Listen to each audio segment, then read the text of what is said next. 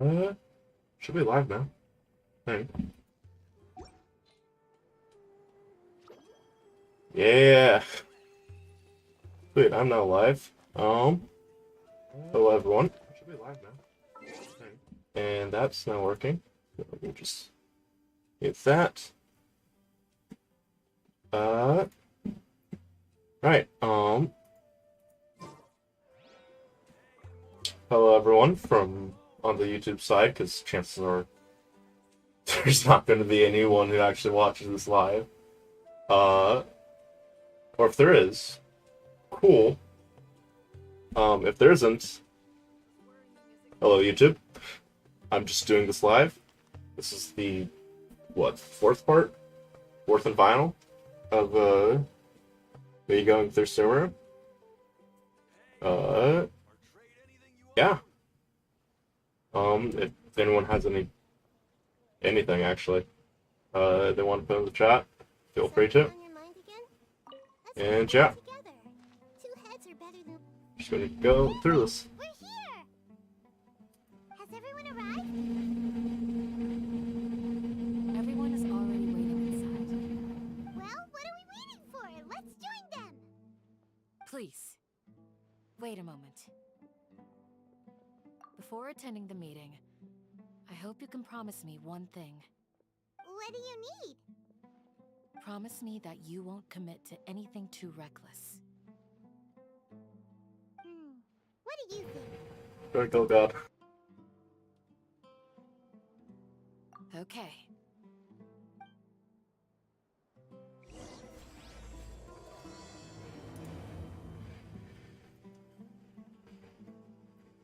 Just gonna quickly go kill Skarmish and whatnot. Let's see, destroy the academia. All of that. And, yeah, no, screw the Grand Priest.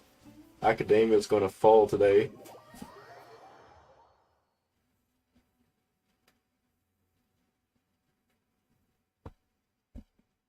Everyone's here so early. But why isn't anybody talking? We already discussed things a bit. Hey, where have you been? I've missed you too. Are you ready? Very well. Are you sure this is gonna work? I gotta admit, it's bold. Color me impressed. It's worth a try. The point of discussion is to arrive at a solution. Let's cut the small talk and move to the next point. You're making Paimon nervous.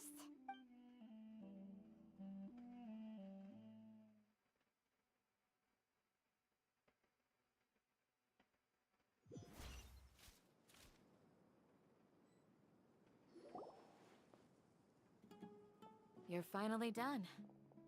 I have some other stuff to take care of. Catch you all later. Come on, don't give me that face. I know what you're going to say. I'll be careful. That's what I wanted to hear. Take care. Well, traveler, Paimon, judging from your expressions, the meeting must have been quite productive. You can tell?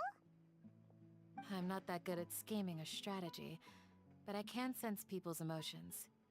And based on your reaction, things must have gone quite well. Paimon's a little worried. Hopefully nothing will go wrong. To be honest, I feel the same. But you're already some of the most capable people I know, so you have my trust. Candace gave us a compliment. Your deeds speak for themselves. Candace, we stayed behind to tell you that, although you won't be coming with us, we'll be sure to remember your words. I'm very glad to hear that. I've said the same thing to everyone here today as I said to you when you arrived. Your safety is the most important thing.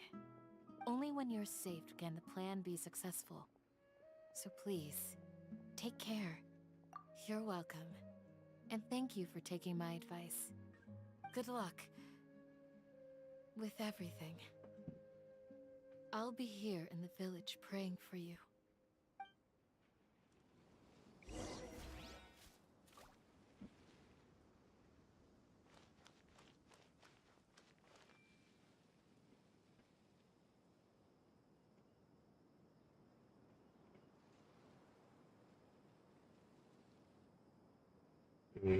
Hold up.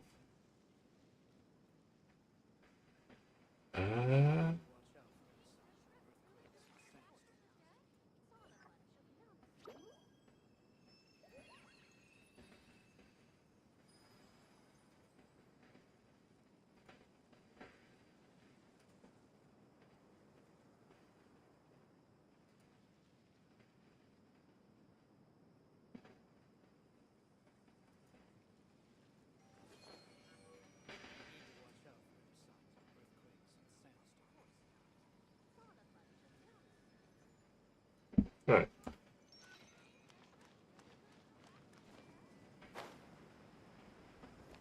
Where's Alpay? Down here? No, he's up there. Not sure.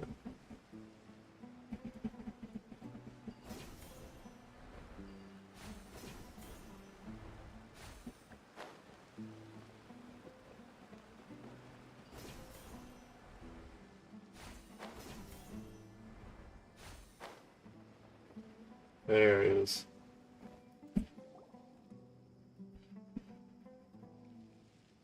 Sounds good. I'll go make some preparations. Okay. I'll hit them! Have you finished saying your goodbyes? Yeah! Also, Candace told everyone to be careful. Yes, she did. But I think my point also bears repeating. Our plan is not child's play. We won't be able to achieve anything if we're simply careful. We must go beyond that and fully commit ourselves to it. I hope this is clear to you. Huh? Shouldn't you be saying something more cheerful to boost our morale right now?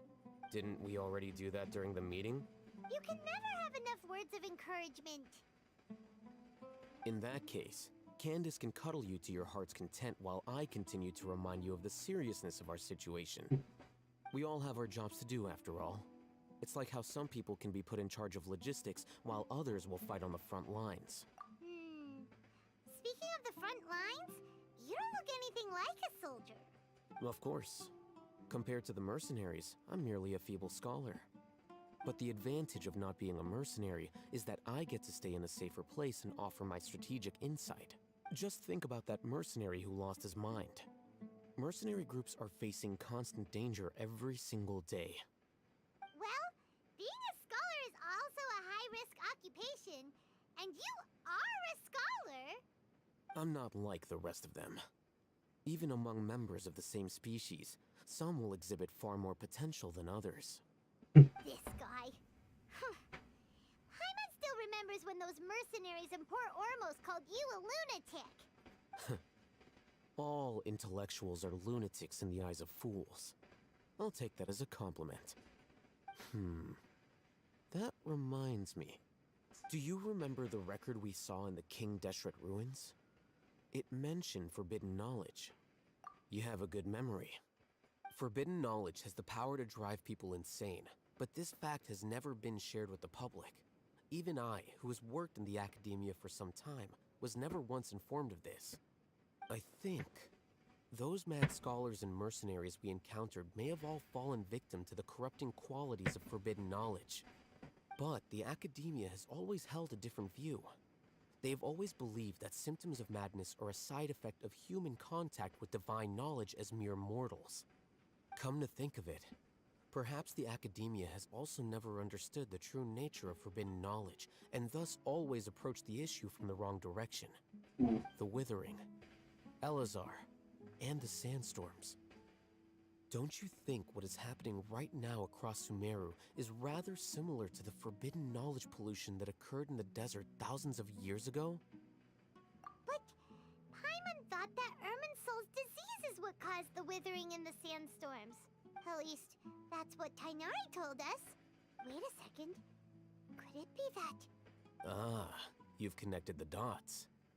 The cause of Irminsul's illness may precisely be the pollution from forbidden knowledge. But if that's the case, what should we do? This is huge! Wait. Why do you think Lesser Lord Kusanali would have a solution to this situation?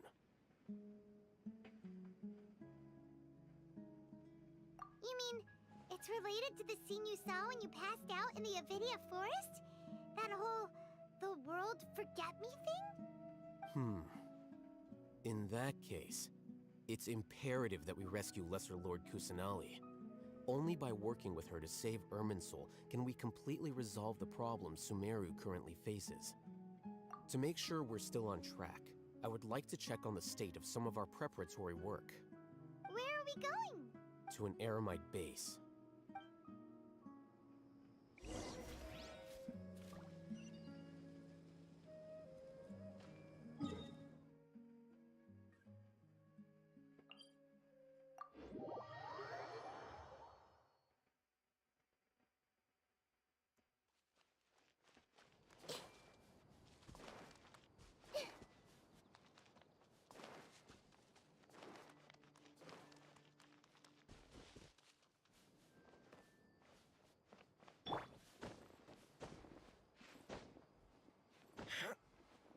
It's all good. Whatever the boss says. Oh, you made it. Huh? What are they doing here? I gave them some technical work to do. Ah, it's the scribe. And is that the traveler I see? How's the work going? Ah, yes! We have fixed the devices according to your instructions. One of them is already ready for use, while the others are still under repair. Aren't those devices for can knowledge extraction? What are you doing with those? Look here. Huh? More can knowledge? Are you going to put more weird stuff into his head again? What's that look on your face? Are you scared? Paimon's a little scared, but very, very furious! That's an interesting response. Anyway, we're not going to use this just yet. As I mentioned during the meeting, this knowledge capsule contains a decree I drew up in the past. The academia should also have their own copy. And according to the plan we just came up with, Traveler, I want you to record something into this capsule. Do you believe we can save Lesser Lord Kusanali? Good. Conviction is the most important part of all of this. Now, please get ready and put on this device. You want us to record our conviction into the knowledge capsule? Yes. Paimon is still really worried. I understand, but trust me, Paimon, this is something we have to do. It's best if you can do as I say. Because, to achieve this impossible task, it sounds like you'll need to fool your own heart first. Although it may feel like a trick, self-encouragement may be the most important tool we have. Paimon can see the point you're trying to make.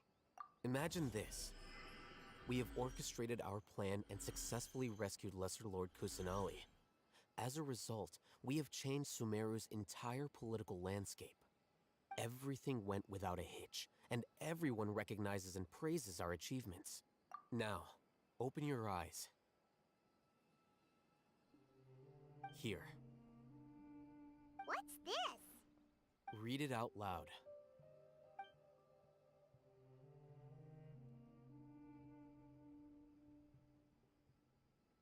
It's done. Is your head okay? Does anything hurt? It's just a recording. There should be no negative effects. But what was the point of doing this? Paimon doesn't get it. And that's perfectly fine. In any case, these capsules aren't meant to be used by you. Huh? What do you mean? Have you forgotten? Our plan needs to account for those who have long relied on the Akasha. You may find it hard to believe, but for those people, everything the Akasha transmits to them is nothing short of absolute truth. Imagine if you've been using a device like the Akasha since the day you were born, and this device has always supported you during times of need. After all that time, what do you think you'd become?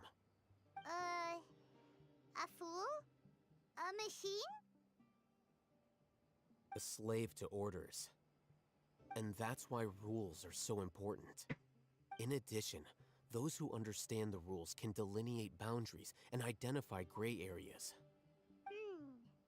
But why would you need to identify the gray areas? You could say that those kinds of ambiguous zones can be very interesting. One might even say they're advantageous in the right hands. Things you're interested in are really out there. Are all Sumeru scholars like this? Anyway, that's enough chit-chat. I'm going to take those two to work on some small projects. You can head to Caravan Rebot and start preparing for the next step. Oh, I see. I think I understand what they're doing.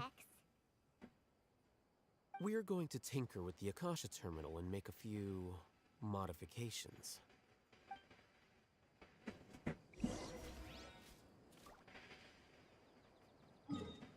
Going to use the camp knowledge. Everyone is clearly saying that, yeah, the plan worked, and transmit that all throughout the Akasha. That everyone who's using the Akasha suddenly is like, oh, the plan worked. The political landscape's completely different. On a plan. How can you go back on your word? The plan is too radical and carries a high risk for casualties. I've given it a lot of thought. And in the end, I still can't agree to it. But it's still the best plan we have. As a former Matra, you of all people should be able to see the bigger picture and recognize the innate advantages of our plan. I did. And that's how I saw the danger behind these so-called advantages. Al-Haytham's plan is even more radical than I imagined. Huh? Why are you guys arguing? My friend, you're just in time. Why don't you help me persuade Sino? He's turned against our plan. We agreed to work out a plan at the meeting. As mercenaries, you're familiar with the local environment, so you'll take care of the specifics. But then, you went to Al-Haytham for suggestions. Had I known Al-Haytham would give you those kinds of suggestions, I would not have agreed to the plan. Look, you already know that we're all on the same side here, don't you? Mercenaries place a lot of importance on their bonds of friendship, but also will not hesitate to make sacrifices if they deem the situation to be sufficiently dire. I'm sorry, but as things stand, I can't accept your principles. Seems you really do understand the ways of the desert. Traveler, Paimon, this is also something you should know. Rahman's plan is to have me work with the Caravan Rebot guards in my capacity as a Matra. We will arrest the mercenaries and escort them into Sumeru City. Wait, how can we work with the guards? We can't get through that wall easily, remember? Caravan Rebot would never let so many unregistered members of the Eremites enter Sumeru City. My plan will clear us of any possible suspicion, and also let us enter the city as a big group. There is no better way. That also sounds like something Al-Haytham told you. Am I right? Doesn't Al-Haytham know how dangerous this plan is? Of course he does. He told me, there is no perfect plan, but this can get the job done. He also said that with the help of Sino and the Traveler, our chance of success would increase significantly. I never blindly trust anyone, and I've always had a good eye for people. I think he made a number of valid points. It's my own choice to trust you. If I make the arrests alone, I can control myself and prevent you from getting hurt. But I can't guarantee that kind of discipline from the guards. To make the whole thing more convincing, you'll need to resist to some degree. Casualties are inevitable once push comes to shove. I'm okay with the deaths of enemies. But now that we're allies, I'm against the meaningless laws of our own. I can't believe a Matra would actually care about us. I've lived a hard life, and I can say that people like you are hard to come by. I've always treated my allies with honesty and respect. They have the right to know important things like this. Now you're making this hard for me. Hey, is there something we can do to help?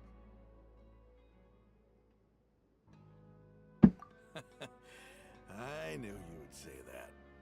We can help fight some of the mercenaries, which should reduce the number of times you'll have to struggle directly with the guards. That should help at least a little bit. Sino, on behalf of my people, I thank you for your kindness. But this is a mission we cannot turn our backs on.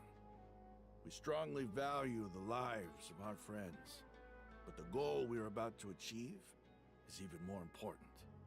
We have no fear of casualties, because we crave the spoils of victory. So please, lend us your support. We will show you the determination of us desert dwellers. Well, now that you've put it that way, I can no longer refuse. But remember, you need to follow the plan and not do anything reckless. Candace made it very clear that we can only achieve our goals if we can ensure our safety. Since you and I both recognize the significance of this operation, there should be no more animosity between the followers of the Dendroarchon and those of King Deshret. Everyone's life is equally important. Okay, you have a deal. Let's do this for our shared dream. The guards should be stationed in the courtyard nearby. You can find them there.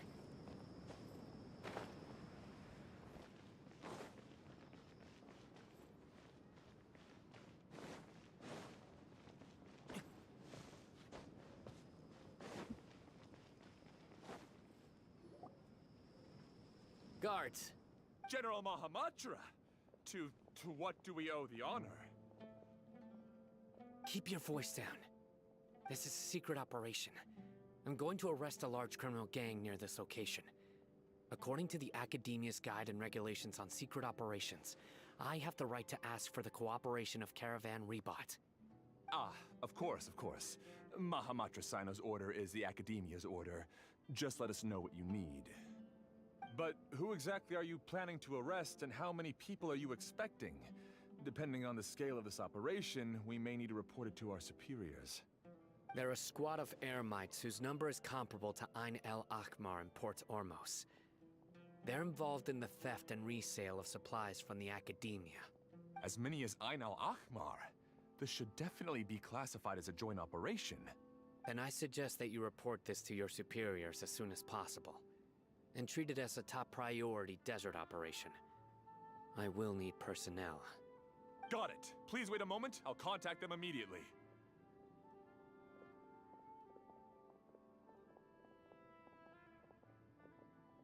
Because this is work. Because I trust you. Paimon can't believe you're still in the mood to chat. This whole thing has Paimon scared stiff. Aren't you even a little worried? What if these guards already know that you have betrayed the Academia and are no longer their General Mahamatra? Even if that guard doesn't know, their superiors might, right?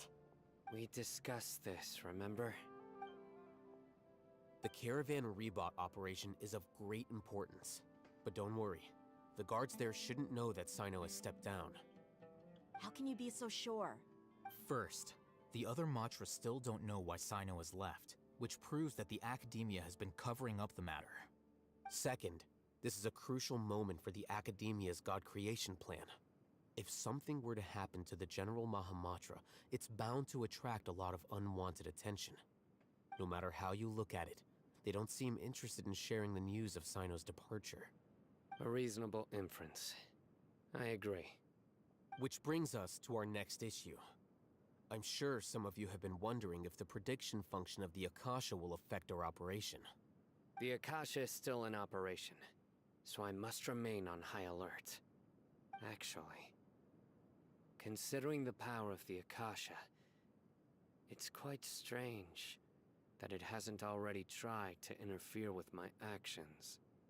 I've given that a lot of thought. For now, I don't think you'll need to worry. If you remember, when you first came to Aru Village, all your actions and routes were predicted by the Akasha. It even gave that information to those who kidnapped the village keepers. But things like that never happened again after we met up with the Traveler. That's true. But why? Look at it from a different angle. Why do you think the Akasha will predict your actions? Because my personal data has been entered into the Akasha. That's true, but the key to this question is, how well can the Akasha make predictions about a person? Haven't you ever thought about it? Just how can it do this in the first place? Because the Akasha controls the entirety of Sumeru. The Academia firmly believes that all human actions can be explained through logic. By sorting and analyzing entered data, the Akasha can derive behavioral logic and predict the actions of those who fit an existing logic model. However, at the risk of sounding like an advocate for fallacies, can everyone truly be considered logical at all times? Emotions are part of our behavioral logic, but can you guarantee that every experience of the same joy or pain would be equally intense? How can our feelings and opinions be predictable down to the letter in every single instance? Sino, in the past, you've always worked alone. In the absence of another person who could sway you or your thoughts, the Akasha could produce predictions that were similar to your real-life behavioral principles. Decisive and principled, you were used to solving problems alone. That's why the Akasha could figure you out. But now, you've joined a team. And I believe the Akasha hasn't yet figured out the full composition of it. Our thoughts and logic have intermingled and weaved themselves together to become a complicated, chaotic mess. Any one of us could potentially disagree with another. The Akasha lacks data on these interactions, and it's impossible for it to predict your actions in the future based on your decisions in the past. After all, there's probably a limit to just how much we can be modeled or controlled by data. So, in my opinion, you're probably safe for now. Makes sense to me. I agree. The Akasha is not alive, and I don't think we can be completely controlled by something without a mind of its own. Is that so? I guess there are things that even the Akasha cannot calculate, and people will not be forever trapped by the past. Paimon's so glad that this is settled. Next time, pay attention during our meetings. Will do. Just remember to stay vigilant. Footsteps! General Mahamatra, we were not expecting your presence here. I'm the security officer of the Grand Deshret Desert District. My name is Luxembarbo. This is my assistant, the Traveler. He will be working with me. The construct next to him is for his work. Beep! Construct, beep! What a great honor to meet you. Your golden hair is as bright as the sun. And, is this the latest technology from the Academia? No, this is my emergency food. Have you made a decision regarding the matter I mentioned to your subordinate? It seems to be a dire situation, so of course you will have our full cooperation. To be perfectly honest, I've always longed to go on a mission with someone as well known as yourself. There's no need for flattery. Yes, sir. Take your most elite platoon and follow me to the eastern side of the district. We will carry out the operation there. Understood. Map. Hurry, bring the map!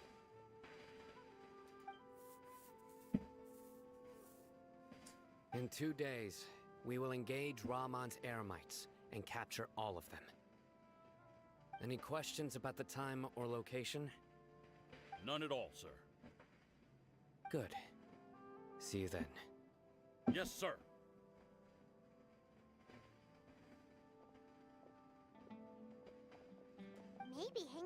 the General Mahamatra isn't so bad after all. Everyone's so respectful towards us. This is all due to the absolute authority of the Academia. And now, we're going to strike back against that massive pillar of power. Get ready. We will move out in 2 days.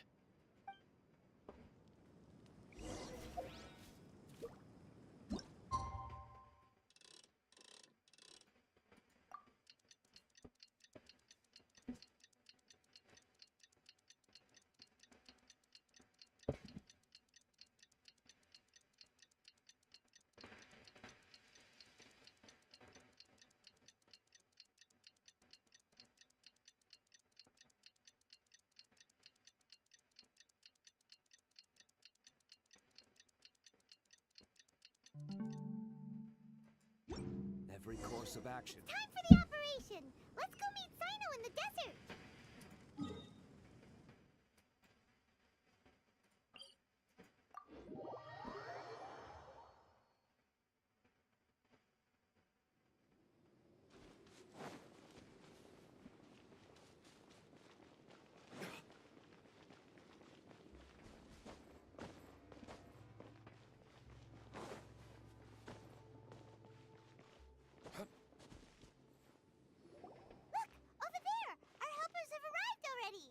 Let's hurry over! Wait a moment. Ah! Oh, it's you. You're my assistant, remember? Being my assistant, you must stay with me. It's General Mahamatra and his assistants. We meet again. Huh. You're here early. It's to show how important we think the operation is. Since this is a big case for the Academia, we are prepared to give it our best. I'm glad to hear your sense of resolve. Remember, we must capture them alive. They are our only leads for the case. If they die, we will be unable to continue the investigation. Understood. Everyone! The Eremites are approaching from the west! Make preparations and be ready for combat! Halt! Oh? What a warm welcome! What do you want? Judging from those shiny weapons in your hands, it seems like you're not interested in a deal. Rahman, the Academia has caught wind of your smuggling and illicit sales. If you value your life, I advise you to surrender. Who are you supposed to be? A Matra from the Academia? I can't believe you came all this way just to catch us. I'm not here to talk. Oh. Nobody's given me this much time of day since I became a mercenary. Brothers! For that slight, let's wash our blades with their blood. Let's show them we Eremites are not to be messed with.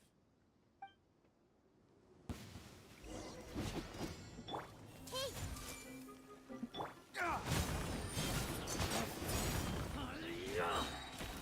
Blades, purge!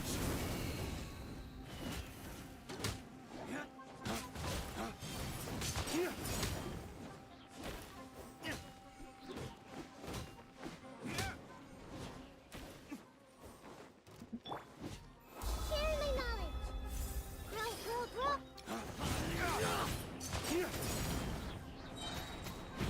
Race to the wicked!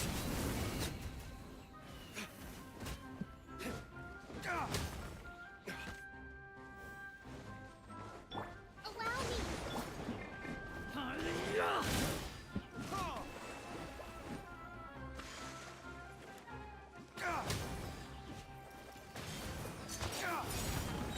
Committed to memory! Dawn, break forth!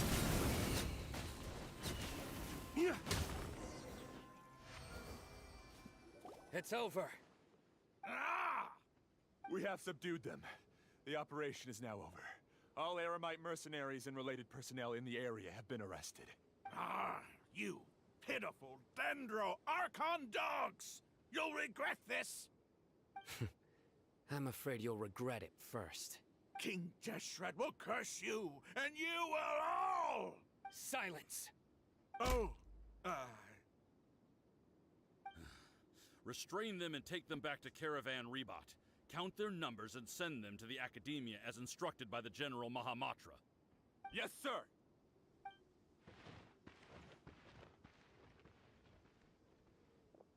Mahamatra Sino, I will now take my leave. If you need further assistance, please come to Caravan Rebot and ask for me. Understood. You are dismissed. There they go. Let's talk elsewhere.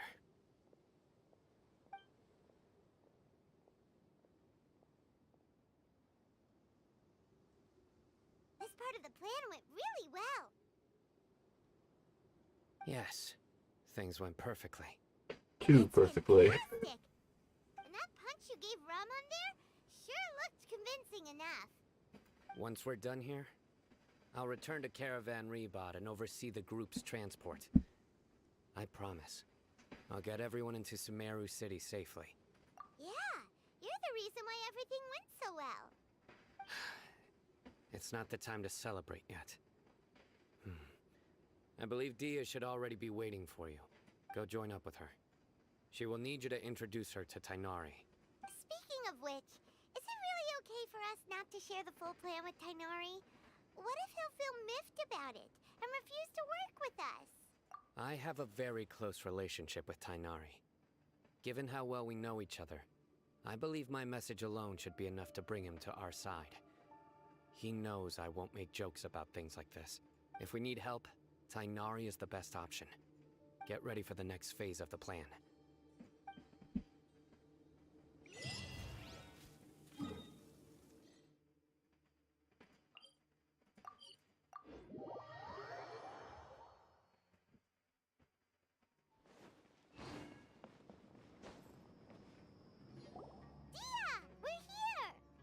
It's about time. Didn't you say our part of the plan is the most important of all? And here you come rolling in. In the time it took you to get here, I already did 5 laps around the place, downed 7 drinks, and even did some clothes shopping. Sorry. We didn't mean to keep you waiting. I just wanted to fix your attitude and rub it in a little. After all, you took your sweet time getting here, and we've got important stuff to take care of. I just like seeing that serious look on your face. Alright, I'll stop. All joking aside, I'm glad you're here. Let's get moving and take care of this as soon I like as the possible. part that it's serious look, but I'm just smiling. Where should we start? Our responsibility is to get a status update on the Fatui Harbinger known as the Doctor. We need to make sure he won't get in our way when we rescue Lesser Lord Kusanali. Dealing with an institution that controls all of Sumeru is already hard enough. If the Doctor were to crash the party, it would be next to impossible for us to achieve our goals. Yeah, we sure don't want him showing up. Ooh, he really gives Paimon the creeps. Right? Hearing his name just reminds me of those stuffy old geezers in the Academia. I'd rather not have to deal with someone like that. According to the plan, we should first go to Pardis Di and ask for Forest Watcher Tainari. If all Hatham and Sino's sources are solid, then we can be sure that Tainari still has the Academia's trust. So, we'll find Tainari and convince him to get us the latest intel on the Doctor. Then, depending on what we learn, we'll make any necessary adjustments to our plan. The sages have placed spies everywhere on the other side of the wall. I'll follow you as a bodyguard. You should be honored. I don't offer my services to just anyone you know. But Paimon thought mercenaries would do anything for Mora. That's certainly true. But when multiple employers are vying for your services, you should always go with the best offer. Let's see. If I were to charge you a bill, I guess I can apply a discount. How much more do you want? I was not sure we can afford it. What do you mean, Paimon? I could How definitely much afford do anything. I want? Hey, how about paying me with a smile? What do you say? I haven't seen you smiling much recently. If you ask me, someone like you must look lovely when they smile. Come on, give me a smile so that I can be less worried. Looking good! I hope this pretty smile will become our lucky charm. There are many kinds of smiles, but only a truly joyous one can bring blessings to others. Let's consider this smile a down payment for our future victory. Let's go. It's time to pay a...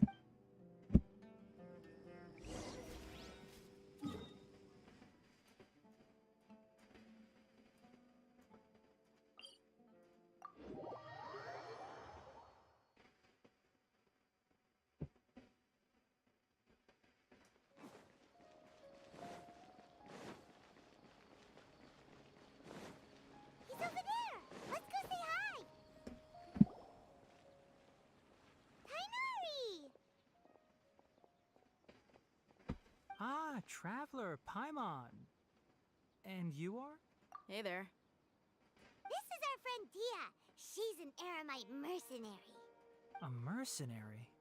You must have some big news for me. It's something really important. Please help us out. All right, then follow me.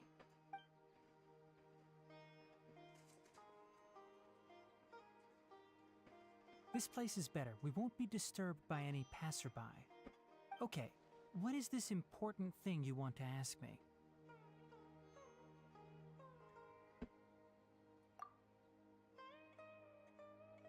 The doctor, huh? He's that strange-looking Fatui Harbinger with the mask. Paimon thinks he has blue hair. Yes, I know him. Actually, he left Party's DI just a little while ago. He left already? Yeah, he came looking for me. Can I ask what it was about? Sorry to ask you like this after having just met, but your answer is very important to us. For now, all we can share with you is that your friend Sino is working with us. Sino, you say? I see. So that's why he hasn't been at the Academia. Okay. I will answer your questions and will assist you any way I can. You don't have to tell me everything that's happened. Sino's name really does work wonders. You're not even a little worried that we might have made it all up? Despite having just met you, I can sense that you're the serious type. Between you, the Traveler, and Sino, none of you strike me as the type that would conspire to deceive me. You don't need to tell me anything you don't want to. I'll also get straight to the point. The Harbinger you mentioned came to me because he wanted to take the scholar Hypatia away with him. Hypatia? Why would he want her? And what do you mean by take away? Is he planning to leave Sumeru? Yes. He told me his return to Snezhnaya is imminent.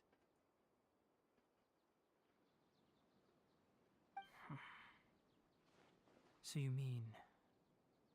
you're leaving this place soon? Indeed. Otherwise, we could have perhaps talked a little more. I was just about to set out when I remembered something important. To that end, I made a final trip to Pardis Di. Let me ask, have you been taking care of a scholar by the name of Hypatia?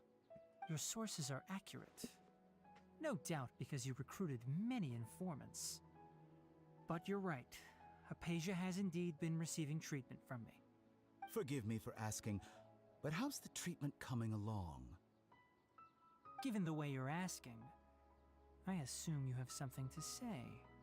Since you asked, I'll be frank. I would like to take Hypatia to Snezhnaya. It's incredibly difficult to transfer a patient. As a scholar yourself, shouldn't you at least be aware of this? Oh? I can't believe your utter lack of faith in me, to the point of even questioning my general level of knowledge. How unbefitting. Well, you're the only one who's ever made such a request. I have my ways of keeping her safe during the journey. In addition, I can also promise that under my care, Hypatia will receive the most advanced and effective treatment. I will personally supervise her treatment and see to her recovery. Would that be agreeable to you? Hypatia was born in Sumeru and remains a scholar of the Academia. Her situation has not become dire enough to necessitate her transfer to another nation. Transporting her to Snezhnaya is risky, and the potential benefits are unknown. As the person currently responsible for her treatment, I cannot possibly sign off on this transfer. Your suggestion is rude and reckless. I'll pass. I don't know much about the doctor, but after talking with him, I realized that, just like many other scholars, he possesses an aura of arrogance that I've come to detest. It's not so much that he's looking down on others, but more that he's so confident in himself and his abilities, to a point of near insanity. I would never refer a patient to someone like him. I prepared myself for a protracted battle of wits, and was really surprised to see him just give up on the topic. Still, his reaction really concerned me.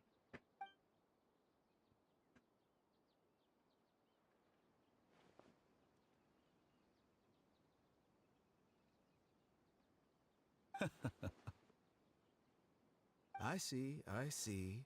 Of course, your opinion makes perfect sense. You're still young, but already quite stubborn. I must say, you are not like what I had expected. Under normal circumstances, I wouldn't just let you off the hook like this. But unfortunately, I'm in a hurry today, what with Her Most Noble Majesty the Tsaritsa calling for our return. Luckily, there is still some time left for me to take care of everything before I leave. It's just as the Academia said, you're a responsible and gifted scholar. Sadly, even with all of that, you're still lacking a bit of shrewdness. And that's also why people like you can never realize that sooner or later, everyone must pay the price for what they've learned.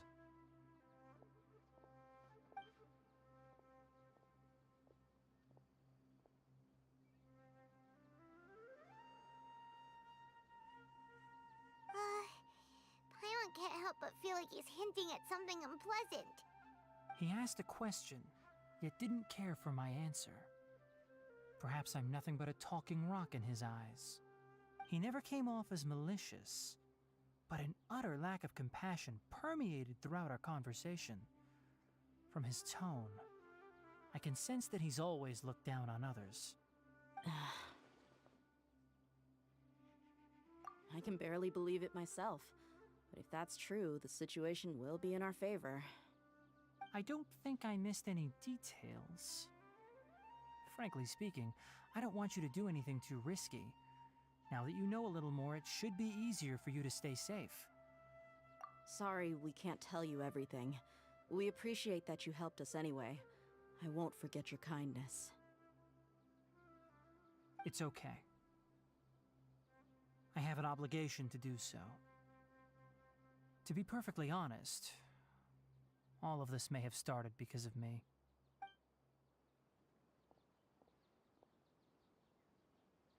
Recently, my master wrote several letters to me, asking me to return to the Academia and assist him with his research. Hasn't he already asked you several times before? Yes, but there's something off about this most recent batch of letters. The handwriting and tone are both familiar, but some details have been omitted. My master will occasionally leave a few dots on the back of the letter. 1 dot means that he wrote the letter on a sunny day, and 3 dots stand for a rainy day. This has been a habit of his for many years, but I didn't find any dots in his recent letters. I believe something may have happened to him. I get it. Since you are always at Gandharvaville, you would like me, someone already working at the Academia, to investigate this matter, right? I'd like to ask you to do that for me. If you can keep yourself safe, please withdraw immediately at the first hint of danger. I can do that, but I have a feeling it won't be that simple. The Academia has been working on a big project. I'm not quite sure what it is, but your master might be involved with it. If the higher-ups really are hiding something, then it will be difficult to remove myself from the situation once the investigation starts. If the situation becomes critical, I'll leave the Academia.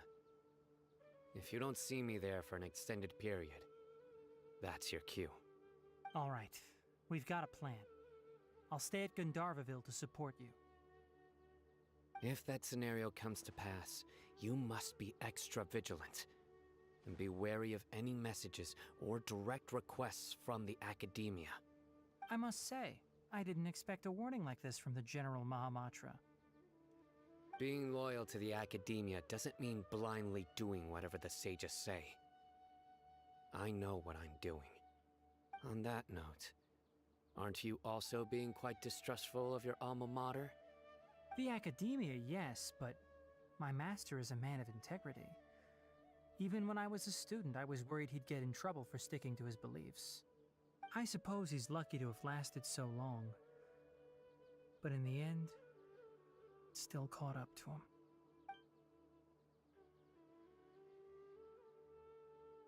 I see. So you noticed something was up with the Academia from the very beginning. This may well be how Sino became involved in all this. In that case, I must keep my promise and help you however I can. Also, if you run into Sino again, please help me pass on a message to him. Trust your own senses and experiences. I think this may be something he needs to hear right now. Okay, we'll find a chance to tell him. Thanks. Right. Now let's go hunt down this Harbinger. Oh, by the way, which way did the doctor go when he left Pardis Di? That way. Gotcha. Thanks so much. We'll be on our way.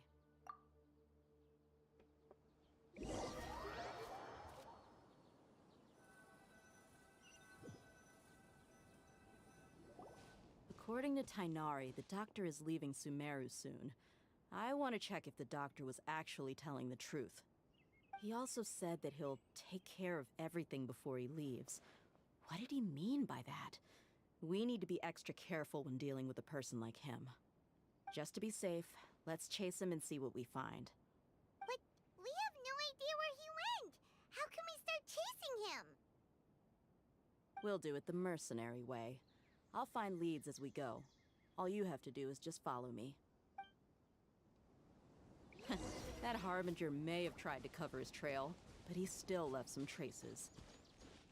Or perhaps he never even thought about concealing his whereabouts. Maybe that's just how arrogant he really is. Yep, we're headed in the right direction.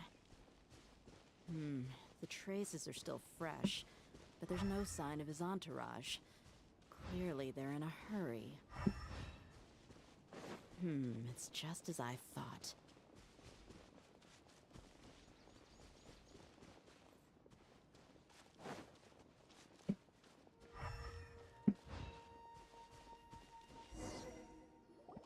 We can stop here. I think I know where the doctor went. To the south of here is Port Ormos, which seems to be where they're headed. Port Ormos? They're going to leave by boat? That's right. Let's go to the port and have a look for ourselves.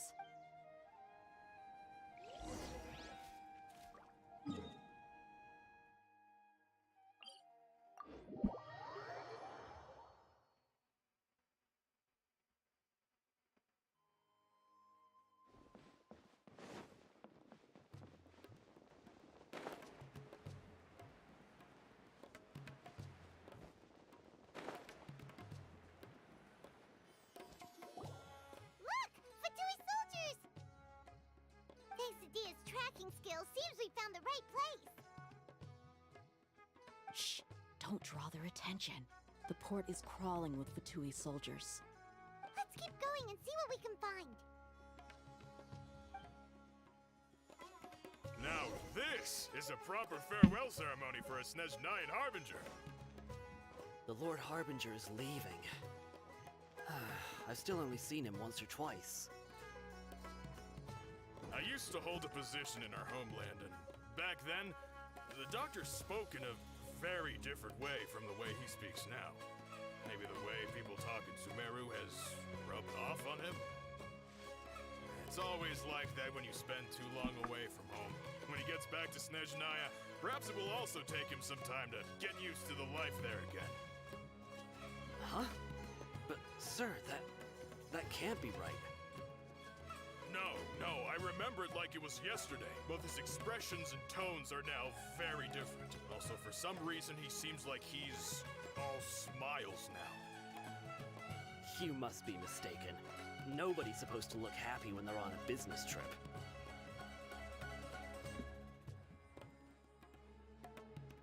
The doctor is on that boat. So he told the truth after all. He is actually leaving Sumeru. Let's get closer and find a place to hide so we can observe him.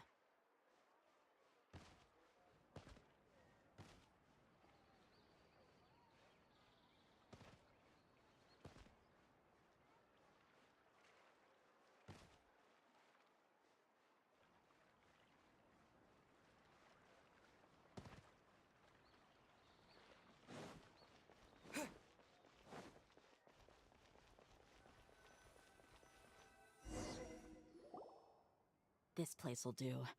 We can hide here while we keep an eye on the boat.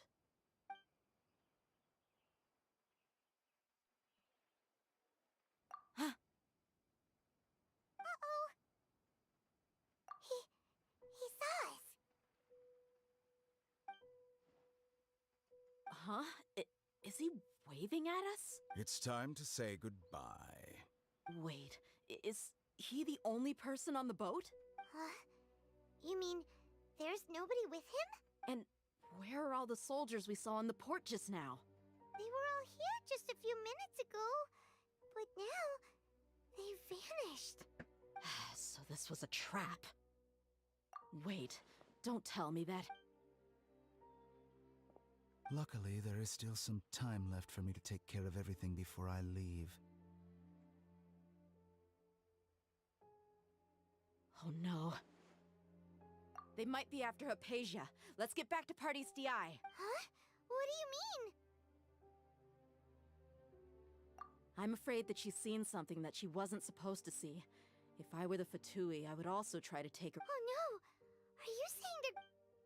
Let's go!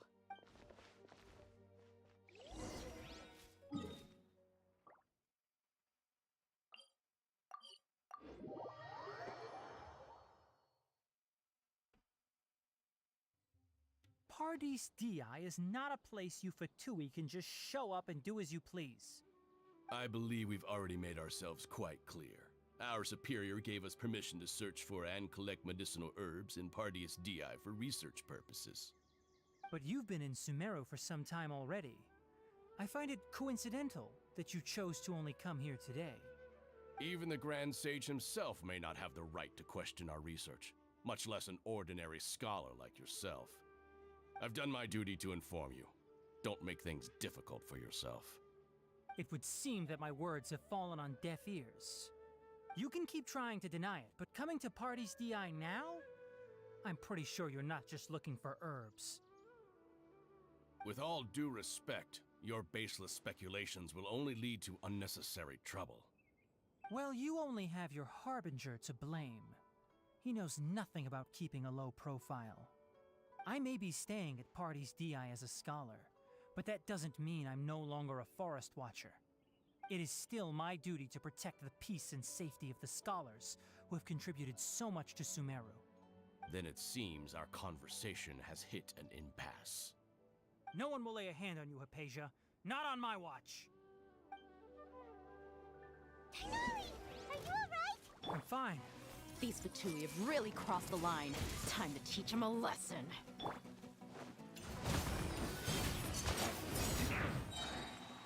Dawn, break forth! Have a load of this! Rebuild! There's no use resisting! Give us Hypatia! Keep dreaming! Yeah, Tighnari! Beat him up! Flames! Purge! Stay right there!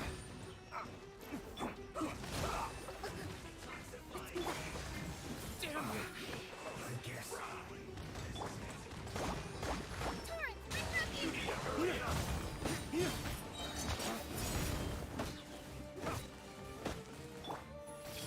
This one's well done!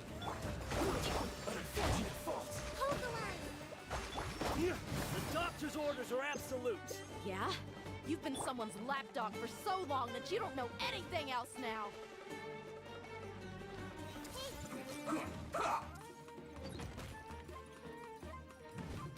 No escape! I will end you. Dawn, break forth!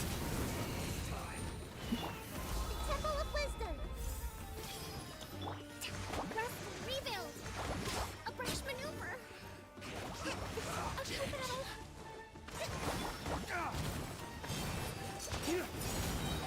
Dawn, break forth!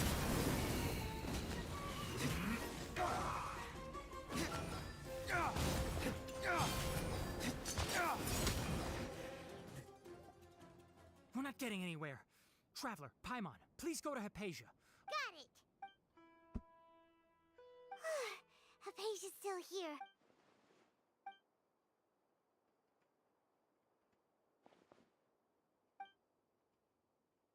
Well, how is she? Oh, that's good.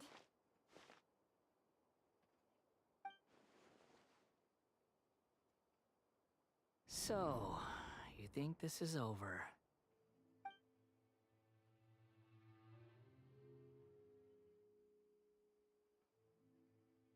What? The Balladeer is here? I've missed that look of abject horror. You've given me that look every time we meet. But, where is he?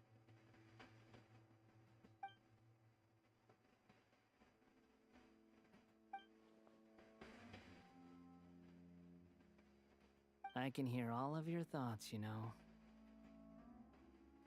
Don't you remember? I already saw you the first time you came to Party's DI and made contact with Hypatia. I didn't need to do anything.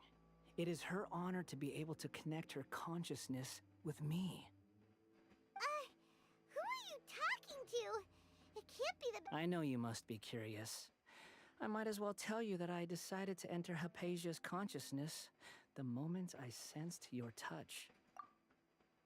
I wanted to observe you on a fool's errand. Hey, Traveler! My deification is nearly complete. All that's left now are just some final details. Do you understand? Even if you manage to rescue Lesser Lord Kusanali, it will be impossible for you to defeat a bona fide god like me. Is it wise to force that childlike god into a divine battle against me? Scholars consider the God of Wisdom to be the sum total of their faith. It's how they can justify reverence for a god as they construct it. But this also shows that humanity's worship of gods is a combination of blasphemy and exaltation. It's truly laughable. Yes. What is it? Yeah, I'm in a good mood. Which is why I'm talking to you like this? What do you mean?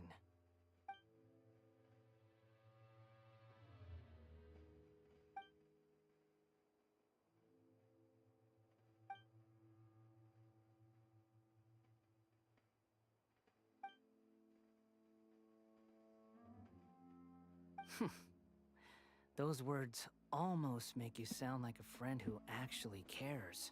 But you're wrong. I'm different from all of you. I was born to become a god. My entire life up until this point has just been a meaningless routine. Just think about a sheet of paper. By itself, it holds no meaning. The content recorded on it is what gives it value. All I had recorded down before were some painful memories and boring human feelings. Such senseless drivel should have been erased a long time ago. Indeed, to me, the sight of you fools in your futile struggles is far more amusing. Tell me, just what has this world done for you to protect it with such zest and conviction?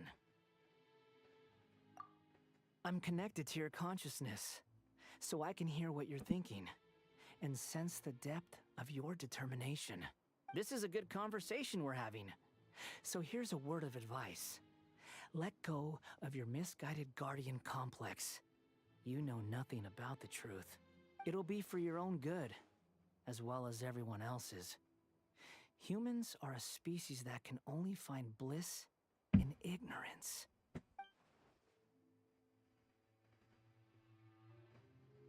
Ah, you've seen my affection for her. If you were in my position, I think you'd feel the same way. She peered into my consciousness and saw my past. Someone like that is qualified to become my first follower. All gods need followers. So Hypatia has been chosen. Her appearance heralds my imminent arrival at the throne of divinity, while her worship shall become my glory.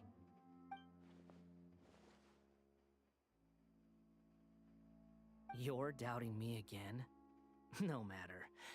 Soon, you'll know what kind of authority you're challenging.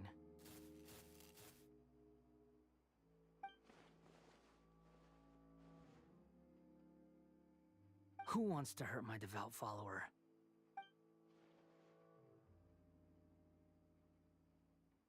The doctor wants to hurt my first follower?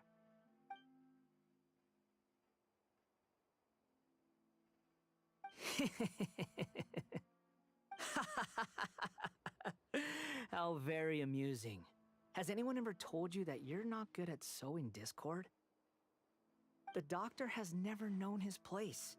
Even now, the puny human thinks himself capable of interfering in the business of the new god. You're still too naive if you think a few words will be enough to convince me to destroy the doctor.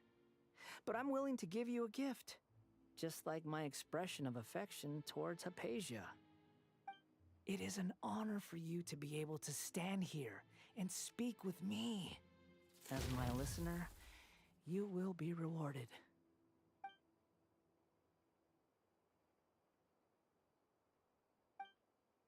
Both good things and bad things can be called gifts.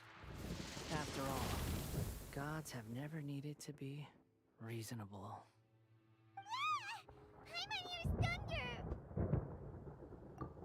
That person Paimon couldn't see was the Balladeer? Oh, he sure chatted with you for a while.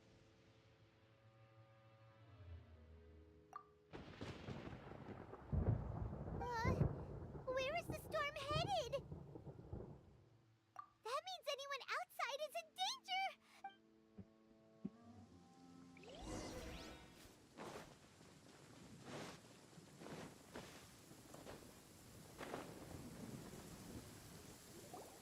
Oh! Have the Fatui retreated? Hey! What happened to you? He's hurt. I'm fine. Don't move. I've seen Eremites get struck by lightning before. You need to rest. Struck by lightning? We were fighting, and just as things started looking grim, the weather suddenly became extremely strange. Lightning started attacking everyone, almost as if it were alive. Luckily, there were only two of us, and both of us were nimble enough to dodge most of the strikes. There were a lot of Fatui, though, and they were being torn to shreds by the bolts of lightning. With that, all the Fatui soldiers were forced to retreat. Why are you sorry?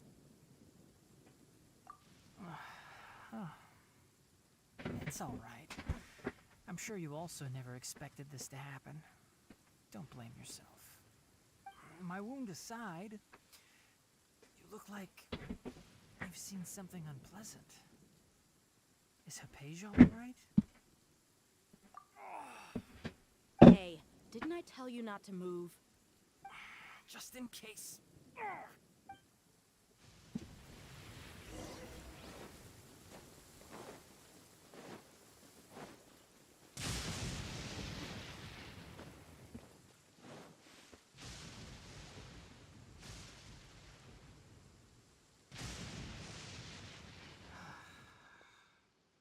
Thank goodness she's fine. Hey, how about taking care of yourself first? I understand my condition. The wound is not fatal. I'll be all right. Ugh. The more you understand medicine, the worse of a patient you become. I know. They always think they can push through the pain. Oh, he sat down. Let me rest for a bit. Sorry, traveler. Now you may start.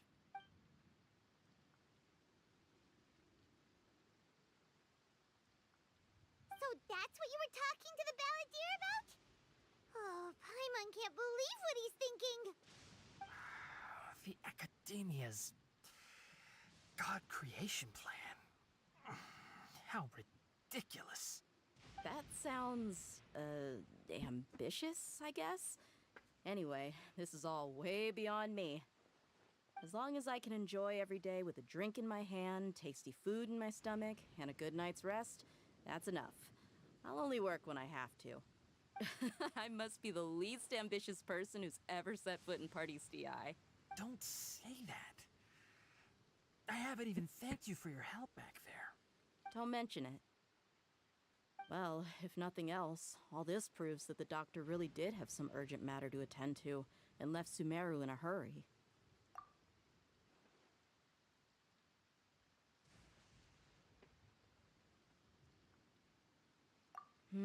Maybe the Fatui want to cover up some secret of the Balladeer. Is that why they tried to seize Hypatia? You said the Balladeer claims that Hypatia has seen his past. So, what could be there? Have you noticed? The Balladeer is not happy with the Doctor's actions. He thinks the Doctor has no right to consider himself as his equal. So, if the Doctor was to show up again, would the Balladeer zap him with lightning? Based on what the Traveler has said, I think he would. Having the Doctor gone benefits him as well as us. In other words, we've successfully completed this stage of the plan. The Doctor is out of the picture now. Yay! That's a big accomplishment! Thank you for the help, Tainari. Make sure you rest up for now. Yeah. All right. Okay, that wraps things up for us here at Party's DI. Traveler, let's continue to keep a low profile.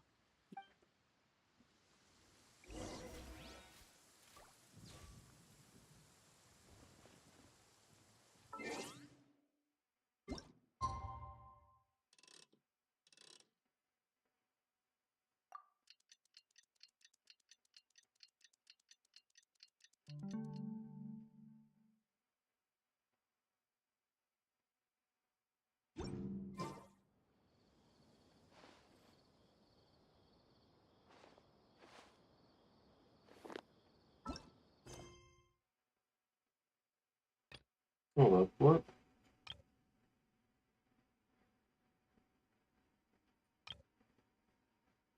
Oh, you gotta be kidding me. Oh.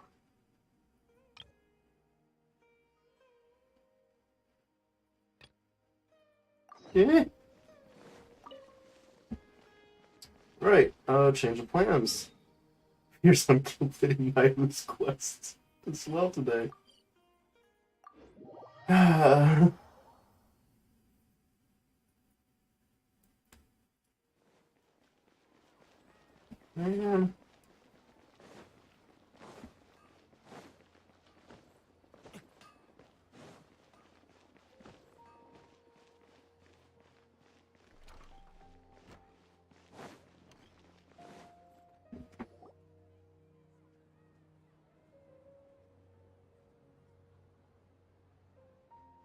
Oh! Well, if it isn't... Greetings, Mr. Jute. Do you still have any food? Of course I do! I've heard that Zubair Theater is hosting it, although it looks like... Ah, please allow me to introduce them. And this is Paimon. No. Paimon is... hold on. She got it completely right. Look, Traveler! She introduced Paimon correctly! Don't underestimate Nick. She's also very brave. Just a little while... don't think anything of it. Anyway, sorry to get up. Oh, that reminds me. It seems that these friends of yours aren't from here. Have they... Ooh, what a fantastic... Tachin is a mixture of rice. Its aroma is just so... We're 2 peas in a pot! Wait here. I'll bring some...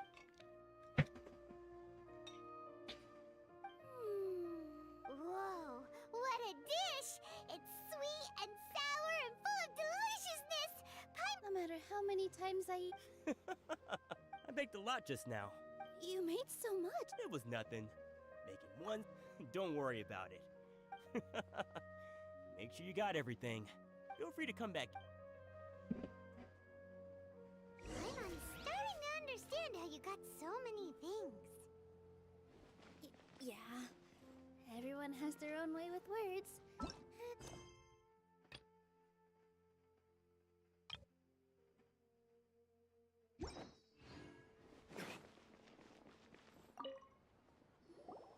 Nilu, good timing. If you took any longer, the Sumpter be... Jude said that some... Oh, Trying to pull it. So they really do eat anything, huh?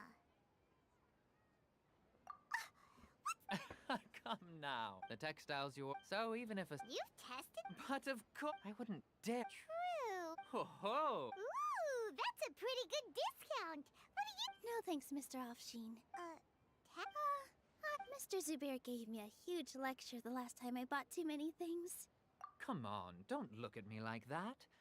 My philosopher Nilu here is after a while, Anyway, since then, I've come... It's okay. That reminds me. Some of the goods from they're fine for Nilu, why don't you take them? Huh? Just think of it. It costs me more to store or ship. Even so... Nah, these goods, just take them. If you really feel that... Oh, yeah, you should... Wow, even... Hurry and take it. There's still one more store. About time, Nilu. Farhad. Please, I was... Wouldn't spoiling yourself? Yeah. Weren't they at the... Yeah. And they're Oh, Oh, yes. We even prepared a small... I really think we should wear some of these to... Farhad did most of the work. That is pretty... Hey! I know. All right. Why don't you also try... Yeah, where this is the Ballad of Grand stuff? Or Grand Sage? Unfortunately, we already gave... Fascinating. Oh, you all... I'm a porter by trade. That'd be great! Please and thank you. But we have a... Thanks for the help. Otherwise, Shut it. Fine. Including Hushang's things, though. We'll each... Paimon looks like she doesn't want to, so I'll carry... Strength and balance are both... No, let Paimon. Traveler's right.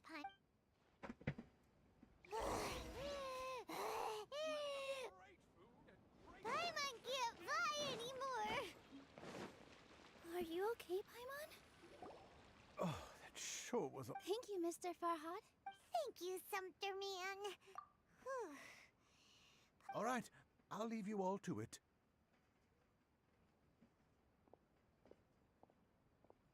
See ya. Good thing we had Mr. Farhad with us, or else that would have taken way longer.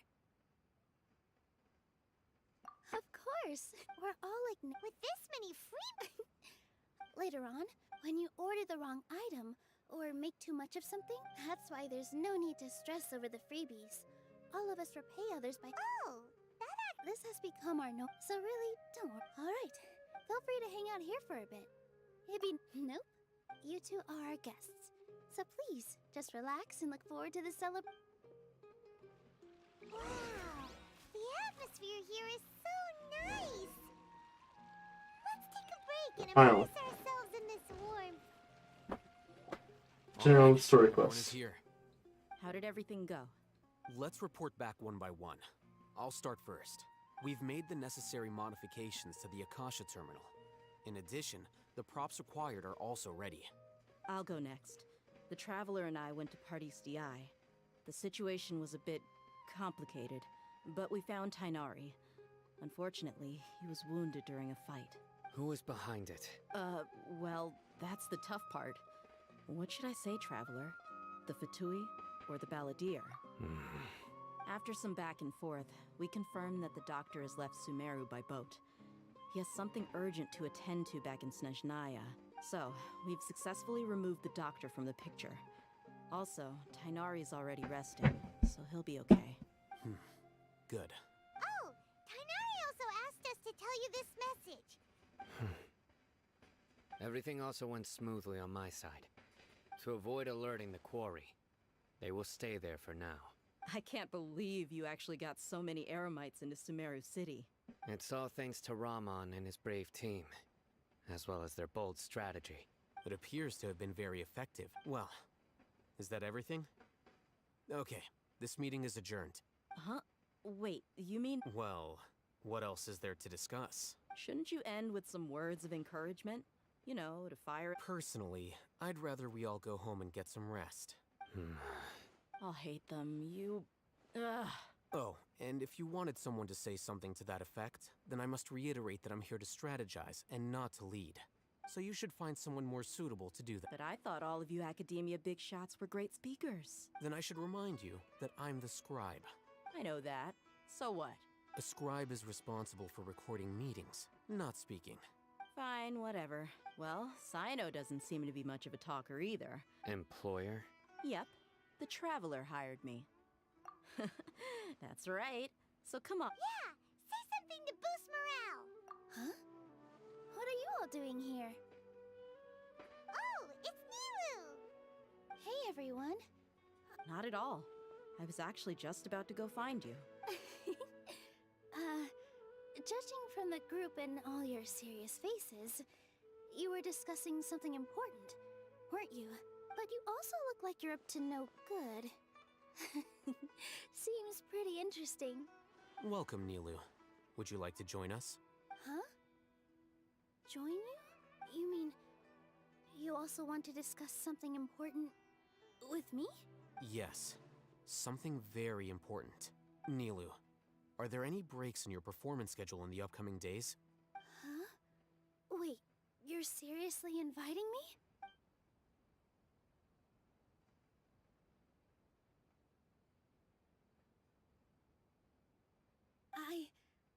I can't believe my ears. Ahem. Oh, right. The Traveler and Paimon are not from Sumeru. That's right. I must admit that I'm a little scared. But I'll try my best for Lesser Lord Kusanali. If I can somehow use my abilities to help you, then count me in. Remember, believe in yourself. Okay. I'll get my friends at the Grand Bazaar to help us tomorrow. Just remember not to say too much. Be discreet. Yep, you got it. All the preparations are done. Now, can we finally conclude? So, have you thought up what you'd like to say, boss? Yep, it's a grand plan and we're all super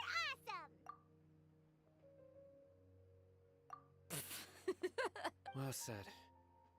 A good night's rest before... Thankfully, I've had my place to myself recently. Huh? Oh, nothing. Alright, let's all go home and get a good night. Okay. So I guess that means... Yep, good night.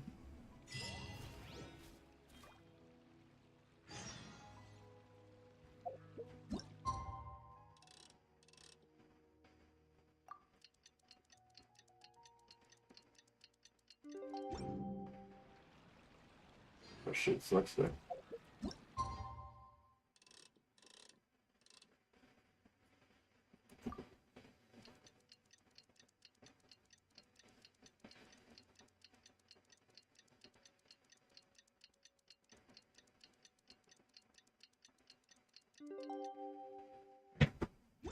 Today's the Academia's Nia Garbaha Day.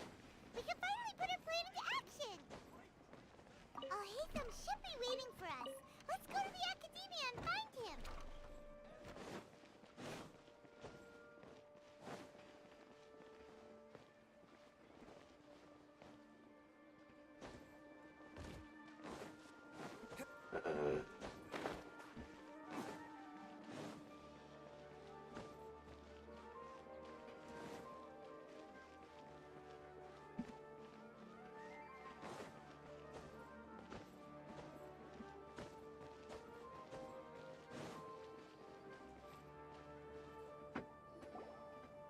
Hello, you two. Sleep. Not really. Paimon got too nervous thinking about today and didn't fall asleep until the sun was almost up. What about you all, Haytham? Naturally, I slept just fine. After all, a good rest should be considered part of the plan, since energy is an important resource. You just want to show off how calm you are. It's crucial to dissipate any tension before we execute our plan. The only thing you're doing is being annoying. Anyway, do you need me to go over the game plan again? Our target is Grand Sage Azar's office. Everyone in the Academia knows that's where the Grand Sage's console is. Only they can operate it. Many restricted commands and operations are executed via that console. I'm sure that console has a way to free Lesser Lord Kusanali. You know, Paimon's been thinking, what kind of technology could let the sages imprison even a god? That isn't something they could have accomplished with their scholarly talents alone. In the Sanctuary of Suristhana, There's a device of Greater Lord Rukkhadevata's that she once used to isolate herself while meditating. 500 years ago, the Grand Sage at the time modified the device so that it can no longer be controlled from the inside. They were effectively trapping one god with the power of another. So, how are we gonna get to the Grand Sage's office? Don't forget, today is Nyargarbaha Day, arguably the most important day to the Academia. The sages and core Academia personnel are busy loading the latest batch of research developments and legal decrees into knowledge capsules so that they can be entered into the Akasha. All the Darshan's researchers have their noses to the grindstone, and the Academia's grounds are flowing with all sorts of people. It's the perfect time for an infiltration. When the Grand Sage leaves his office to supervise the entering process, that's our cue to access the console and free the Dendro Archon. Well, yes, that's just the visible side of our plan, after all. If precedence holds, the Academia should have already started preparing for Nyargarbaha Day. Everyone should be in position. All that's Let's go. so are we just... Yes. Were you expecting a stealthier approach? Paimon can't think of...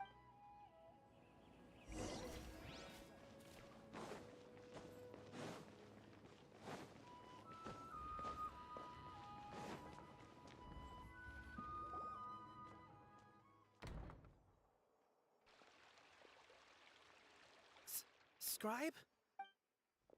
Please, wait. Are you Scribe Alhaitham? That's me. Is something the matter? I'm in a hurry. No. I was just surprised to see you here. I had heard that the sages were looking for you not long ago, but I didn't know what for. And, also, please don't bring outside guests into the Academia. Outside guests?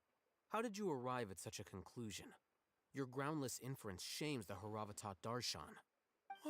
What did you say? I'm the top student in Haravatat, and I earned 3rd place at the last Inter-Darshan debate. Don't look down on me! That wasn't my intention. As your Haravatat senior, I just assumed that you possessed a greater aptitude for critical thinking.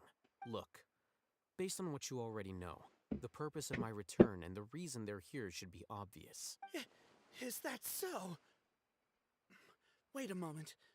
Let me think. Don't tell me the answer.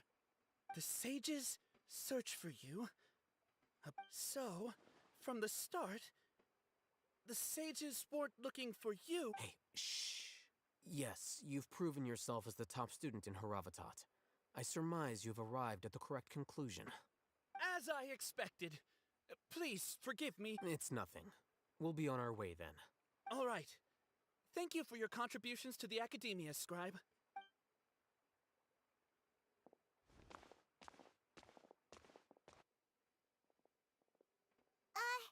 What the heck just happened now? What did he just guess? I'm afraid I don't know either. You have no idea? Mm-hmm. He convinced himself of whatever truth he came up with. That is the so-called pride of a scholar. If someone questions their academic facility, they will instantly feign understanding to keep up appearances. Nowadays, the Academia is rampant with this type of scholar. Their obvious farces of intellect only serve to highlight themselves as fools. Wow. So there are special ways to deal with smart people. We shouldn't waste any more time. It would be problematic if we missed our win.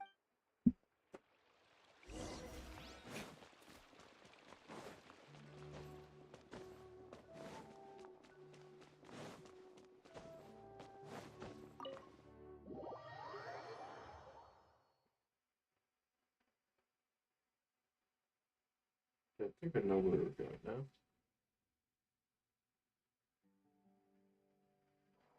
Is this the Academia's library? Yep. Indeed. Known as the House of Dana, it is quite possibly the most extensive special collections library in Teyvat. There are a lot of students going... The Academia marches to a fast beat, especially since it's Nyargarbaha Day. They're all occupied with their own matters. Just act natural.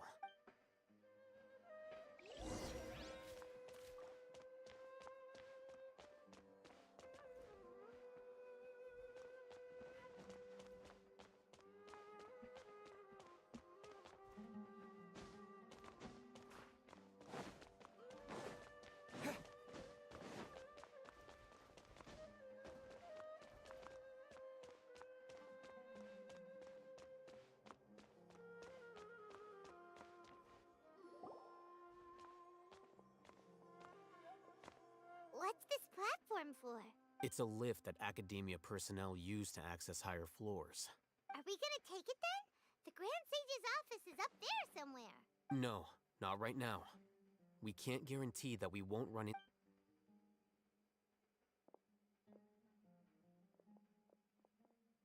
You think the Grand Sage will exit from there? And after he does, we'd sneak past him? Oh, Paimon... Who knows? However, if we can confirm Azar's current Allow me to offer you a hint. If you wish to know his location, look behind you.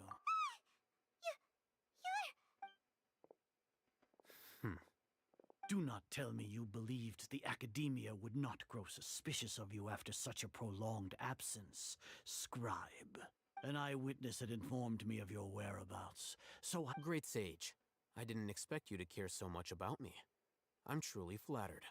I'm sure, but compared to you, I am far more interested in these two unexpected guests. It's a pity that only now have I been afforded the opportunity to formally meet two of Sumeru's most esteemed guests.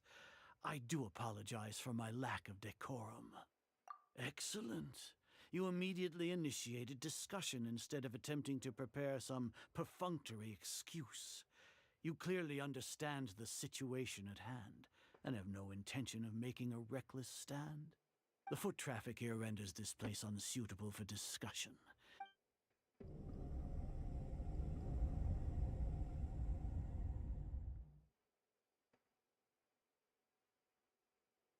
This place is crawling with guards. There's no way out for us. All right then, traveler. What did you... Today is Niagarbaha Day, so I still have many responsibilities to attend to. There is little time for idle chit-chat before I detain you all. You seem to know quite a bit about our endeavors. If that is so, then you should be praising our great work, rather than using your trivial misgivings in a futile attempt to sway me. Trivial? Then tell me, what do the Fatui want from me?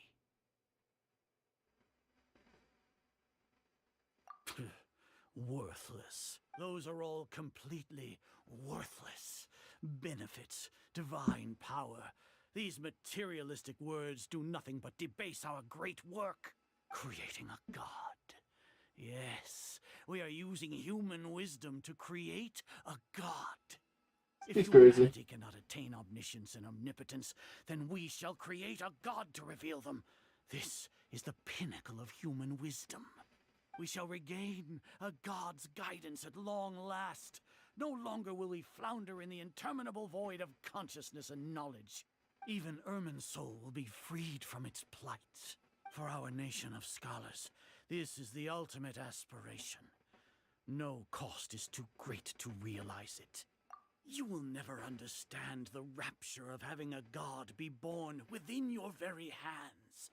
With your degree of gods exist on a plane that far eclipses humanity's. Care for the people, fend off sandstorms, fabricate silly fairy tales. These are but child's play for the... We are a people favored by Greater Lord Rukkhadevata. Though I may have personally not seen it, our forefathers bore witness to true wisdom. The ascension of the Lesser Lord has brought nothing but bewilderment to the scholars. They all ask, is that truly what true wisdom is supposed to look like? With that in mind, it is better to keep her isolated in the sanctuary of Suristhana, so our academy will not become embroiled in turmoil. What a pathetic justification! Do you really think that only the super smart or powerful should be able to call themselves gods? As per your judgment, Grand Sage, they are indeed dangerous individuals. Not only are they acting against the Academia, but their ideologies have the potential to lead scholars astray. Looks like there really was merit in my assignment. Alhaitham? Are you talking about us? Anyway, I've brought them to the Academia as ordered, but it took some time and trouble. Oh, that reminds me. Here's the investigation report you had requested. It's a summary of my time spent with the Traveler, an array of information about him ready for your perusal. Alhaitham? So we finally started to trust you!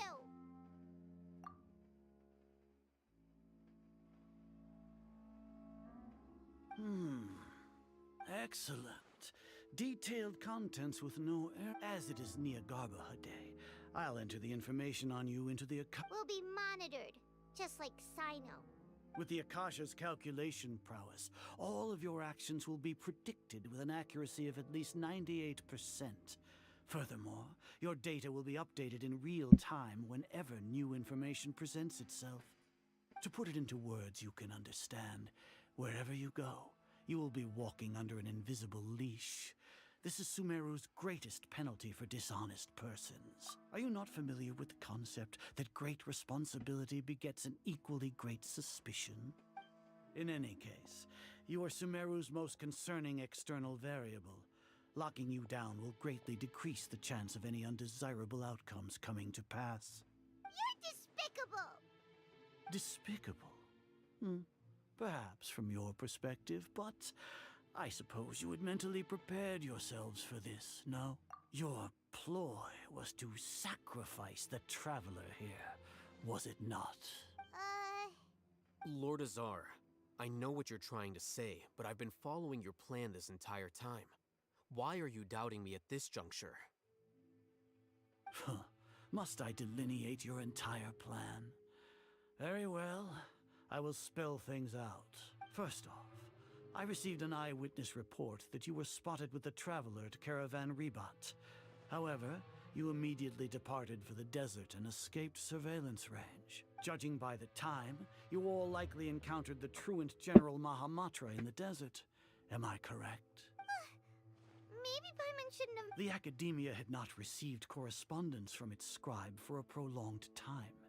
You were also in the company of the Traveler, a close associate of Lesser Lord Kusanali and General Mahamatra Sino, who had defected from the Academia. With their instigation, what was the probability that you would betray the Academia? Rationally speaking, 50%? 70%? What do you think? Regardless, that's only a guess. The facts are that I've brought the Traveler right before you, and I gave you my report. Indeed, your boldness deserves praise. To think that despite status as an outlander, the Traveler is still willing to sacrifice for the sake of your plan.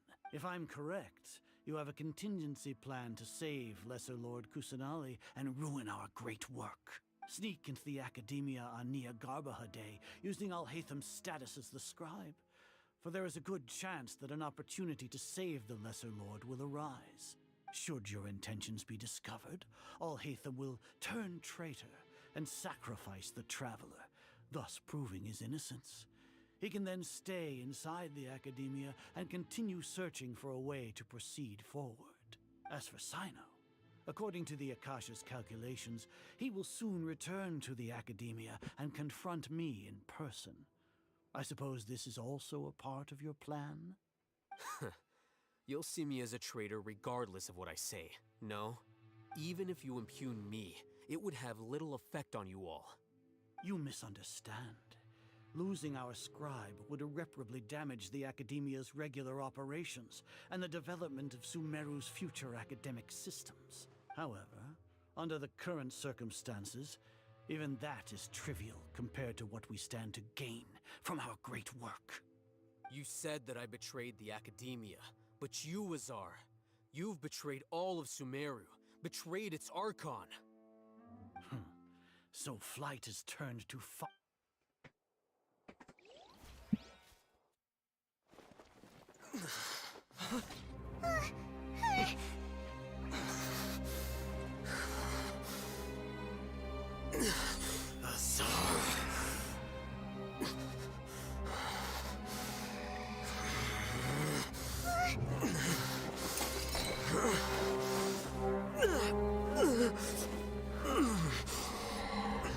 Well, what do we have here? So you stole that divine knowledge capsule? Traitor! You traitor! Even the most rational scholar will yearn for the power of a god in a moment of desperation. Aren't you doing the exact same thing as me, Alhaitham? Unfortunately for you, no god will lend you their power. Azar!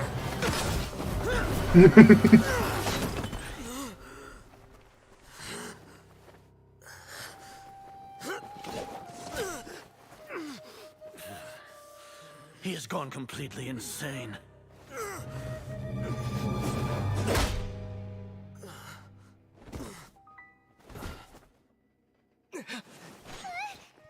Take him to the Matra and exile him to Aru village.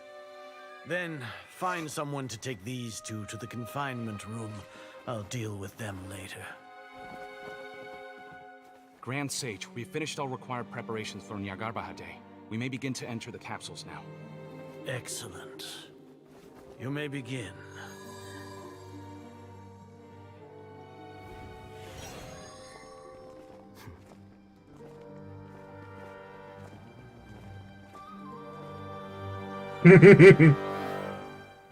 Everything is going as planned.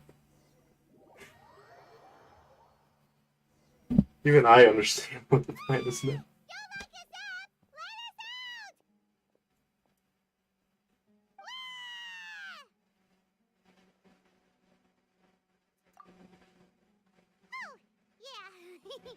Paimon got a bit carried away there. How was Paimon acting just now? Great, huh?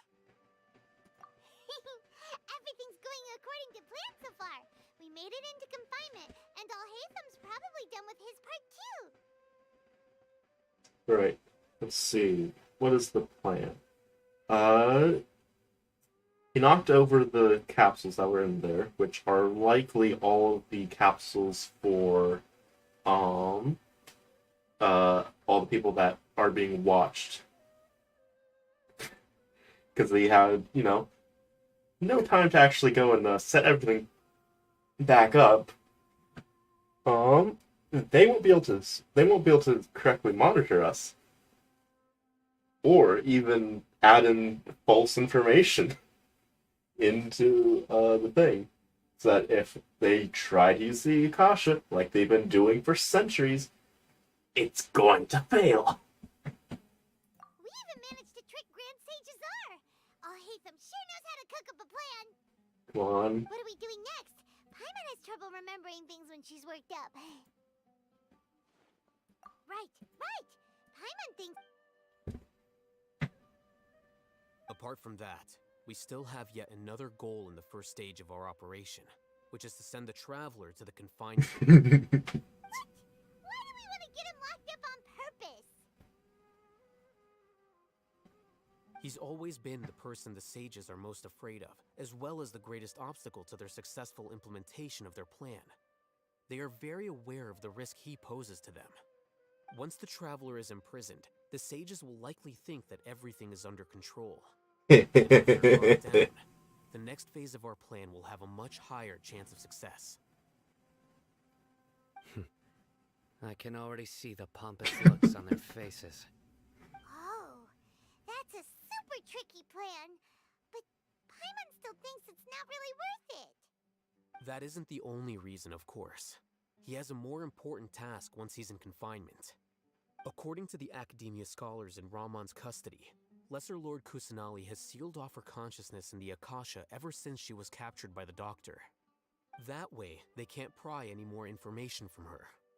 Even if we break into the sanctuary of Surasthana, it will take time to awaken Lesser Lord Kusanali's consciousness. We need to do that in advance. So our job is to wake up Nahida! Okay, totally worth getting thrown and jailed for. The confinement room is inside the Academia, close to the sanctuary of Surasthana. It's a completely enclosed space, and you won't be receiving any visitors. I'll work with Ramon's scholars to make some modifications to your Akasha terminal. Once you're in, get as close as you can to Lesser Lord Kusanali and try to connect to her consciousness. However, as for whether she'll actually wake up, that will depend on our luck.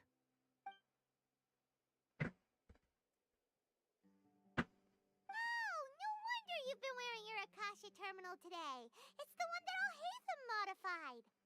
Paimon thought they'd take our Akasha terminals when they locked us up in here. Were they being careless? Alright, so what now?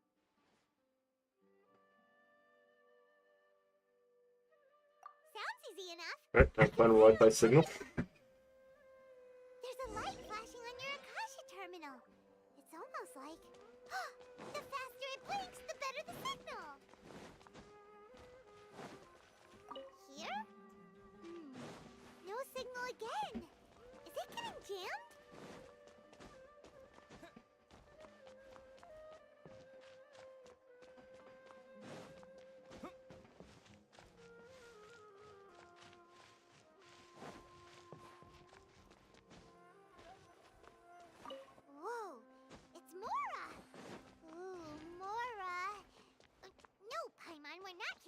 treasure!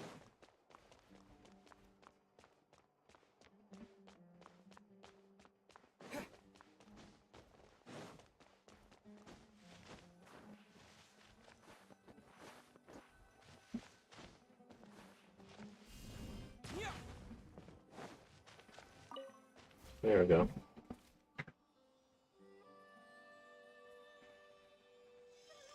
Eh? Is this the right spot? Are you getting anything? Please work.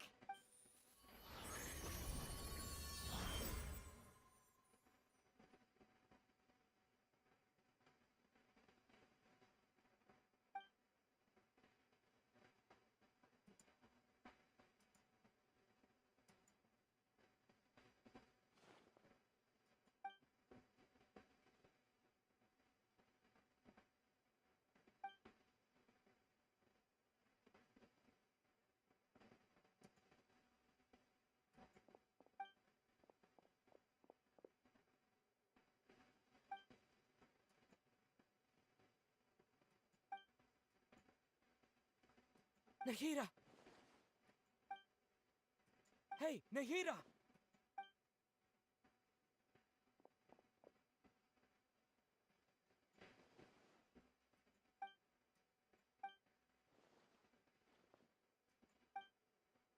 When did it first start? Oh, right. It started from the moment I was born. I wanted to become a worthy Archon. So I've kept studying. Kept listening to my people and their hearts. Kept looking for a way to save Irminsul. So I can catch up. Catch up to Greater Lord Rukkhadevata. But I'm stuck in the sanctuary of Surasthana. The sages are creating a god to replace me. And I'm forced to lock my consciousness in this boundless darkness. Nahida!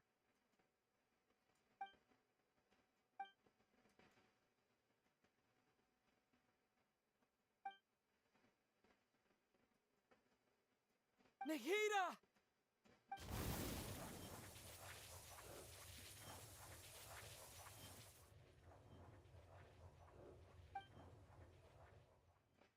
It's so quiet here. Come on, Windblade. Now that I think of it, I don't think I've ever actually listened to my own inner voice. Do Archons have them? Should Archons have them? Have I been doing the right thing? Am I really not needed? How do I really feel about all of this? It's so quiet here. Since you're the god of wisdom, you've known the answers to all these questions since the very beginning, haven't you? Who are you? Whose voice is that? It sounds familiar. You're right, though.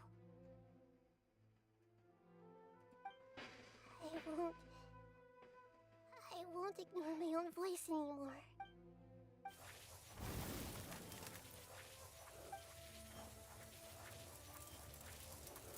Nahida!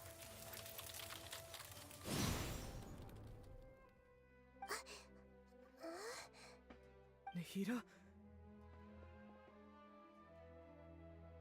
Did you wake me up? Thank you. Why are you here? We're here to rescue you. Are you alright? I'm fine. It's just... when I think of everything that's happened to me, I feel really angry now. You should have been angry ages ago.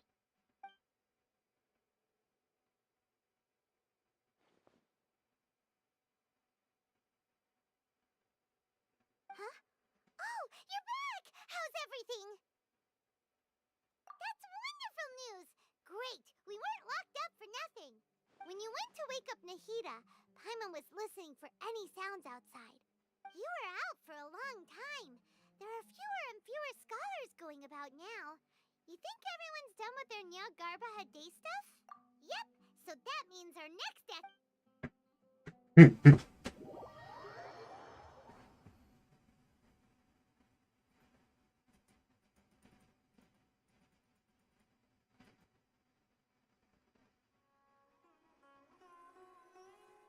Nilu, are you sure about this?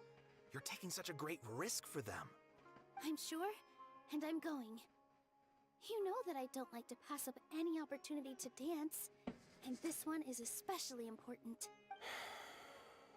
All right. You seem to have a lot of trust in them, so I won't say more on the subject. But if anything happens, the few of us here may not be able to help you. Don't worry. They've been through worse. Everything's going to be fine. Yeah, that guy looks really tired. All right. You know, if you really do get arrested, we'll do everything we can to get you back. Thanks, Mr. Zubair. You're so very kind.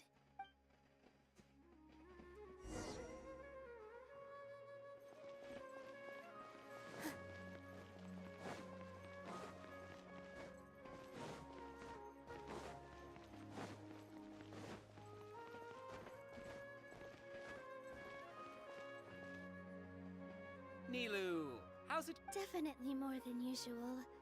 It's okay. Just focus on your performance. You sure know how to talk. Taking all the credit, even though we came here together to help out. Well, thank you both. I'll have to treat you to a meal after all this ends. I really, really appreciate all of your help. Ooh, that sounds great. Huh. How can we say no to that? All right, let's get back to business. Nilu, we'll be here to keep people from going to the academia so they don't interrupt your performance. I was planning on telling them something like, the Academia has been conducting a weird experiment, and some of their test subjects escaped. It's really dangerous there, so stay away. Oh, you couldn't think of anything better? Oh. I think it sounds great. I'm counting on you guys. Don't worry, it'll be a piece of cake.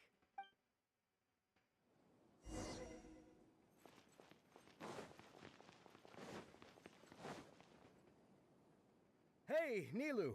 Sorry, it's great to see you, but I'm really busy right now. Our bait people away with Yalda candies plan is working beautifully. Do you want some candy? Vihar, thank you so much for doing all of this. And even dressed up as the Knight of Flowers, no less. I'll pass on the candy, though. I cut back on sweets in the period leading up to a performance, and I'm about to start one. You have a point. The stage is cleared and everything's ready, so you can start your performance at any time. Yeah, thanks to you. I'm really grateful. All right, time to hit the stage. Remove the T. You're welcome. The honor's all mine, And since I'll have such stage. a great view of the show. Really the way to do that.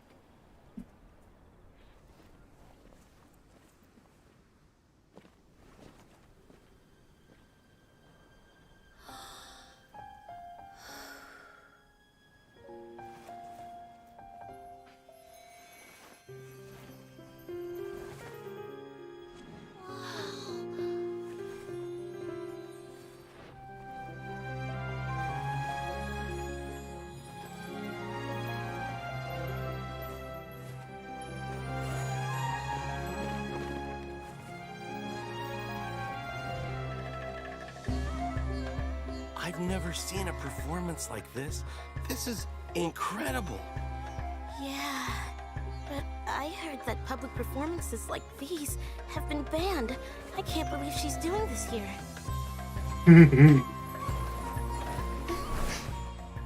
Grand Sage, there's some commotion outside. How uninteresting.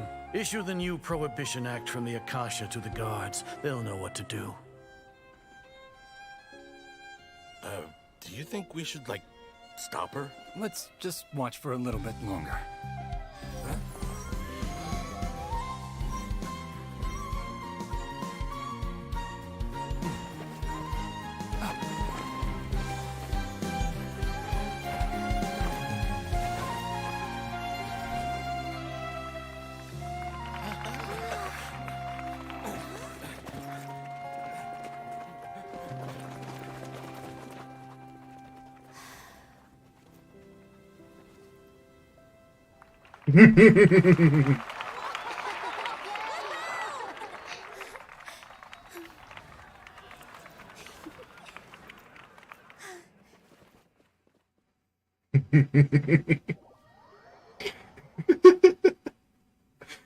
Someone messed with their Akasha protocols.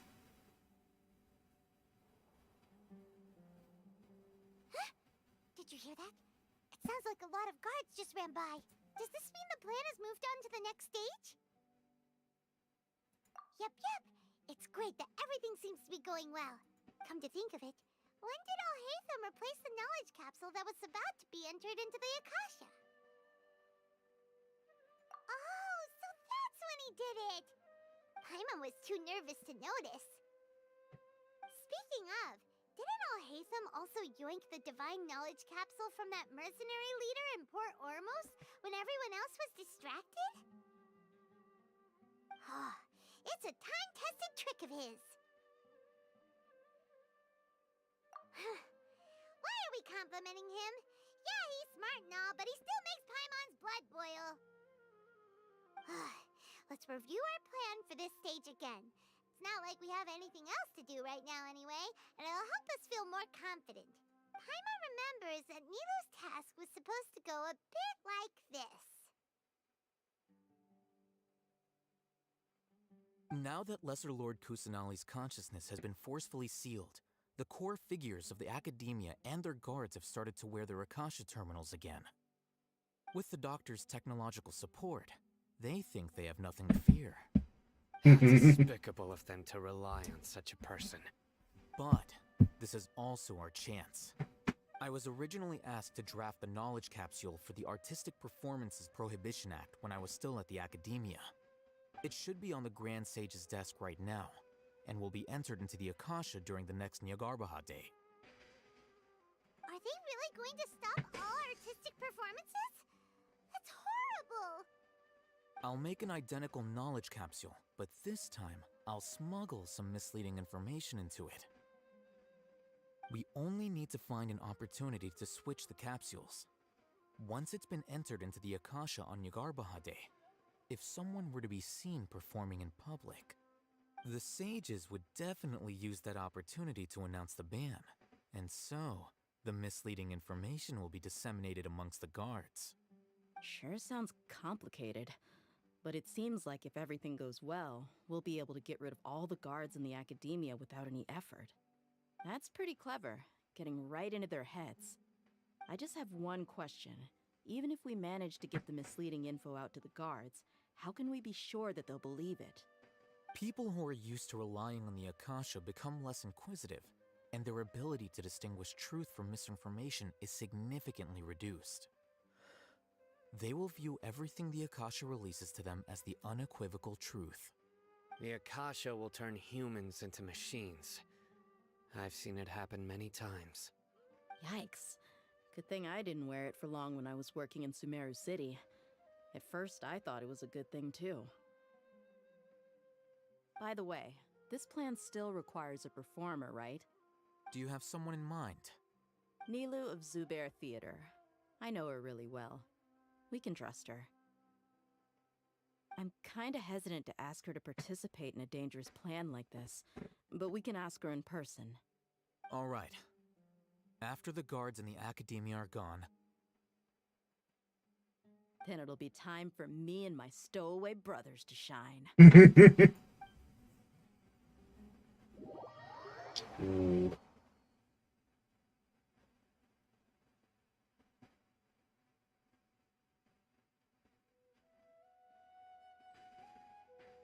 Here they come. Did you see that, Raman? They came out from the Academia in droves. After laying low in the city for so long, this is the moment we've been waiting for. My brothers have already sprung into action. We couldn't do anything to them inside their coop, but outside the Academia, this is our hunting ground. With a lioness like you, the prey sure won't be able to run far. We still need to eliminate the guards as soon as possible. If we give the sages enough time to realize what's happening, the plan's doomed. All they've done is to sit on their cushy salaries and twiddle their thumbs all day while we fought and struggled every day in the desert. The only advantage they might have is their numbers. Speaking of which, most of the guards who report directly to the Six Sages belong to the Corps of 30, but they have a completely different reputation. Following those blasted sages every whim, throwing away all the principles of being a mercenary. As someone in the same profession, I'm obligated to teach them a good lesson today. Indeed, the trap has been set. All we need to do is lead them there. All right, let's each take a road and herd those scattered guards back into one place. Make sure to attract their attention. Isak will be the key. You gave such an important task to that child. Will he be okay? It'll be fine. Isak was so determined to help, so let's put our faith in him. Besides, even if he's caught, the guards would be too scared to do anything to him. They've never seen Lesser Lord Kusanali in person. Got a point. Anyway, I think I see them coming. Let's head out. Good luck.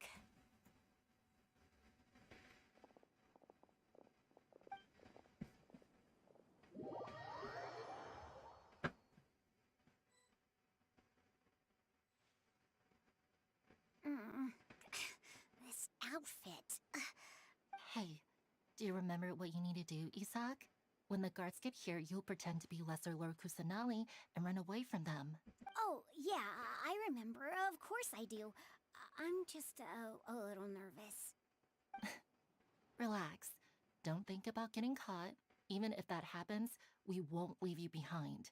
You only need to think about getting the guards' attention and leading them to the Grand Bazaar. Leave the rest to us. Okay, got it.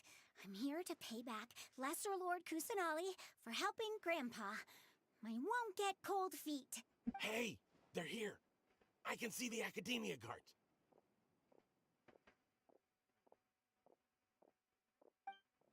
All right, it's time, Isak. Take a deep breath and go. You can do this.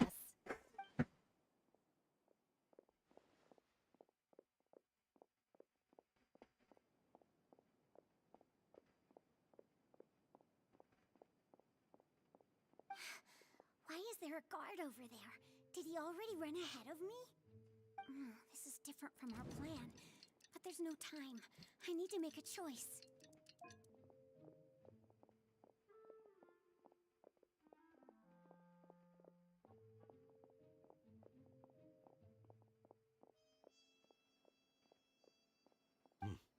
Let's have a look behind the house.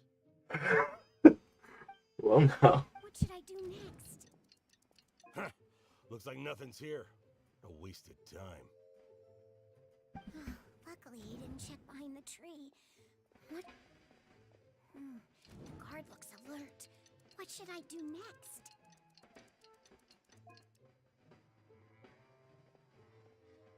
Doesn't seem like anything unusual's around here. Looks like the guard finally left. I need to go.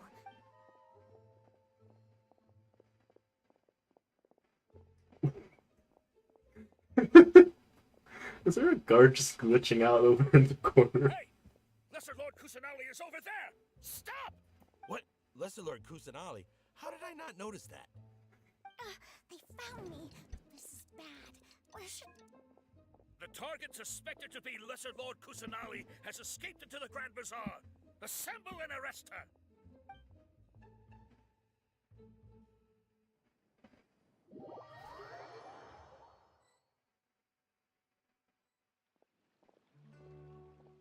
Where did she go? How did she disappear? Did we lose her? Hurry up and find her! Hey, why is your team here? Didn't we say to split up our search? Hurry! Hurry! This place is... Why are you all here? Yeah, isn't it one heck of a coincidence? Everybody's here. What on earth is going on? I suppose that's all of you? Who are you? Did you set us up? What are you planning? Phew, that was rough. I almost got caught. Little brat! So you're not actually Lesser Lord Kusanali. Who exactly are you all? Eremites from the desert? just some colleagues. Think of this as a business competition, or a personal grudge. After stepping into our traps, stop thinking of yourselves as hunters. Behave like the prey you are.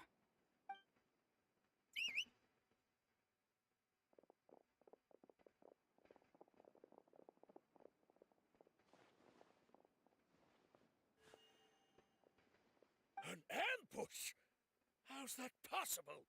This is Sumeru City, but mercenaries from the desert somehow ambushed us! You've spent all your time hiding away in the academia. This place has long since become our hunting ground. Brace yourselves!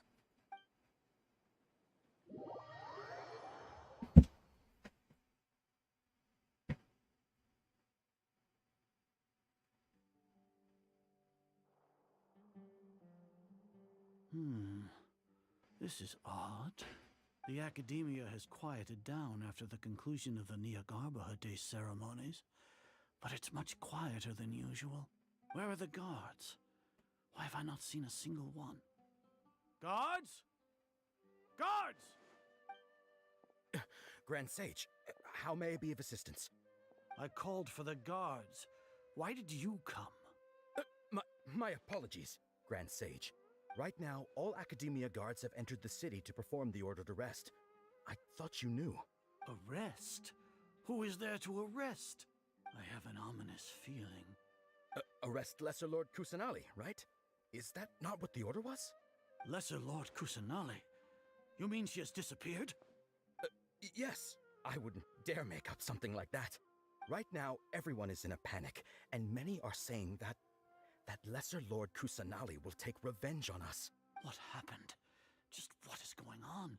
Lesser Lord Kusanali somehow escaped? Was it Alhaitham and his party that freed her? That's impossible. The Academia is heavily guarded today, and any order to release Lesser Lord Kusanali would be strictly confidential. Besides, Alhaitham and the Traveler are already in our hands. What manner of trickery did they employ? How could Lesser Lord Kusanali disappear into thin air? Disappear? Wait. How was the arrest order distributed to the guards? It was issued by the Akasha earlier today. Only you have the authority to send messages like that, so I thought it was your order. Let me check.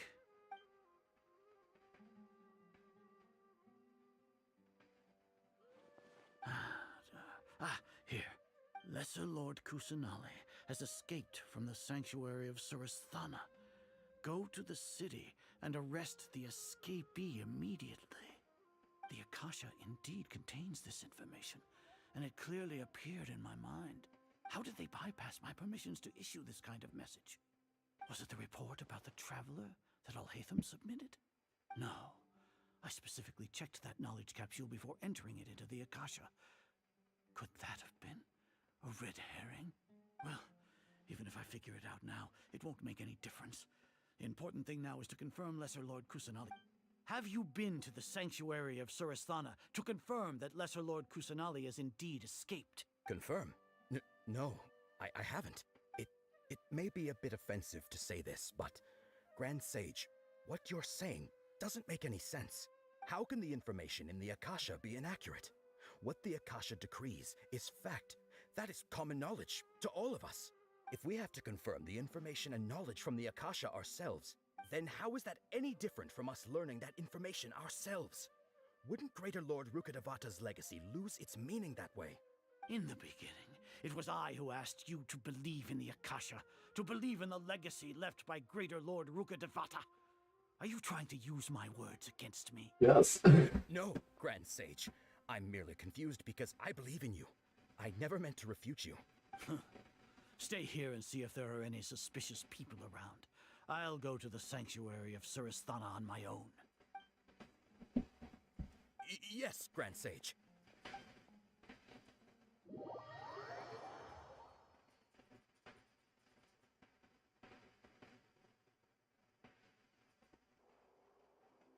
Lesser Lord Kusanali has escaped from the sanctuary of Surasthana. Go to the city and arrest the escapee immediately. How can that be? Stop thinking about it. Stop. It must be a trick of theirs. as long as I personally confirm it. Ah! Impossible. That's impossible. There must be something wrong with my eyes.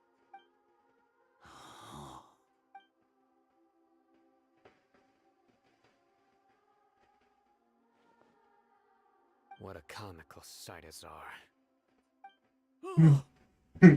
Once the Akasha has put certain thoughts into your head, even the Grand Sage can no longer see what's right in front of him.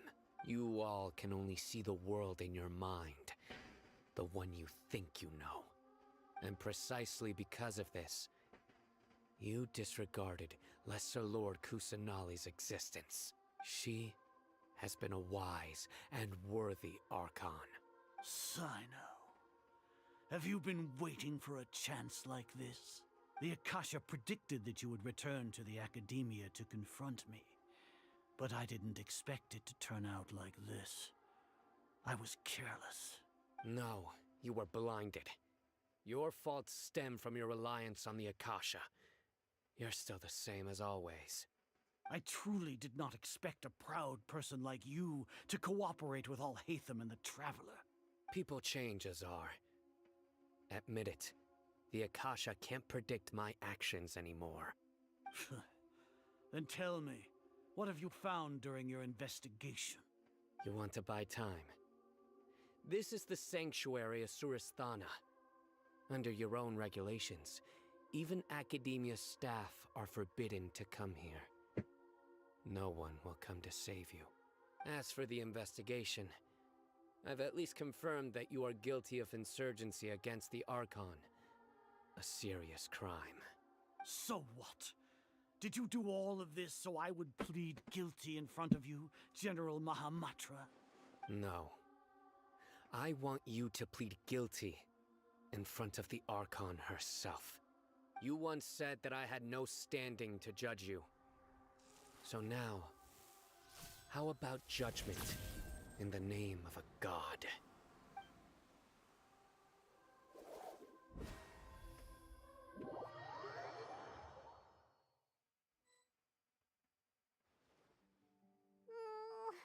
How long do we have to wait? Paimon wants to know how things are going out there. Paimon hasn't heard any sounds outside for a while. Hopefully some... Yeah, but aren't you scared that we might... Thinking about it, at least Paimon has you. We could still chat like this. When Paimon thinks of Nahida being imprisoned alone in the sanctuary of Suristhana, Paimon can't help but feel sorry for her. There we go. Here comes your savior.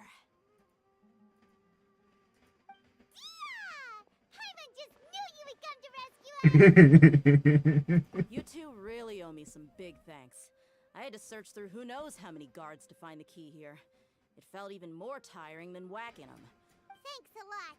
Need Paimon to rub your shoulders? No, that's, I'll pass. What are you afraid of? Oh, are you ticklish? Now isn't the time to talk about being ticklish. Things in the city and on Sino's side are both going well. The Corps of 30 is in charge of the city's defenses, but we already talked to Asfand. They've been fed up with the sages bossing them around. As long as it doesn't break their employment contracts, they'll turn a blind eye. That's probably because you've been super great friends with them for... The Grand Sage is in his custody. Even I know how terrible it is to fall into Sino's hands, so he probably does too. Sino forced him to release Lesser Lord Kusanali. He has no choice but to obey. I wanted to beat him up. Hurry to the sanctuary of Suristhana. Assuming nothing weird happened, we should have already rescued our Archon. Honestly, I didn't expect our ragtag bunch to do this well. We just came together last minute. Alright, you two better go. I still have to clean up some messes in the city. See you around.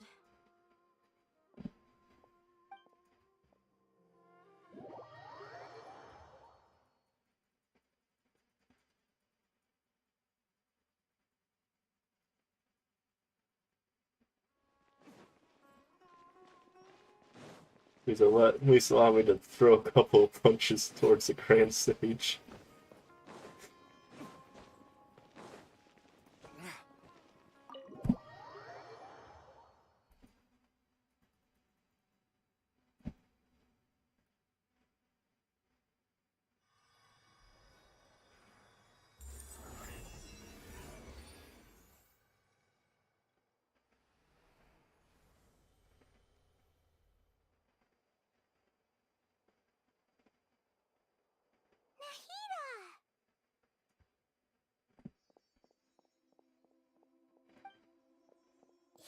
Should I say it's nice to meet you?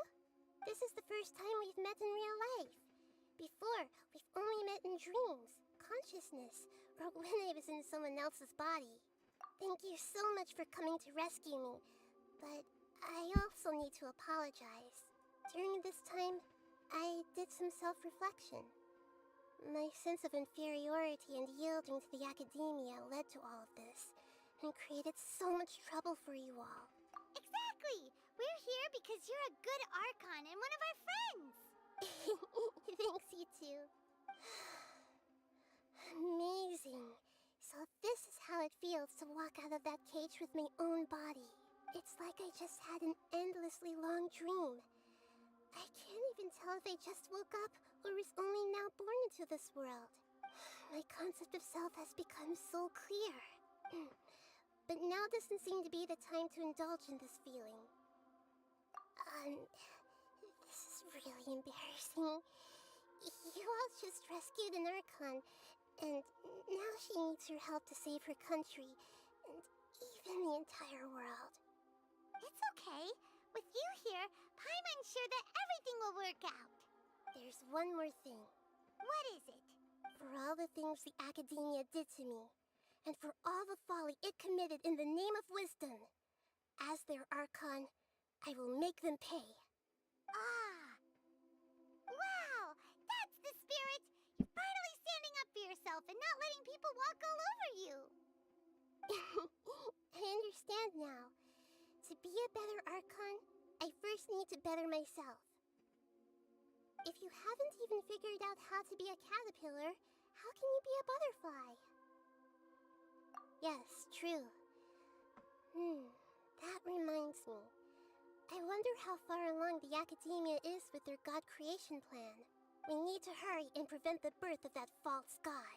I need to make some preparations. Since I'm now free, I can establish a direct link to the Akasha and control it.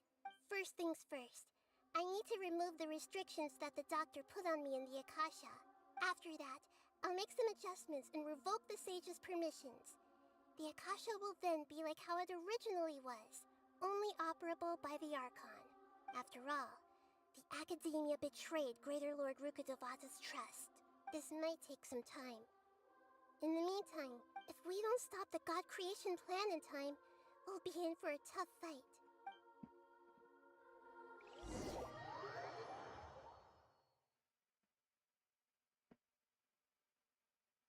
You might as well prepare for a fight! When we're done, we can take a walk around. After all, we missed out on a lot of stuff when we were locked up.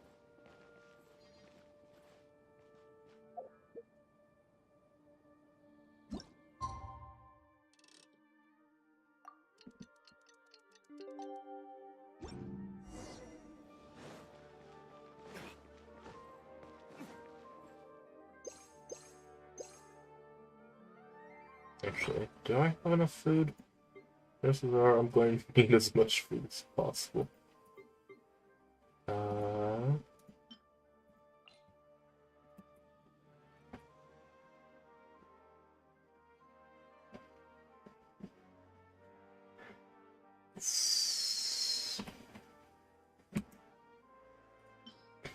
That should be good enough for farmers.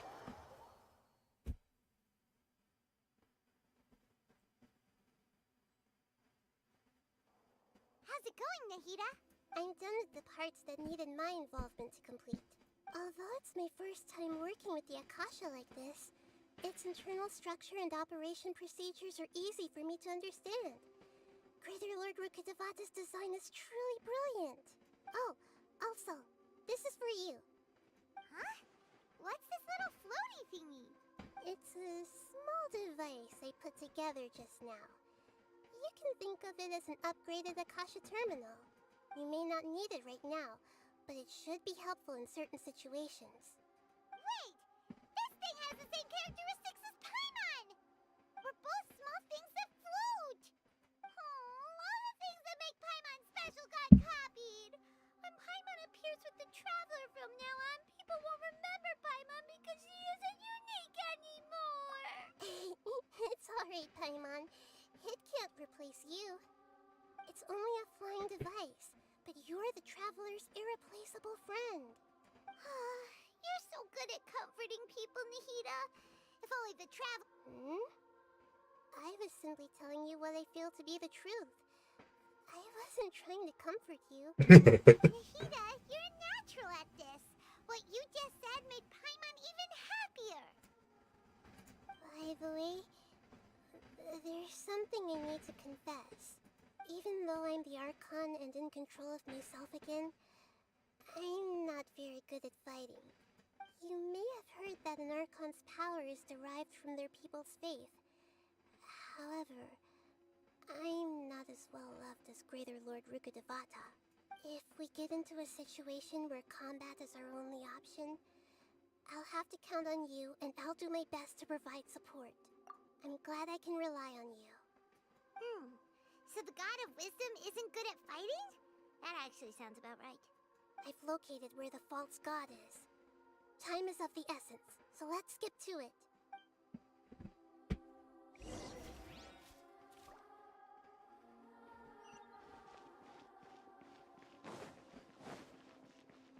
Oh wow.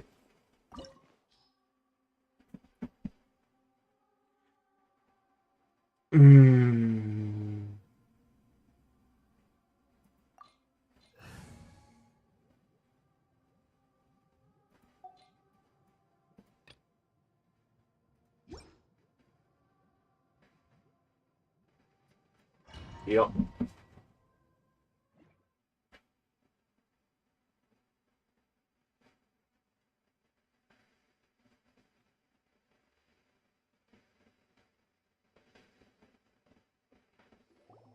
What is this place? Is this really the way we need to go? Wow. Who would have thought there'd be a place like this hidden right slap bang in the middle of the city? The sages wanted to realize their god creation plan without being discovered. The safest and most convenient way would be to build within the academia itself. That's true. They were already hiding one god, so why not two? Judging from the structure here, the project is a huge undertaking. The sages really saw the god creation plan as their ultimate goal. But this place doesn't look like it could have been constructed by the academia alone. The Fatui under the Doctor sure didn't hold back. They provided a lot of technological support. Yeah, or else they wouldn't have been that generous. Is that it, though? I've always felt that this Doctor is different from the academia sages. He doesn't seem to share their sense of urgency. Instead of being interested in the end product, it's like he's enjoying the experimental process. The Fatui Harbingers are all such weirdos. So, the Doctor being weird is actually normal. So, this Fatui that they're trying to turn into a god is called the Balladeer? We had previously come into contact with his consciousness. He harbors particularly strong obsessions. One is the desire for a gnosis, since he was created to be the vessel for one. The other obsession is probably related to his past. I can't quite explain it. Paimon knows that he was a prototype puppet for the Raiden Shogun before he became a Fatui Harbinger. That's why he wants a gnosis so badly. There's no way he'd willingly be a test subject. Now with that temper and ego of his. It sounds like you know the Balladeer quite well. I see. Tell me more about him and what he's like. The more we know now, the better we can plan for and react to any future situation.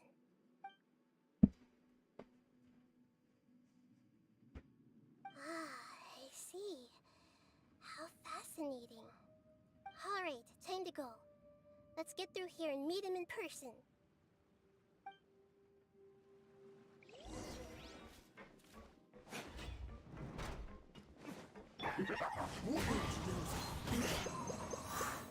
Put your back into it! There is no escape! One with nature. Fallen leaves. Adorn my night. Wind strike. I guess this is it.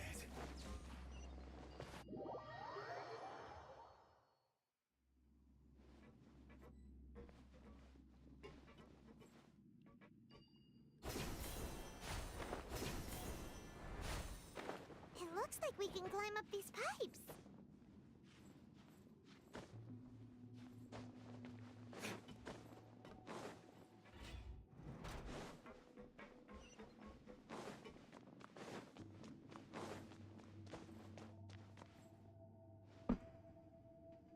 The pattern on the ground seems all messed up. Let's go around and see if there's a way to fix it.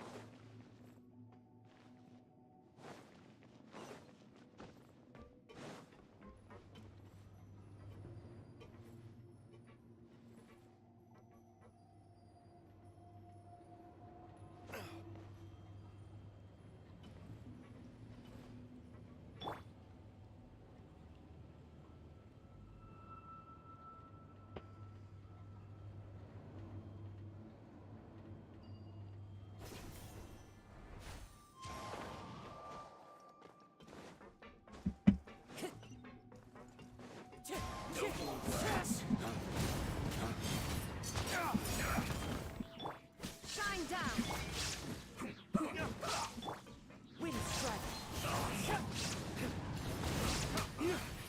I guess this is it.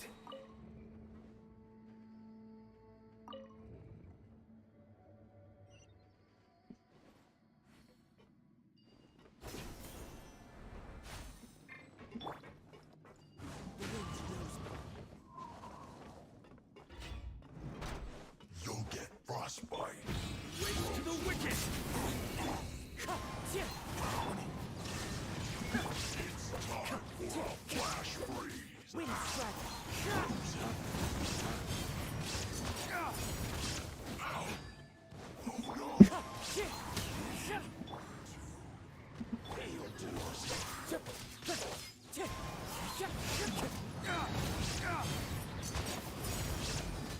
Wind strike. Clouds high. The birds fall.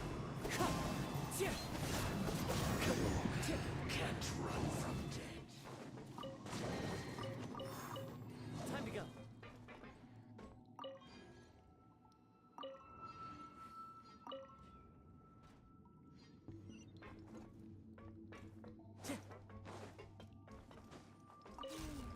The cart is stuck.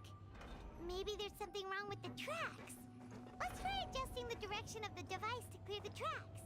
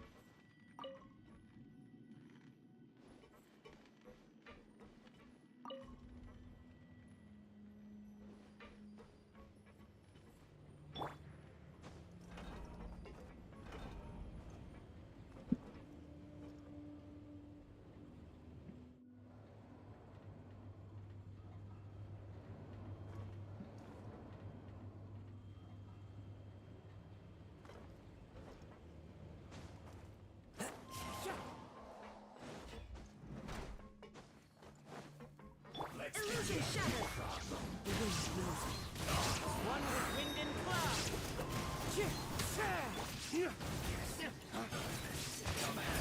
Dawn, break forth!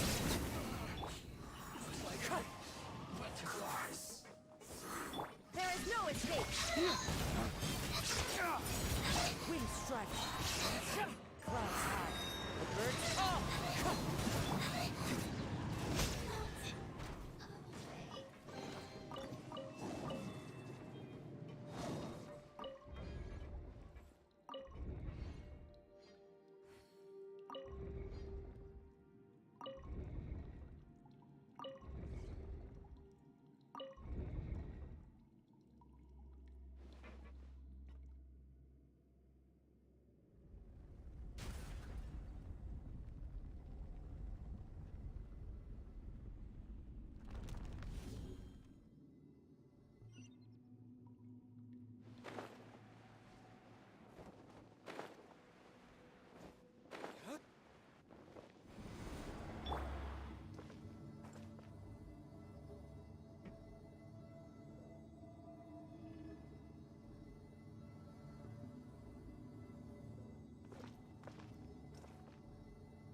First giant mecha kaiju beast that I'm supposed to fight.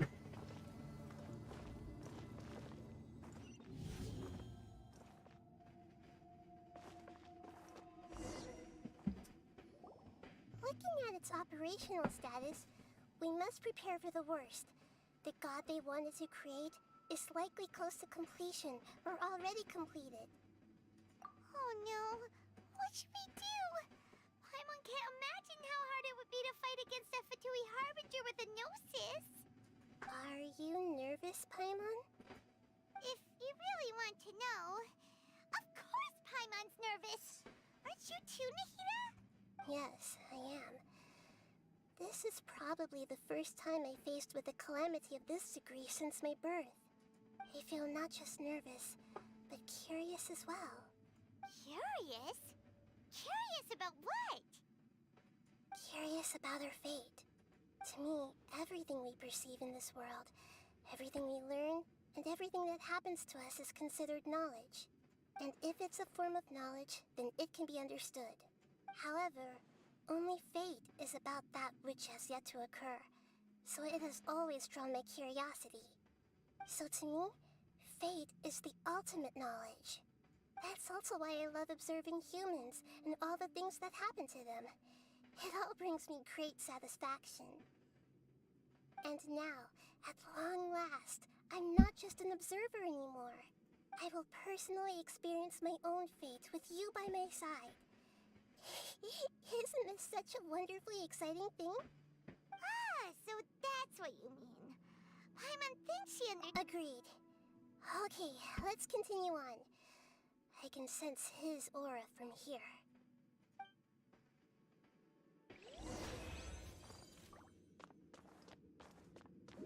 Waypoint unlocked. Uh-oh.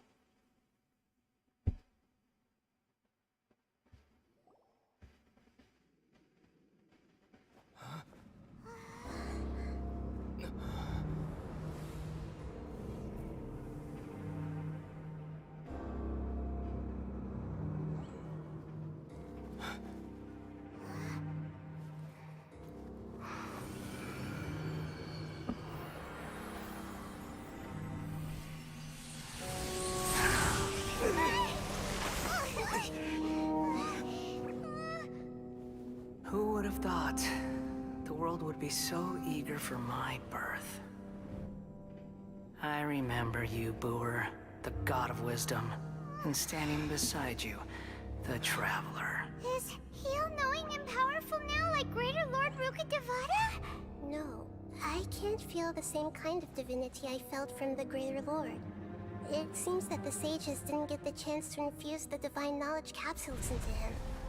But even still, he has undoubtedly become a true god now. So we're too late? No. The Balladeer has already become a god? Balladeer.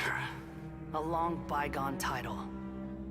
When my spirit ascended to divinity, I felt as if I had existed for the same number of epochs as heaven and earth. Looking back, the existence of what once called itself Kunikazushi appears infinitely small and ugly.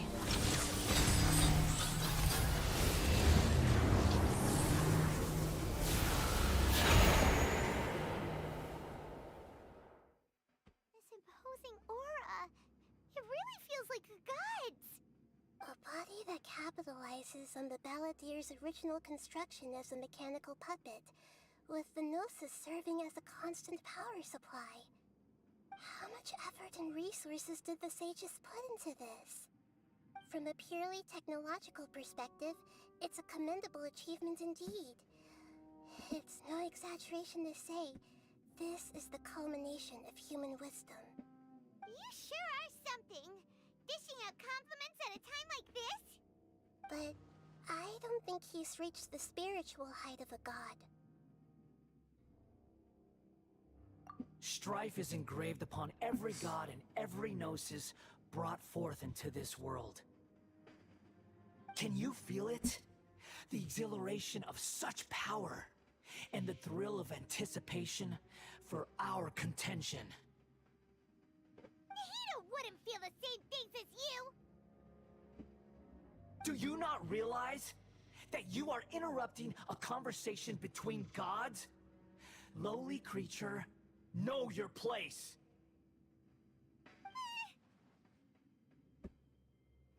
The strife engraved upon a gnosis. You're talking about the Archon War. Tevat's current peace was not easily won. I didn't personally participate in the Archon War, but the way I see it, all those losses were meaningless, driven by the demands of the laws. There's no point in bringing it up again. Is that so? Yet I am deeply disappointed that I was never allowed the fortuity to personally participate in the Archon War. This is a first. Encountering a god in this world who does not crave power. No wonder your own people have abandoned you, God of Wisdom. Your judgment is as your existence, unsubstantial. This is where everything ends, Booer, the God of Wisdom. You should know that wisdom cannot solve every problem. Like now, where your only option is to face me in combat. He just looks over to the traveler. He will be substantial enough. The scene of the Archon War. Come and inaugurate my birth as a god.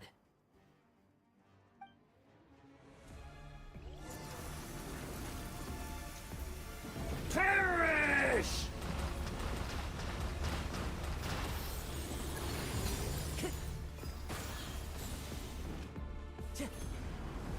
Churn!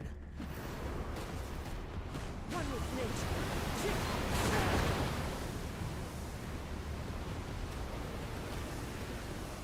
Time to go. Beep!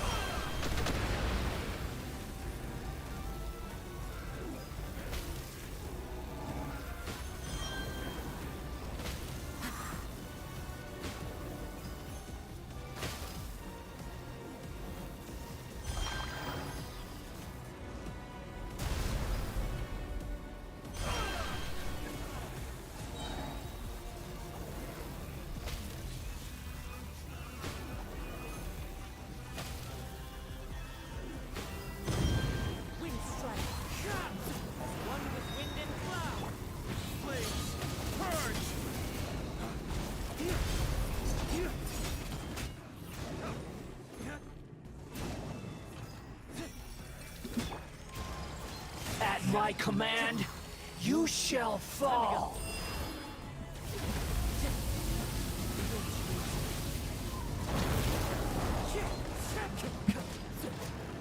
Time to go.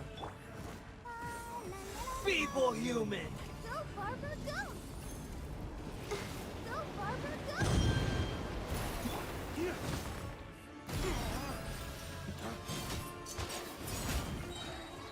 Dog, break forth! Let's dance.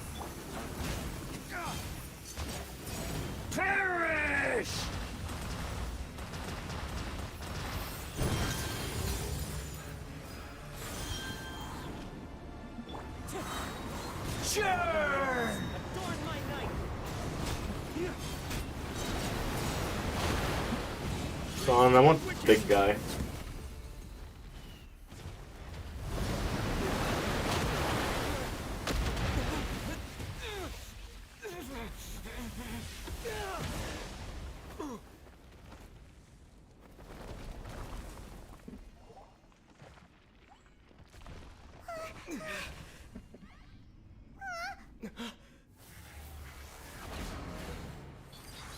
There we go. The big guy himself finally shows up.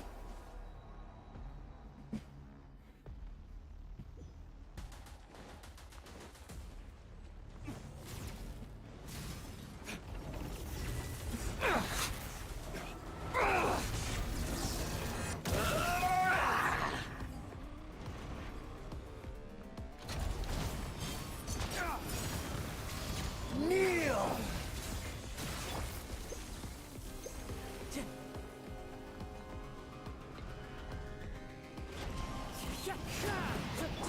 Burn to oblivion!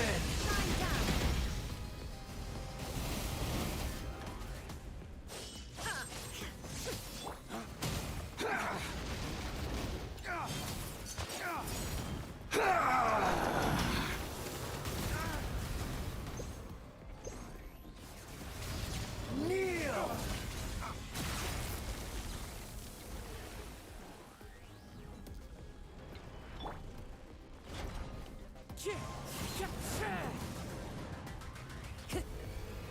Reality is pain!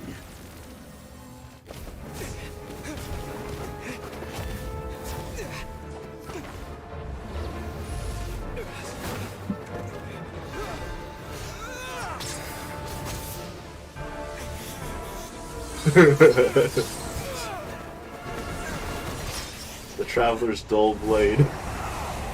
Wrong blade and all of that.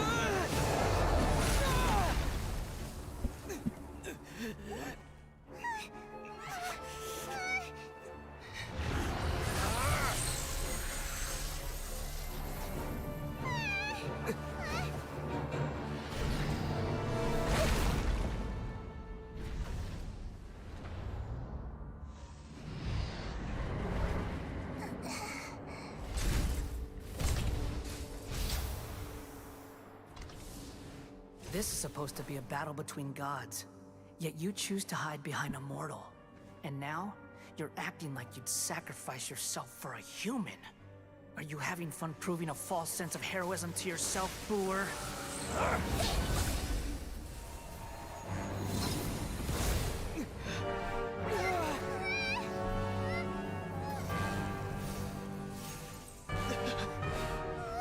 The data collection is almost complete.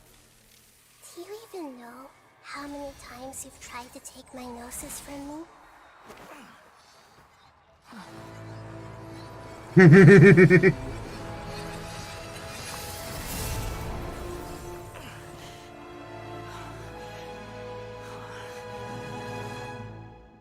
We just concluded the 168th loop. Did you know that in the effort to create you, the people of Sumeru were forced to live through the exact same number of Sub-Zerus festivals and Samsara cycles? The power of dreams. When did you use it on me?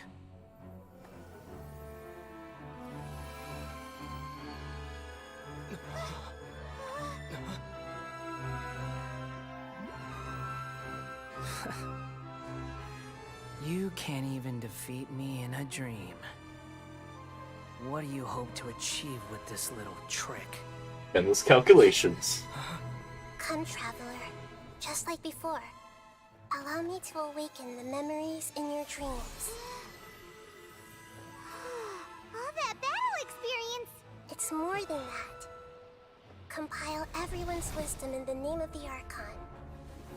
That is the original function of the Akasha. I've sent everything that happened just now to the people of Sumeru in the form of knowledge. I've asked them to help you find a way to defeat the false god.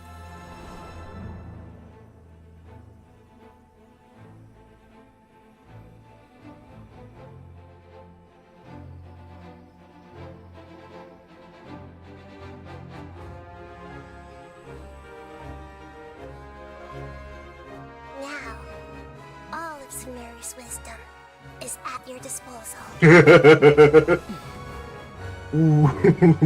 Meaningless tricks won't save you.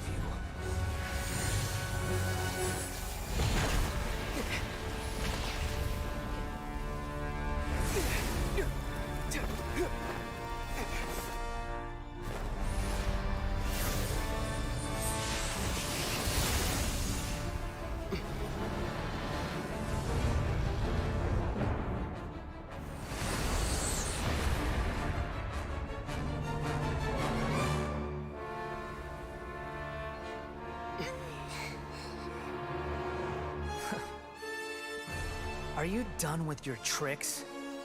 Can I finally take this as a real battle between gods? I'll leave this to you, the first sage of Boor. Okay. I am the all-knowing God.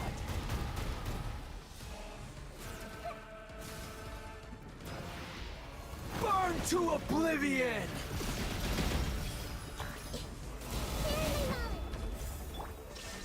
Torn to oblivion.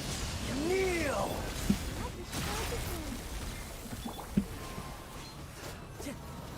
One with wind and cloud.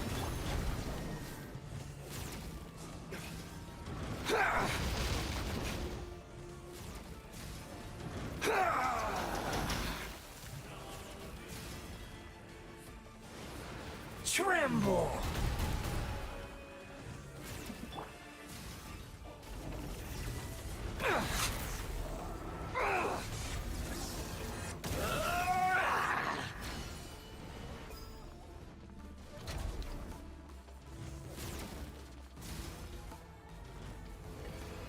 Reality is pain!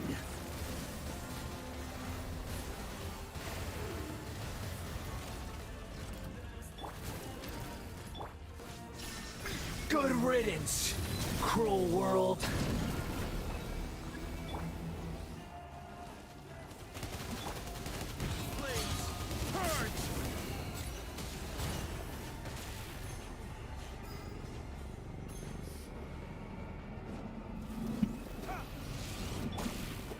Wind strike.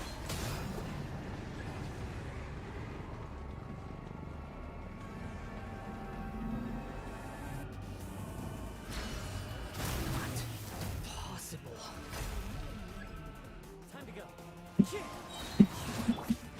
Race to the wicked!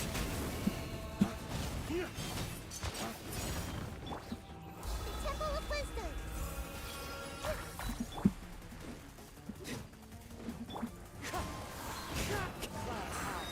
Birds come.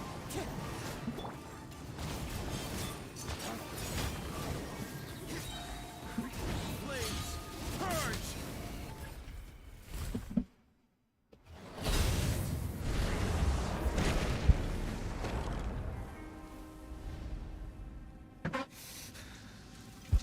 Humans.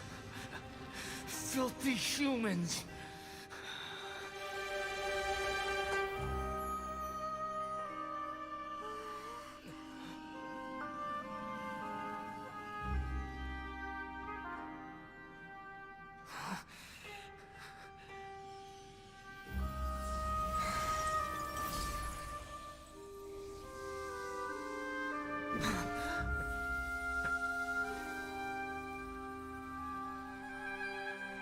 No! Wait! Please! Anything but the Gnosis!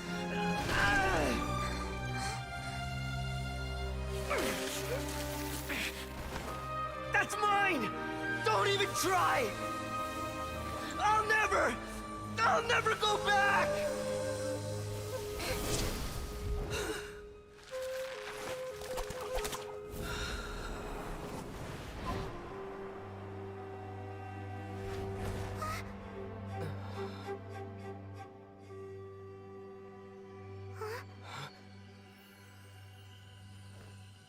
We haven't yet found the answer to the most important mystery. Irminsul is still waiting to be saved. With the power of another Gnosis, We may now finally understand the last memory of Greater Lord Rukkhadevata.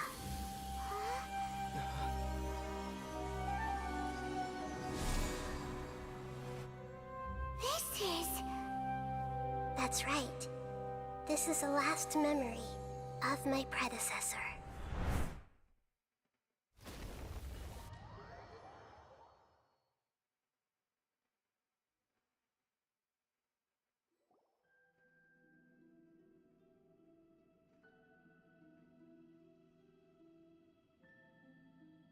Huh. This sure seems very different from what Paimon imagined. Shouldn't Irminsul be in this realm of consciousness? Yes, that is our destination. But I didn't expect the remaining consciousness of Greater Lord Rukkhadevata to be as polluted as this. Forbidden knowledge? It seems you know about a concept that even...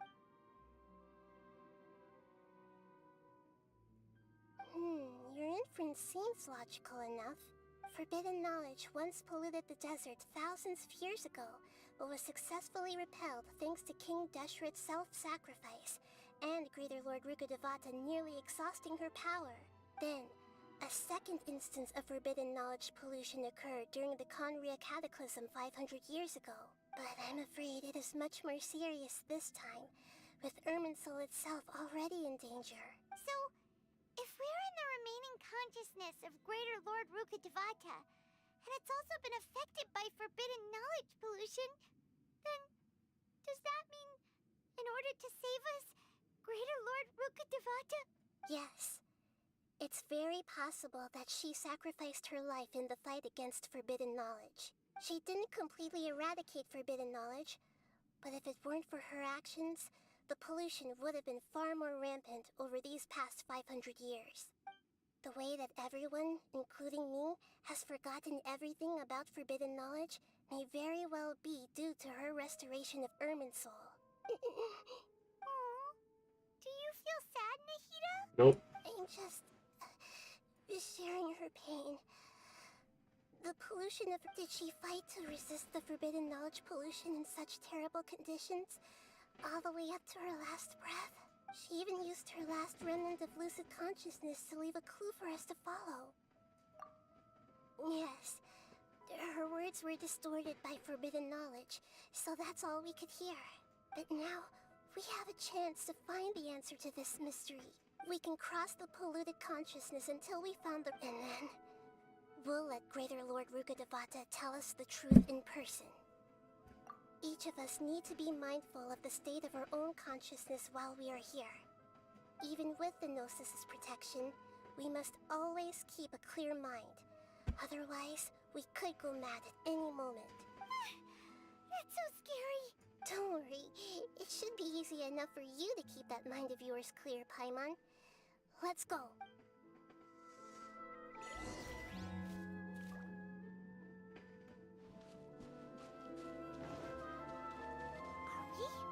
In the air? And why is there a huge boat? That's the boat of consciousness, which symbolizes reasoning. Wow. What are these? The monsters seem to have been affected by them.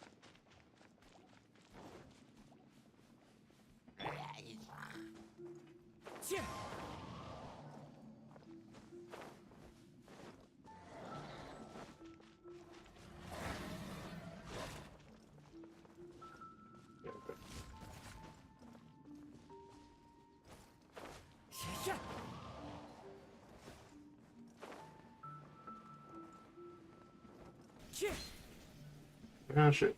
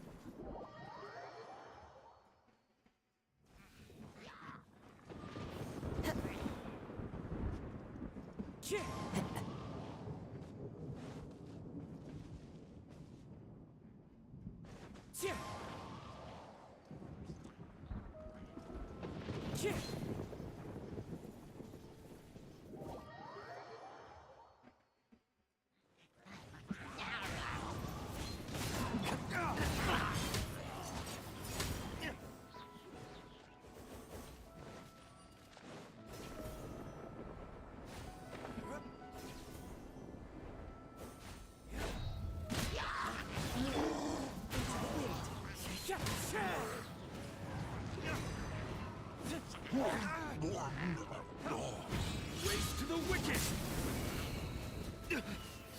Pay for it. The village knows it. I'll protect us. Now we shall perish. There is no escape.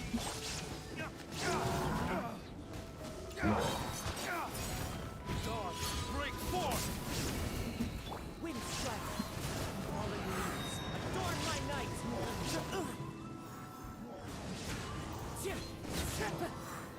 To control the boat of consciousness, we need to find the helm first.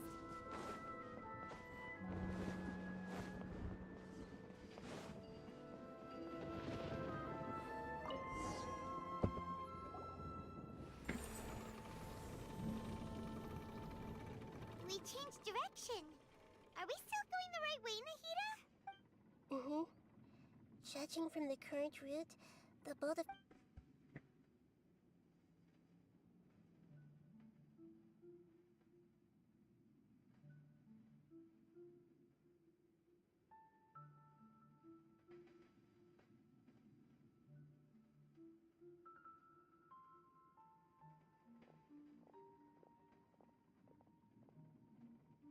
We'll be arriving at our destination soon. How are you feeling? Are your minds still intact?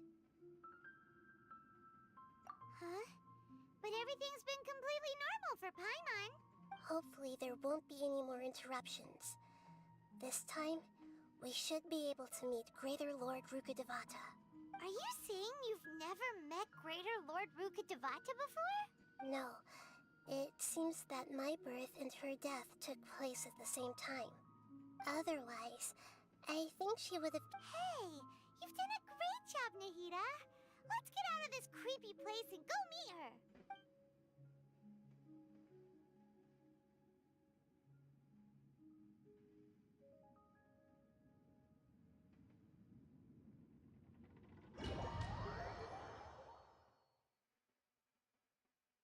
So, is this the place you were talking about? The base of Irminsul?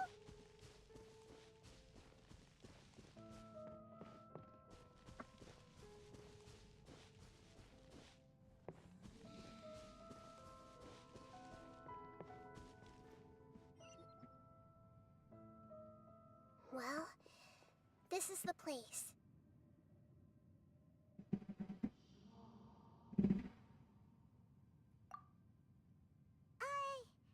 We're here to find Greater Lord Rukkhadevata, right?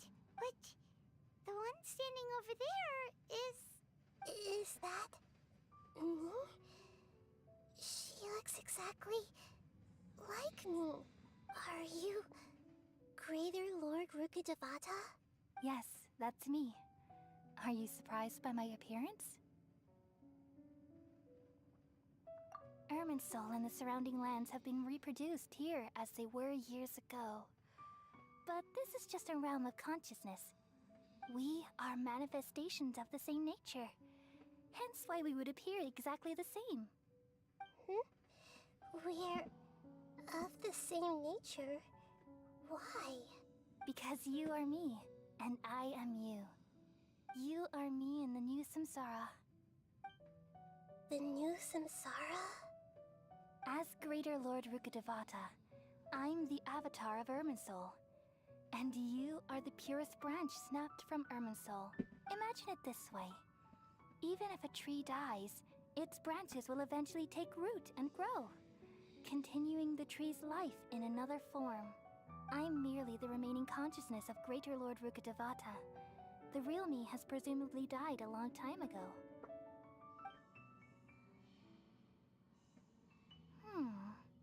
Judging from your appearance, I've probably been dead for 500 years. But you're finally here. My new self in the Samsara. If this is true, then am I going to be a great Archon like you someday? Though we share the same nature, our fates are bound to be different. All things have their own fate. When a branch grows into a mature tree, it won't be the same as the original tree. That's why fate is the ultimate knowledge, isn't it? That's a great insight. Yes, very good. It's also precisely why you won't become like me. Really? But perhaps you may become an even greater Archon than I. I already see a determination in you that I didn't possess in my time. And the future that it leads you to will be yours alone. Along with the blessings from your past experiences. Don't worry. The growth of wisdom is like that of a plant. You only need to wait quietly for the flower to bloom. Come to think of it, the sages never had the faintest inkling of the meaning of wisdom. Thank you. Nothing makes me happier than discovering that the Archon I always admired was in fact myself in another fate. It's so nice to speak with you, Greater Lord Rukkhadevata. I've always wanted to meet you. The feeling is mutual. From the moment I snapped the branch off Irminsul and created you, I've also looked forward to talking with you. Could you tell me why you wanted to create me? And what exactly happened when you died? Ah, I see. You're here seeking answers, right? Everything that day, even the sky itself, changed into a color like this. At that time, the seven were all summoned to the nation of Conria. Except for me. I had a more important task to attend to. I had to protect Irminsul. The disaster occurred together with the pollution of forbidden knowledge. At that very moment, with my consciousness connected to Irminsul, I sensed something was wrong. The pain started to torment my mind. By the time I reached Irminsul, it was already displaying signs of corruption. Had I not repelled the pollution of forbidden knowledge with King Deshret thousands of years ago, I might have felt even more hopeless and lost. So what exactly is forbidden knowledge? It's a kind of knowledge that doesn't belong to this world, and a form of truth that can't be understood. It came from the very bottom of the abyss. Even I could never understand it. The world is constantly rejecting it, leading to all kinds of bad phenomena. If we allow forbidden knowledge to pollute Irminsul, I'm afraid the entirety of Teyvat could fall apart. So, there's knowledge that even the God of Wisdom can't understand?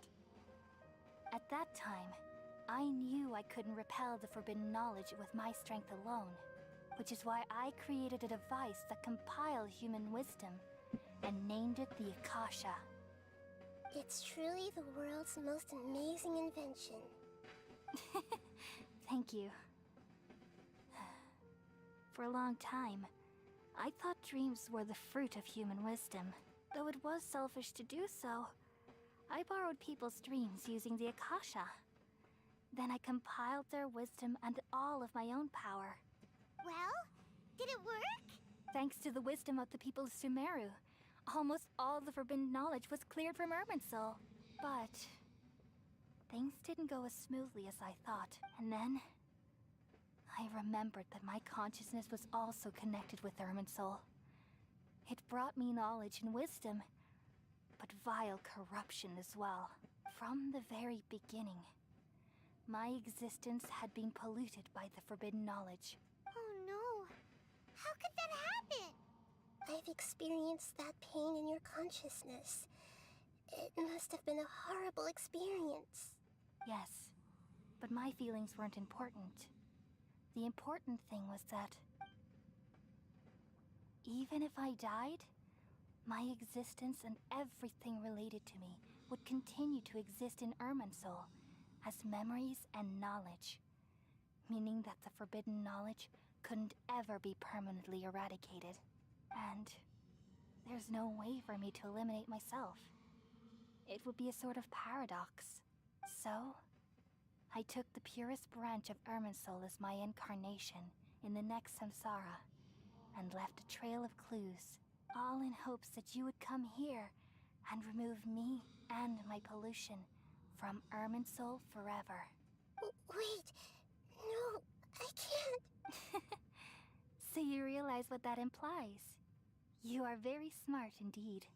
Irminsul has all the knowledge and memories of this world. And as you've realized just now, removing me from Irminsul means I essentially will never have existed in this world. But this is the only way to save Irminsul. People love you so much, and they've missed you so much over the past 500 years. I am exactly the same. So how can we just forget you like this? Is there really no other way? There must be something else I can do. You're the god of wisdom, Booer. You should know that there is no other way. But this... No need to feel so sad, Booer. As someone who delights in wisdom, you should feel joy at finally finding the answer. These are the words in their entirety. The answer you've been seeking all along. Let the world completely forget me.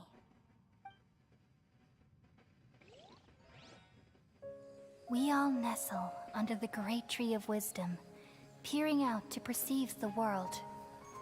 From the earth and from the rain, we perceive its wonders, until we become a white bird to perch atop a branch, and finally snap off the most important leaf.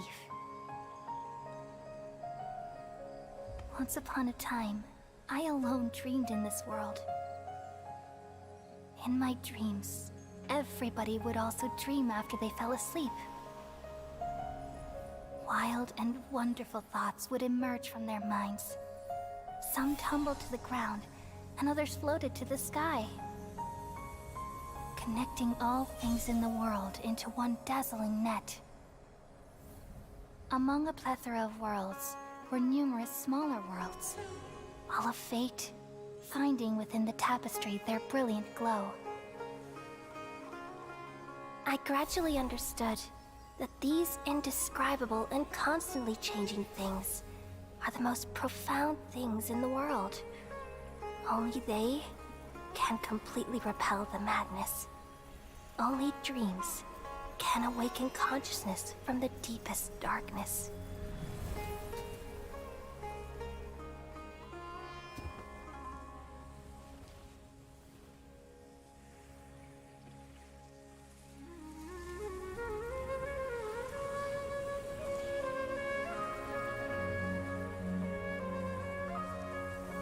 I'm the one who posed this question, yet also the one who sought a solution.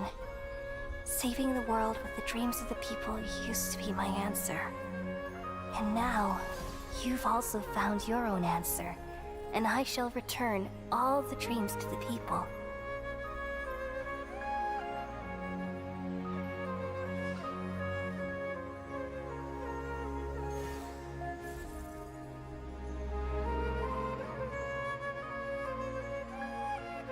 Goodbye, people of Sumeru. May you be blessed tonight with the sweetest of dreams.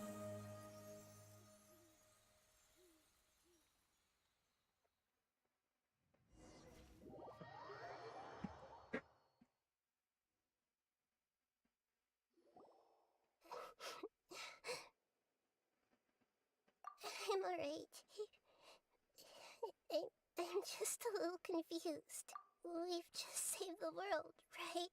So why am I crying? I don't know where this feeling inside of me is coming from. But I feel very just now.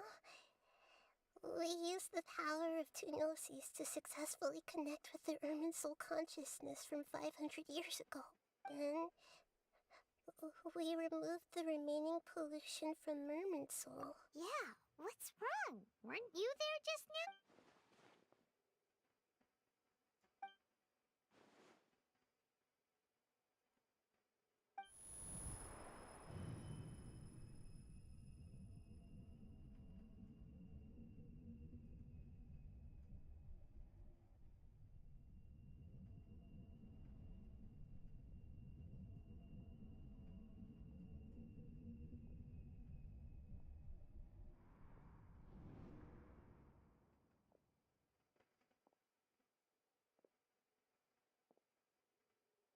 Huh? That sound. Traveler! Paimon! I've been waiting here far too long. But finally I have the chance to be alone with you. All the precious time I wasted has finally paid off. The doctor! What have you done? Just a type of sound wave that can quickly put defenseless people into a dream. As I expected, it doesn't have any effect on gods. This is the only thing of interest I've found among the sage's research. I thought I'd take it for a little spin. Don't worry. I know you would never forgive me if I actually killed them. I'm here to negotiate with you. Naturally, I won't do anything dangerous that could potentially damage our relationship. Negotiate with me? I heard you had already left Sumeru.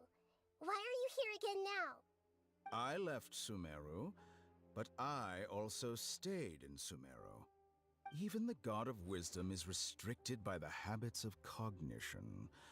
How disappointing. You mean there are many different versions of you in this world? An astute guess. Even the same individual will have different cognitions at different ages. A long time ago, I made a major decision in hopes of preserving all my perspectives of how I observed the world. Observation is the first step of any experiment, but observing the current world doesn't satisfy me. It lacks an important dimension, that of time. So I saved segments of all my ages and made them into independent individuals. That's all there is to it. Indulge me. How does the God of Wisdom find my method of seeking knowledge? It's an insult to the very concept of life. Life inherently has many rules and restrictions, each with its own significance and reason to exist. They can't be broken on a whim. Good. Amazing, even. Indeed, it's difficult for humans to make peace with themselves, not to mention oneself from a different period. Since you're in the academia, why wait until now to show up? You could very well have stopped us and helped that fake god. Simple. Let me ask you this. Would any staff member ever help the subject in the middle of an experiment? It was my experiment. So why should I interfere with the results? The academia saw the plan to create a god as their ultimate goal, yet you only saw it as an ordinary experiment. You really are crazy. If the experiment succeeded, you would have had a new god on your hands. How would you have faced your own god then? Would you still take the same stance? Would you still hold the same view of yourself? I'm first and foremost a scholar. These results should be left to the judgment of the hypothetical me confronted with that outcome. But you're right. And that's exactly why I'm disappointed with the conclusion of this experiment. As an individual, you don't have any sense of belonging. You seem to have even fewer convictions than a typical scholar. Oh no, I certainly have my own convictions. They just don't fit your standards, that's all. All right, that's enough conversation for today. The experiment is over, and it's time to tidy up the equipment and reclaim any useful materials. For example, the Gnosis. Lesser Lord Kusanali, You're an intelligent Archon. I'm sure you understand the disparity in our combat abilities at this time. Besides, you have no way to use that electro-gnosis in battle. Didn't you say you were here to negotiate with me? Somehow, it's starting to seem like you intend to take it by force now. I'm merely stating a fact. After all, I'm also a scholar. Naturally, I hope to show proper respect and dignity to the God of Wisdom. Your hypocrisy is built on absolute confidence. I understand your scheme, but... what if I were to destroy the Gnosis now and awaken the heavenly principles? Awaken the heavenly principles? Do you think that's really possible? The heavenly principles have been silent for many years, but the Gnosis are symbols of their control over Teyvat and all the laws. Will the destruction of a Gnosis attract the attention of the heavenly principles? And if so, how do the Fatui plan to deal with the consequences? Do you dare to gamble such a possibility with me? Gamble? How surprising. I thought you would show evidence or use rigorous reasoning to prove your point. The word gamble is the last thing I expected to hear from the God of Wisdom. But this is a clever move. You must have seen through me when I first captured your consciousness. As a scholar, I respect all possibilities. This has always been my principle and is an essential trait as an experimenter. Indeed, I can't ignore this possibility. So tell me then, what are your conditions? This foreign Gnosis will only lead to disaster if it stays in Sumeru. But this Electro-Gnosis is the prize I obtained after defeating one of your fellow Harbingers. Now, as the one who initiated this cascade of events, shouldn't you pay the corresponding price? Price? Interesting. What price would you have me pay? How about erasing all your other segments? So this is how you wish to restrict me, the most threatening opponent of the Nation of Wisdom. What you request of me is like plucking out the eyes I have placed in the dimension of time. Segments are extraordinarily difficult to make. They require extremely rare resources and enormous amounts of time and effort, requiring me to destroy them all here and now. Bravo. A suitably wise decision on your part. Yes, how very interesting. Can I assume that you have long been wary of me? Among all the versions of me, this segment you see now is the most selfish. If it weren't me, your idea wouldn't have worked. What did you see when you were imprisoned? You were observing me, and that's how you know I've long grown tired of their doubts and endless arguments. Like you said, it's difficult to make peace with yourself. Being as smart as you are, have you managed to do that? I see. If you think all those versions of me are worth a gnosis, then deal. You sure didn't hesitate much. Is the relationship between all the versions of you really that bad? I don't think there's any need to dwell on that. The surplus versions of me can be exchanged for a gnosis. Do you think anyone can offer themselves at a higher price? Besides, with my abilities, it's only a matter of time until I find better perspectives. Perhaps it's best to say, you're just temporarily ahead. But what I'd like to know is, how can you be sure that I've really erased them? I can see your remaining honesty.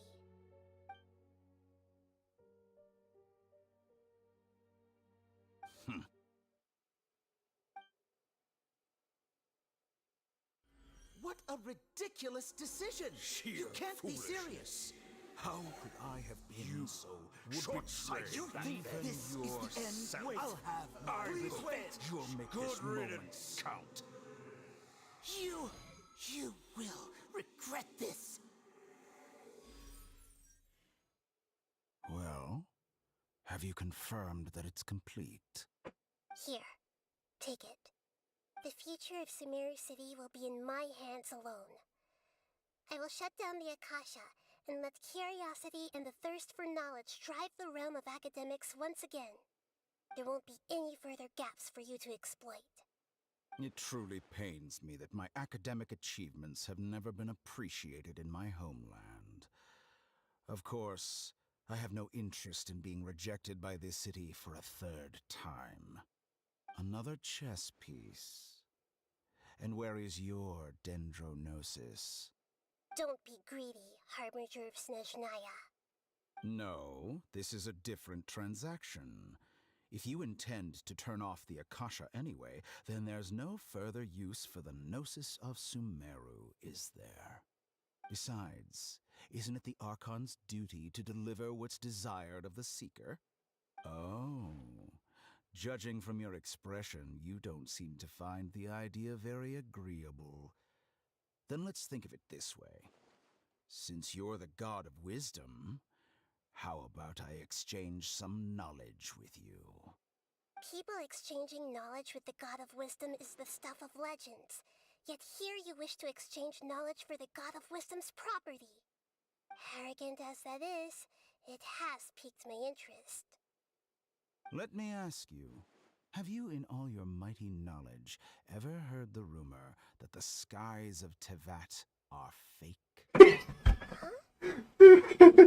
That's the secret hidden by Ermin's soul concerning the truth of this world.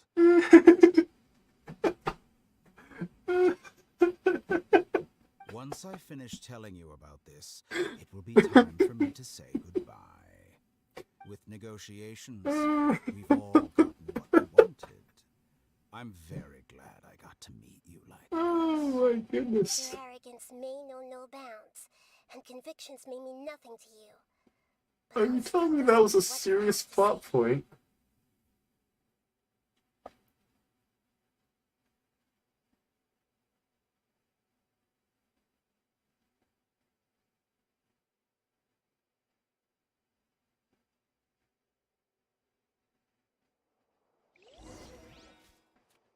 Several days later.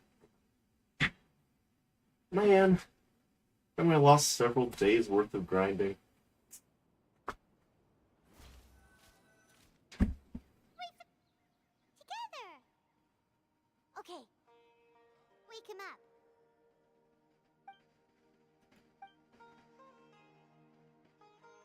Are you awake? Kali says it's time for breakfast. Come on, get up!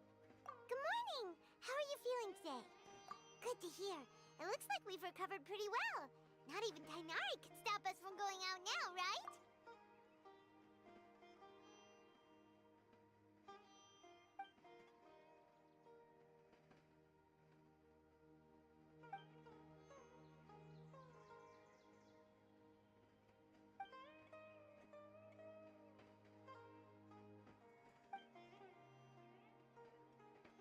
Come on, Traveler, let's go!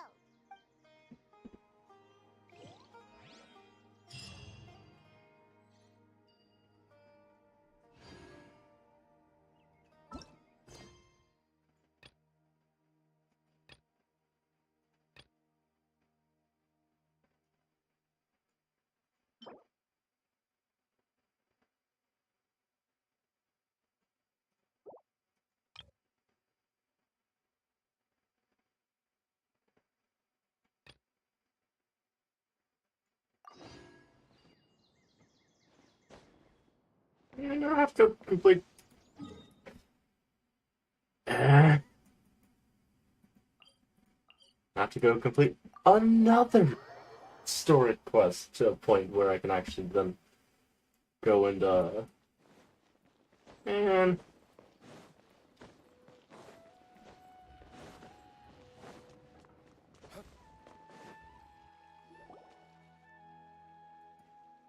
wait, you two! Just a moment, please.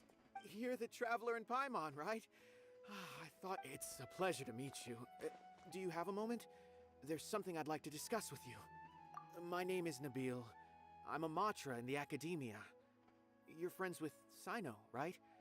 I've heard him mention you before. Currently, Sino is out investigating a case involving smuggled canned knowledge. It's been days since we've last heard from him. Oh no. Do you think he's in trouble? Well, to be completely honest, it's pretty hard to imagine anything that could pose a threat to Sino. But since we haven't heard from him, we're starting to suspect that the case might be more... Word has it that you two are brave, smart... Alright, since you asked. Large amounts of canned knowledge from unknown... According to some research, using large amounts of canned knowledge could lead to some serious consequences. Rumors also have it that some particularly dangerous canned knowledge. Last we heard from Sino, he was... Sounds like we better go look.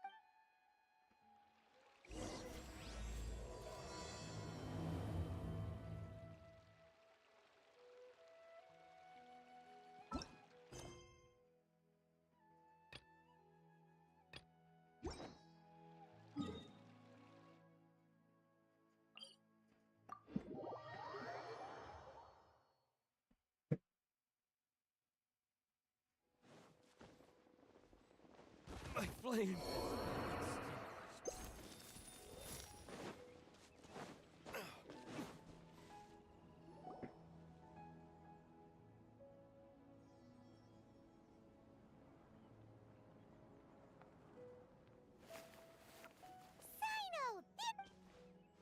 Ah, it's you two. But I'm very busy at the moment. We'll have to That's right. Nabil asked us to come. So Nabil told you about this? Divulging my location. I see. Long story short, I was able to learn of the secret Whoa. Sounds pretty. Alright, sign us.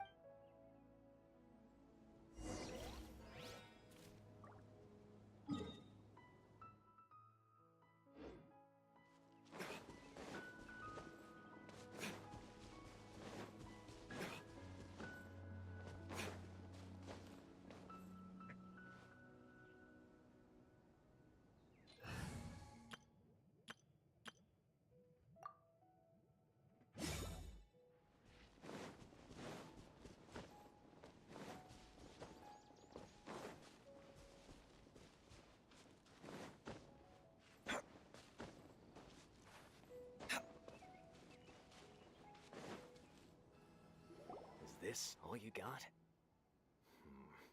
Seems even less than last time. What difference does it make? If you see something you like, buy it. If not, then keep walking.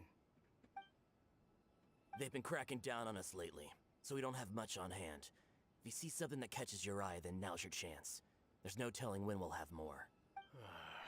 What does the Academia think they're doing?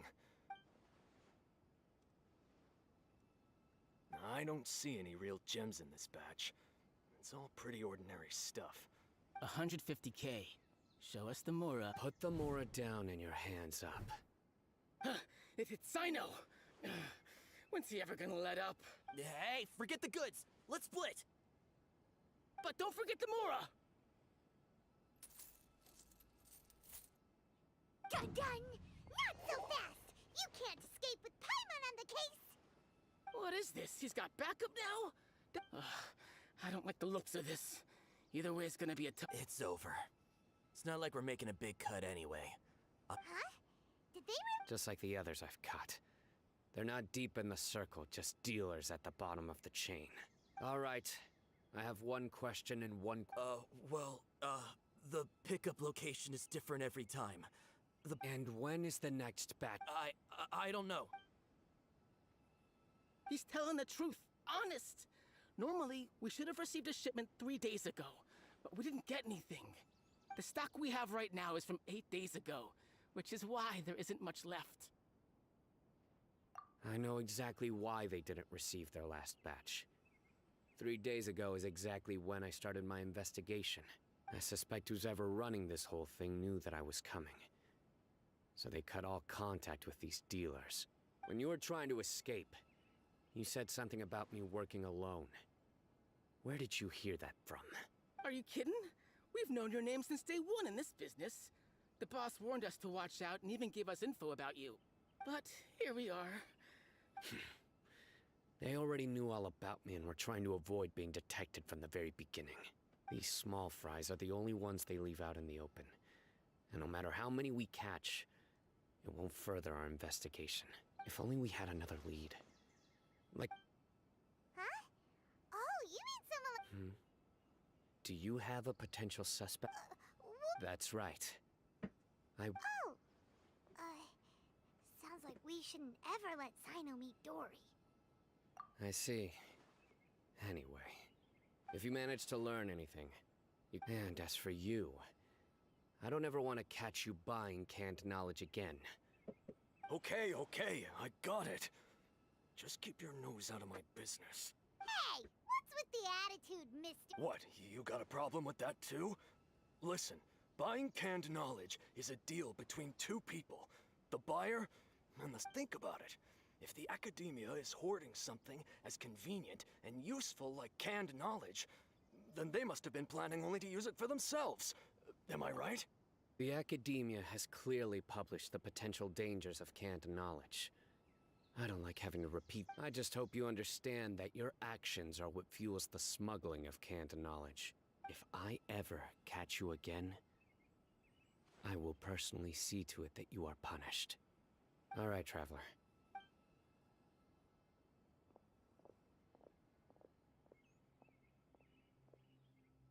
Ha! You think you can scare me? Traveler, why don't we go talk to Dory? If Paimon remembers correctly...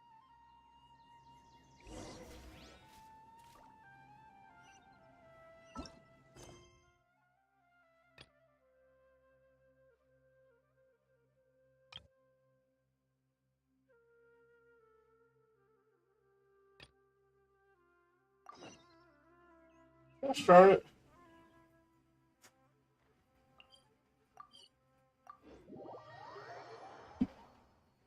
Go do another quest.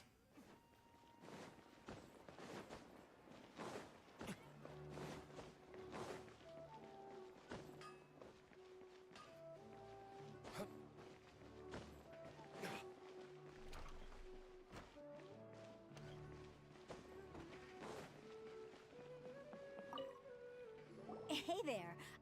Are you two? You got it! My name is Rake. The little ones causing a ruckus they always get really excited every time we... Yes, they are. There's good work. I'm quite content with... Do you mean your life wasn't nearly as good before? It's all right. It's all... My husband and I were both... Material struggles can all... But I still consider... Sorry for bringing up... Oh, it's all right. Once the event starts, you'll be...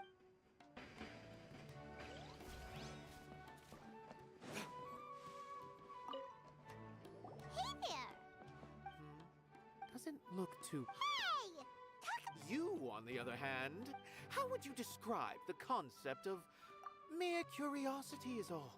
It makes no difference whether you answer or not. So that's unremarkable. Better than an average person's thoughts, but nothing. Is art a product that we create and I, for one? I've been staying here. I prefer to abstain from writing. The existence of the theater, of Nilu, and of humanity itself. All of these can be considered as forms of art. How does that have any... Let me ask you this. What do you think is the meaning of art? I suppose that to chance upon us art is...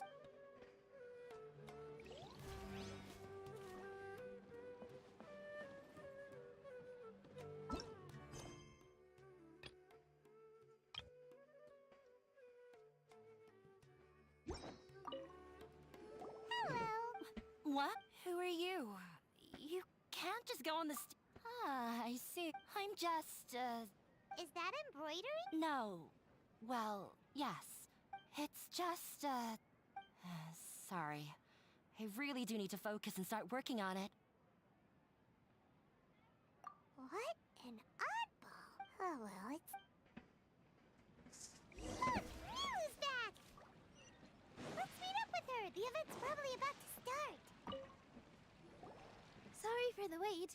I'll call everyone over. Let us give you a...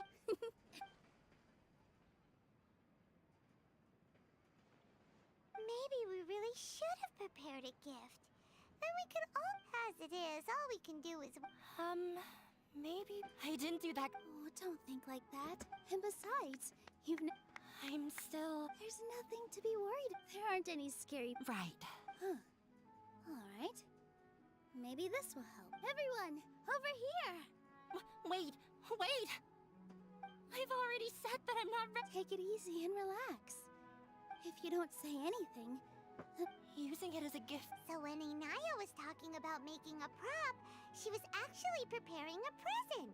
Yeah, but it looks like Nilu... Actually, Inaya had prepared a special present for everyone before this... Woohoo! We're gonna get our first present for Pipe down! The louder you all are, the more... You've worked on it for so long, so... You've got this! Is Mr. Zubair here? Sheikh Zubair, this is an urgent notice from the Academia. This... What a condescending guy. Since Zubair Theater has long violated the as its manager, you must halt all operations and dismiss... Why? Little girl, this is not the first... I didn't hear anything about demolition the last time I asked. And now we have more shows planned, but it's impossible to do anything in just 30 days. How am I supposed to explain this to my customers and staff? That issue is of no concern. You seem to understand the situation quite clearly. Perhaps... Demolition? The Academia has never liked us. And they've never respected our... This isn't the first time they've come by. They had asked us, but our audience isn't the Academia. If our shows are too difficult to understand, or too removed from everyday, changing our content would not only mean turning our backs on our vision, it would also directly lead to the loss of our livelihoods. Yeah, the way, but I also don't know how... I do not wish to explain everything again from the... But none of us plan to accept this. Ask whoever you will. The answer will remain the same. Enough! Does your audacity know no limits, Father? Huh? Father? What Academia? This is all because you don't like Zubair Theater. You're just using the Academia's name to threaten us. Let me tell you, even if you manage to tear down this place, nothing is going to change. You've always been awful. But even I never thought my father would sink this low. This is strictly business. Or what you think. I hope you all have not been irrevocably blinded by folly. I will not wrap everything up and make preparations to shut down at once. Why is he always like that? This is quite the misfortune, but there's... That's it for today, everyone! I'll go talk to them again tomorrow.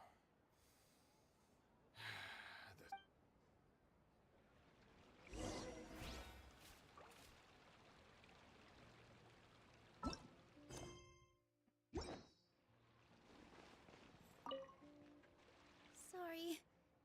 I invited... There's no need to apologize, Nilu. Is what that guy said true? Yeah, I guess you could say that. Knowledge is king in Sumeru, and their pursuit of it leaves no room for the arts. But if that's all it is, there's also no reason to go so far as to demolish the theater. After Inaya ran away from home, I brought... She rarely talks about her family. All I know is that I never expected... If you did nothing wrong, then there's...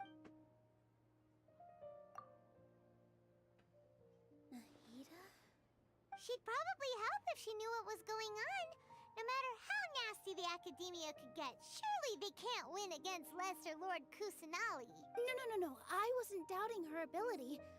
I just... Plus, if the Dendro Archon were to intervene, then it wouldn't feel like our victory was earned. That's true. Who cares? Let's just take him in a fight. I'll try to think of something. What to do? Can you pretend to shut down, but seek... Or we could go through a list of customers and try to see if anyone in there might be willing to help. A debate? Huh.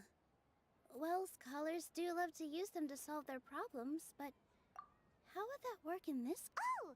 If we can prove to Inaya's father that the Academia's position doesn't hold water, then they won't have a reason to demolish the theater! I see. It's a good idea, but which one of us could hope to win against a researcher? Huh? Me? No. I'm the literal worst at arguments. I can't debate.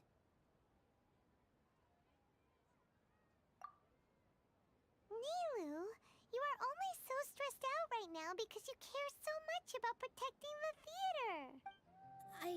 This theater holds a special meaning, but I just don't know. Can I really take on such a... Paimon will help too. Thanks, you two. All right. I've decided, even though I may fail... That's our Nilu. We're... Okay. Let's... Waiting for this to, Can I find one? Yeah.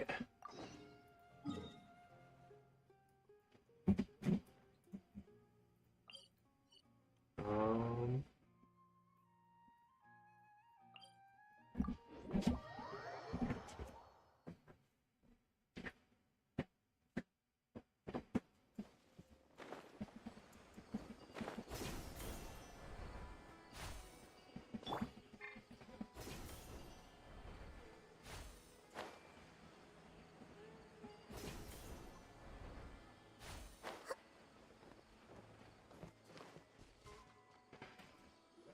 Good morning.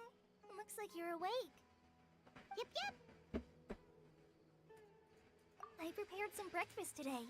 Please have a taste.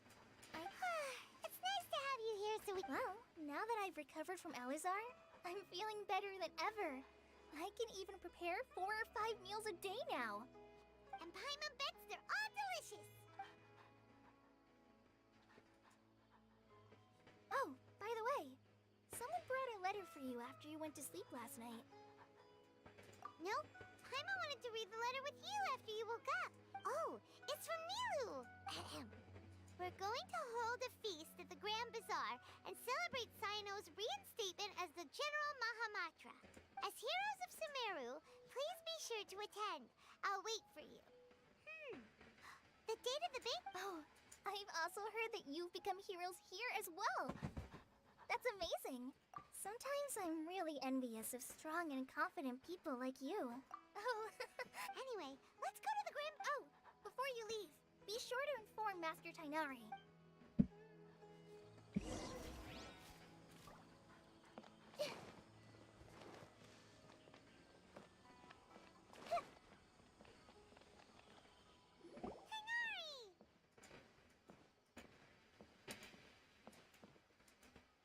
Good morning. How do you feel today?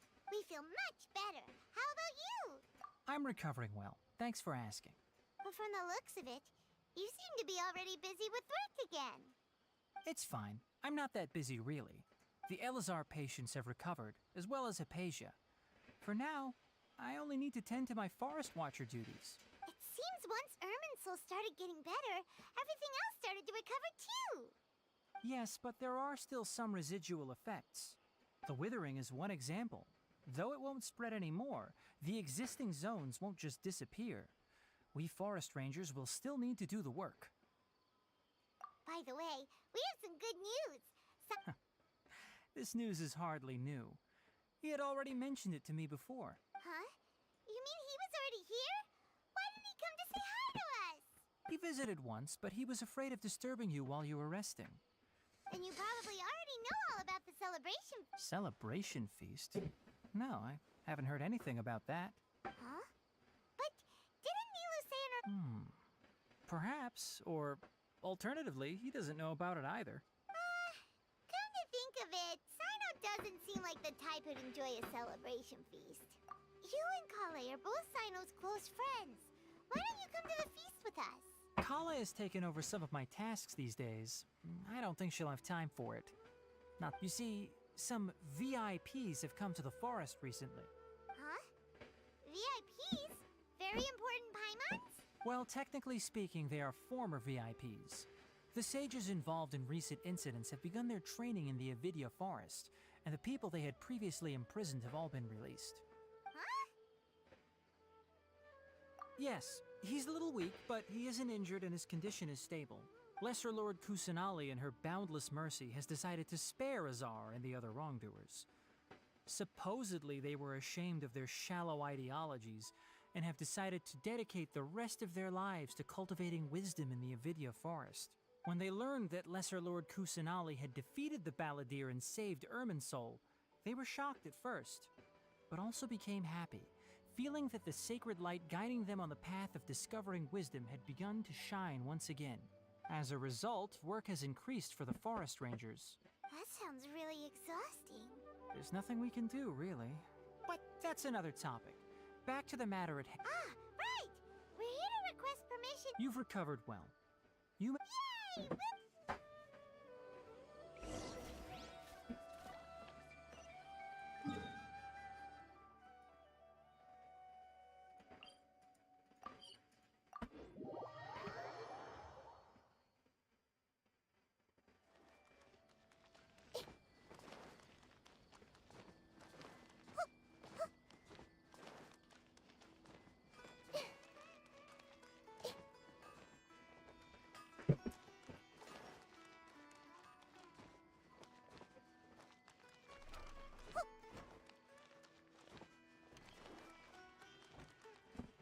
Well, there won't be any problems if the feast starts at that time.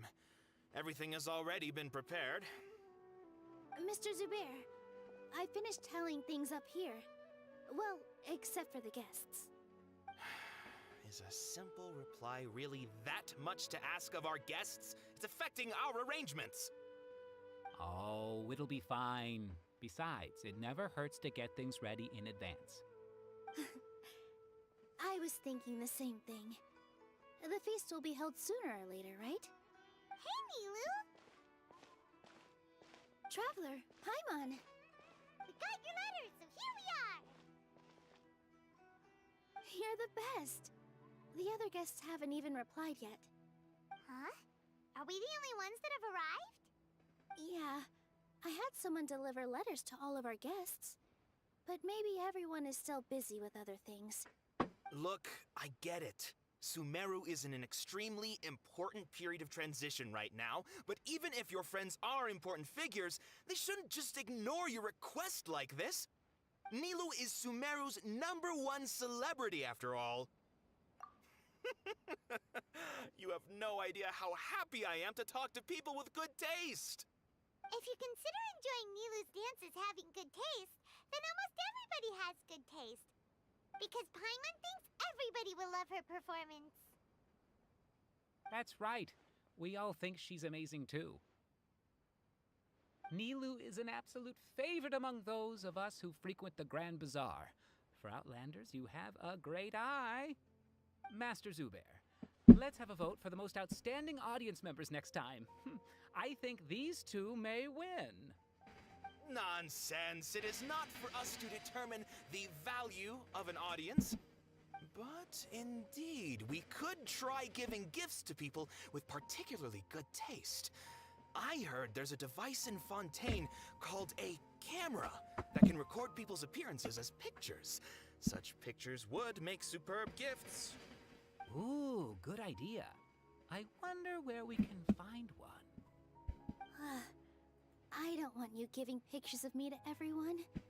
I'm satisfied just being able to perform here. There's always a lot going on at the Grand Bazaar. Yeah, and that's why I love it here. Traveler and Paimon, could you help confirm if the letters were actual? If for some reason they didn't receive the letters, then please tell everyone that there will be a feast here. Yeah, we can also check out how everything in Sumeru is going now. When I wrote the letters, I heard that Dia was in Port Ormos, and Alhaitham was at the Academia. As for Sino, we've only heard that he appears at the Academia from time to time. I'm not too sure about Rahman's whereabouts.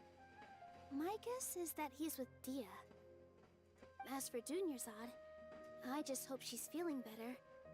I sent her a letter, but I was afraid of disturbing. Okay, got it. go, Traveler.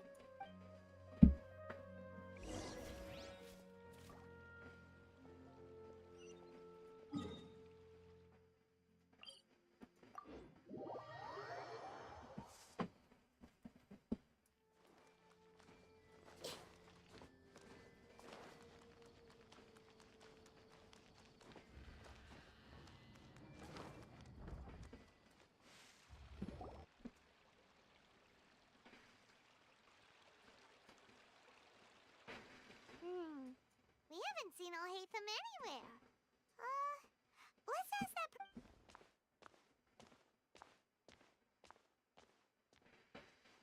Hey there, have you seen Alhaitham around? Yes, it seems Scribe Alhaitham has gone to the House of Dana. But you're already the second group of people I've seen looking for him today. He must... Oh? Who else was looking for him? Mr. Cave was just here asking about him. You wouldn't believe. Don't tell me everyone's here looking for gossip about the sages. No way. We're strictly here. Ah, I see. Sorry, I thought maybe everyone's as interested in rumors about the sages as I am.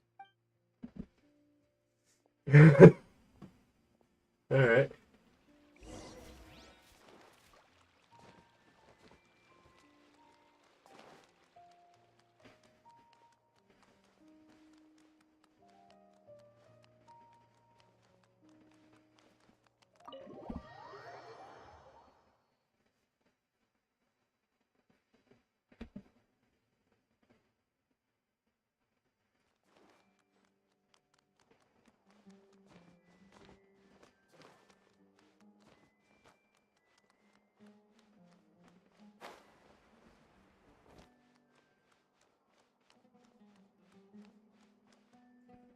Alhaitham should be around here somewhere, right? Oh, he's over there! But it looks like he might... Just put down that worthless book and tell me what happened in the academia. This is not just some worthless book. Do you have any idea how difficult it is to find a physical book like this in Sumeru? It doesn't matter. It's probably just another thing that you used your authority to get your hands on anyway. Just put it aside. Listen, I came back today only to hear that the sages have disappeared. Oh, you sound surprised. I thought you would already know the inside story. Would I be here asking you if I knew? You're the scribe, not me. So just tell me what you know already. Well, I almost became a sage. Huh? Oh, don't sound too surprised now. You're the renowned Kaveh, light of the Ksharawar. Besides, as a master builder and craftsman, chances are you'll be appointed as a sage too. Why do I feel like you don't really mean it? Huh. What makes you say that? Why would you question my heartfelt sincerity? Maybe it's because you've never said anything good about me before. Yeah, well, I share a similar sentiment, and anyone who knows you as well as I do would surely do the same. Ah, you... See? This is why I hate discussing anything with you. Your ridiculous and arrogant attitude always gets in the way. It seems that you really can't stand my personality. Ha! What was your first clue? Well, then you might as well move out of my house. Are you threatening me? Stooping to a new low, I see. Ugh, and don't change the subject. You, a sage? What a joke. The academia might as well just close tomorrow. Are they having a fight? Forget what's going on with the academia. Haven't you been busy with your construction project? Tell me, when are you going to build yourself a mansion? Don't get me started. I get angry just thinking about it. So, what great building did our master architect work on this time? Like I need to tell you. Keep your nose out of my business. No, I think we deserve to know. Where were you when Sumeru needed you most? I was in the desert for a large project, but considering Harabatat's utter ignorance of architectural and aesthetic matters, you probably wouldn't understand. Which is truly unfortunate. I can only pity the man who doesn't understand the first thing about beauty and romance. Unlike a true... hold on, wait a second. What do you mean by when Sumeru needed me most? Well, while you were out fiddling around in the desert, many people came together to save Sumeru from a crisis. Ha! And you think I'd believe that? Look, all you really need to know is that Azar and all his accomplices have all been overthrown. Huh? What nonsense are you talking about? It's no skin off my nose if you don't believe me. It's not like my Darshan was the one trying to apply for funding from the Grand Sage. Yours, though, on the other hand... You know what? I'll ask around. I'm sure someone knows what's going on here. You're dead if I find out you're lying to me.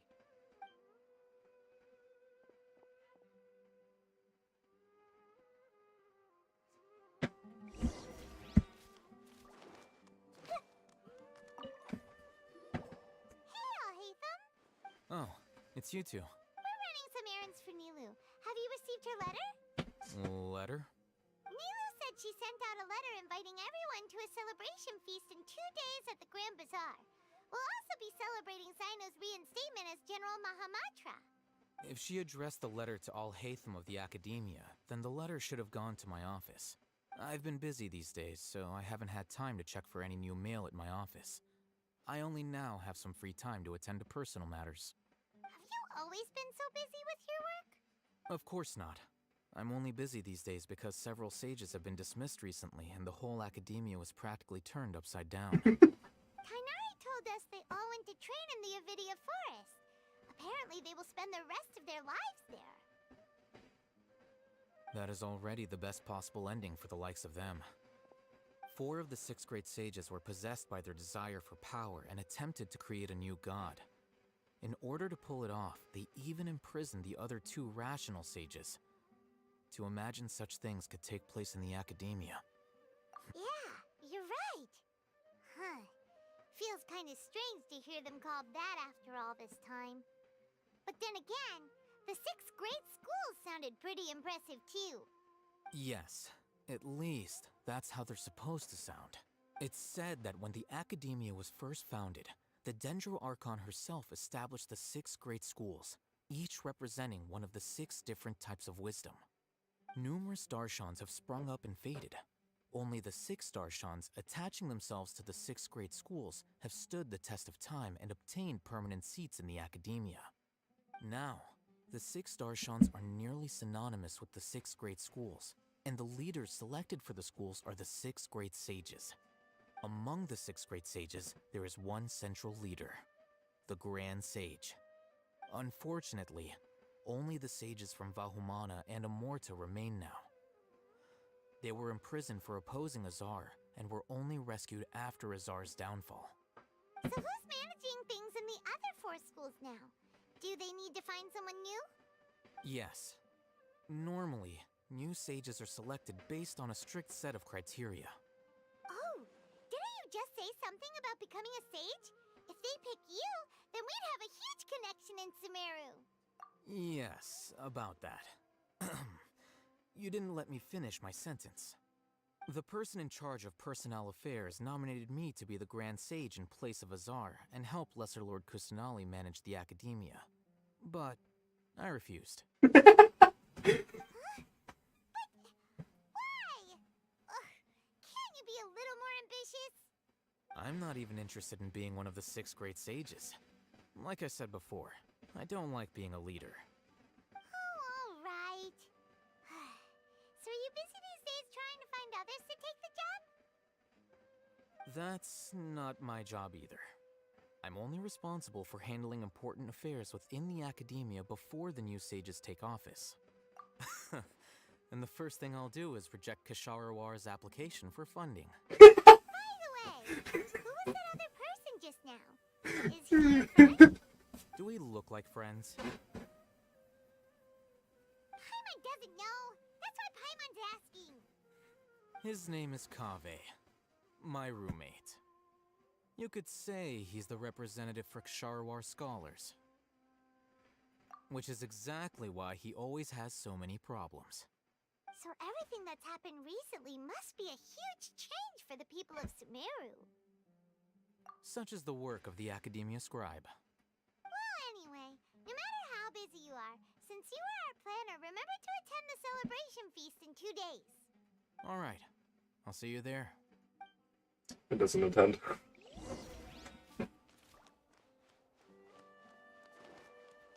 It's taking us this good report for this, but I want to see if I can find that. Oh, hold up, this now works. Neat.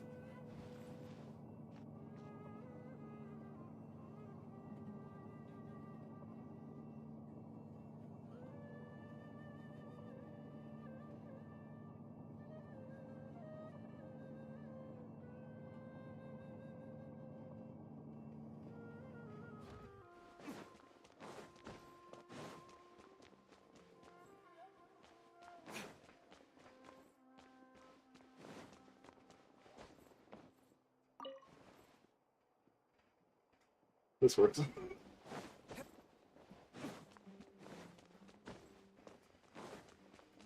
Alright. Yeah, no one's up here.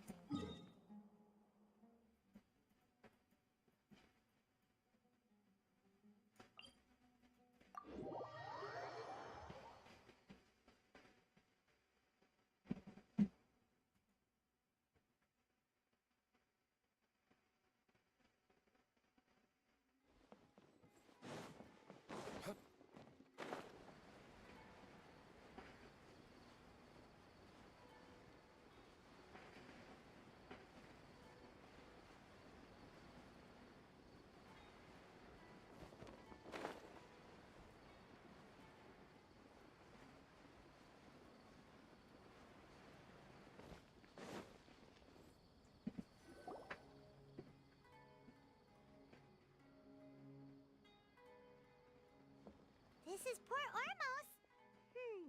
Now where could Is that Paimon I hear? Huh? Oh, it's been a while. How are you doing? Dunyarzad! It's been so long since we've seen you! I'm doing well. I can go as far as saying I have never been happier in my entire life. Hey. I don't know if you've heard, but Elazar has completely disappeared, and all the patients have recovered. You kidding? Knowing them and the connections they've got, I'm sure they've heard about it. Yeah! That's right. My lady is feeling better now, so I'm accompanying her for a walk. Why do you still call me that, Dia? You've already informed my father of your resignation. I guess I'm just used to calling you my lady. Old habits die hard. Resignation? You mean you're quitting? Yeah, I might start losing my edge if I keep being a bodyguard for the Homayanis. You know that my parents and I are fond of you, and that we appreciate you very much. It wouldn't be a problem if you wish to continue to be our bodyguard. I'm not a woman that's easily persuaded. You should know that by now, my lady. When I took this job, I had already decided that I'd quit as soon as you'd recovered. It's time for me to get back out there and chase that horizon. So what are you gonna do now if you're not gonna be a bodyguard anymore? I want to take a risky job and put my body to the test again. Huh? But we literally just finished one of the most dangerous jobs ever! Are you getting bored already? I know. If I hadn't joined in that plan with you, I wouldn't have come up with this idea. I guess I still get fired up by that feeling of going all out in a fight. It made me realize that I'm still a mercenary through and through. Life is short, and I'm happy that I got to be a part of that operation. But the whole thing also made me realize that there are still many problems in Sumeru. And as a desert dweller, I'm still not completely ready to settle down on this side of the wall. Well, I remember a friend had someone bring you a message. You mean I'll hate them? I didn't expect him to still remember that. I thought he was joking. We just came from talking with Alhaitham at the Academia. Did he tell you that he suggested that I come work at the Academia? What? I heard that Azar and his cronies fell from power, and Alhaitham told me that now was a good time to find a job in the Academia, but only if I wanted to. Whoa. Paimon can't see you being anything other than a mercenary. Me neither. Ugh, forget about it. I wouldn't last 10 seconds in there. I'll hate them probably just like the way I worked and knew I'm good in a fight. So he suggested I find some work in the academia. But you know, if you take him up on the offer, Sino might actually agree and let you become a Matra. Because you're super amazing. The Matra have all the talent they need as long as they have Sino. I prefer to be free to live however I choose. In fact, I chose this job from the very start because I knew it'd be right up my alley. Even if being a mercenary means facing all kinds of danger. A lion has to return to the wild sooner or later. If anything, being your bodyguard has been unfamiliar territory for me. I don't want to see you go, but I'll respect your decision. I'm glad to hear you say that. Come on, no need for the sad face. It's not like we'll never meet again. Once the whole Dendro Archon thing is settled, everything in Sumeru will take a turn for the better. That makes me happy too. But a peaceful society will probably mean less demand for mercenaries like me. Before long, we'll be a dying breed. So I'd better get to work while I still can. Huh? But wait a second. You make it sound like you're leaving now. Well, no, not yet at least. I promised my lady I'd stick around until next week. So, have you been in Port Ormos this entire time? We were wondering if you had received a letter from Nilu. Oh, did Nilu write to us? She heard that you were seen in Port Ormos, so she sent the letter here. Huh. It was probably sent to the inn that we're staying at. My lady has been very energetic lately, and keeps taking me on hikes. Right, and we tend to leave quite early in the morning, so the old man on duty is also usually dozing off. So what it really sounds like is that the person on duty is always asleep. I bet the letter's at the reception desk. I'll go check later. No wonder there wasn't a reply. You never received the letter. Good thing Nilu asked us to come and check on that.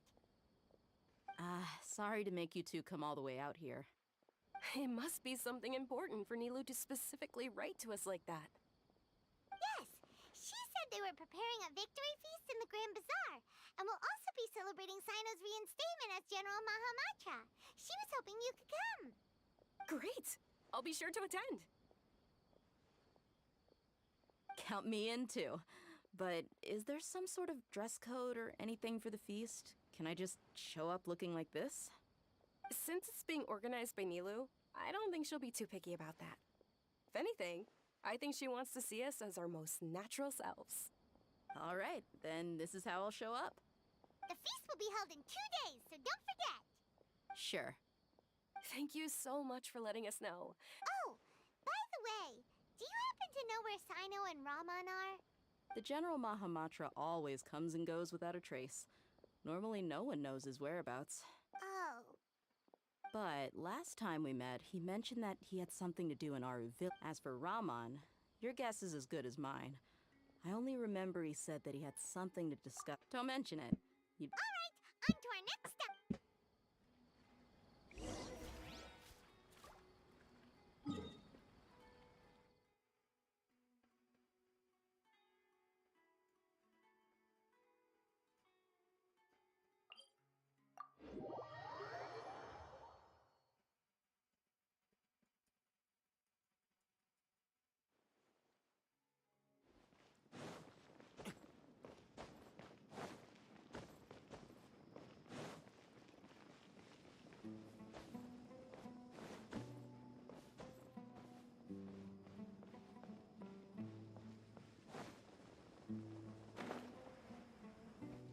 It's been a while since we last visited Aru. Ah, there's Sino!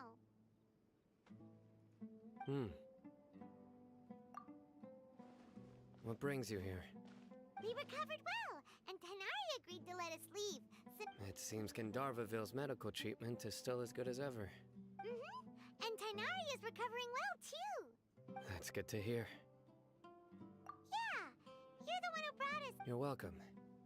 Tainari has excellent medical skills. But why are you just standing here like a dead tree? I'm meeting some people. Oh, you mean Candace? I've already talked with Candace and the village chief. They're still at the but you know one of the people. Oh, By King Deshret's blessing, my friend suddenly appears in the desert. Don't tell me you've run into trouble and need us to help now. Ramon! And... Huh? Oh, you know me? Oh, well... Don't worry, these are our friends. No need to be so guarded. I see. I'm doing well. Many good things have happened recently. Same here. Really, I feel that my whole life has started to shine after suddenly finding a new direction. Oh, tell us everything. Yeah, you go ahead. Alright, well, I suppose I should start by saying I've decided to leave the academia. What? It's not that I've given up on being a scholar. Instead, you could say I've found a new identity. I will no longer pursue research like a typical scholar, but I have not completely given up on my relationship to knowledge either. I can see what you're saying now. What do you mean? I plan to leave the academia and return to teach here in the desert. Wow, so you want to become a teacher? Sataria will return to support education here and teach people from the desert. She can't teach everyone on her own, but there are many of us Eremites all over Sumeru. She came to discuss a collaboration with me and hoped that I could bring her ideas to the Eremites. Yes, it's my hope that the Eremites can help me select a group of smart people with the best aptitude for teaching. I'll teach them, and after they've finished learning from me, they can go educate more people. That is the true meaning of education and the spreading of knowledge. The people of King Deshret suffer from sandstorms, exile, and ignorance. Miss Ataria is more than welcome to come teach here. Her arrival is like a star shining in the desert night. The stars have always guided caravans, thieves, soldiers, and travelers who get lost in the night. They lead those in the dark out of trouble and back to safety. Oh, please. Where's all of this coming from? I'm starting to feel a little embarrassed. You deserve these compliments. Mercenaries are accustomed to danger and don't fear death, which is why we recognize extraordinary actions that common people would easily overlook. Sataria's idea will bring much good to many people. At first, I feared it was destined to fail. Everyone knows that the academia doesn't allow scholars to teach in the desert without permission. As you know, all knowledge is under their surveillance and control, and very few desert dwellers are as lucky as me. But what I heard at that time has been haunting my heart, as if there were lightning bolts constantly bombarding my soul. Sataria, you tread a treacherous path, and the longer you ignore it, the tighter the academia's grasp on you will become. Sataria, why haven't you gone home? Never forget that the desert that belongs to you lies elsewhere. Miss. These words sparked something in me, and I knew that I had to bring something back to my people after going home. I gathered up the courage to approach the Grand Sage, only to find that he was no longer at the Academia. Lord Sino told me that Azar didn't belong there anymore. Azar has received much-needed punishment. Though, if you ask me, it may have been too light. Lord Sino helped me obtain permission to leave the Academia for the desert, and accompanied me here to discuss collaboration with members of the Eremites. My plan was able to go smoothly thanks to him and Rahman. You're all doing so much for the desert. Aside from that, I also have some other business to discuss with Sino. Lesser Lord Kusanali has allocated many resources to support and develop the desert. I've done some business for her, and part of it required the assistance of the Eremites. I applied for a few batches of educational materials from the Academia, and sent them to several groups in the desert, as instructed by Lesser Lord Kusanali. I believe the people will make good use of them. That's exactly what the people here need. Physical books and other related items. If it weren't for Sino and Lesser Lord Kusanali, I'm afraid we'd never be able to get our hands on them. Apart from this, the Academia is also recruiting scholars that are willing to teach in the desert. I'll let you and Sataria know as soon as I have any more news. We must be persistent about this, and maintain these resources to ensure long-term effectiveness. This is the first time in hundreds of years we've had a glimmer of hope. I think this may be the turning point for the desert. Remember these words. Here lies our faithful priest, Kasala. His wisdom is a miracle among the people, deserving of high praise and admiration. I hope people with wisdom like that priest will rise again among the desert dwellers. Then we'll once again see the wisdom and glory that once shook the world. Enough about us. Are you here to discuss some business too? No, not at all. We're actually here on behalf. Neva wanted to write to everyone, but she wasn't sure where the letters should be sent, so she asked us to come find everyone personally. A celebration feast will be held in 2 days at the Grand Bazaar. At the feast, we'll also be celebrating Sino's although, judging from your appearance, it seems you've already been reinstated. Paimon thought you would only start working for the Academia after the feast.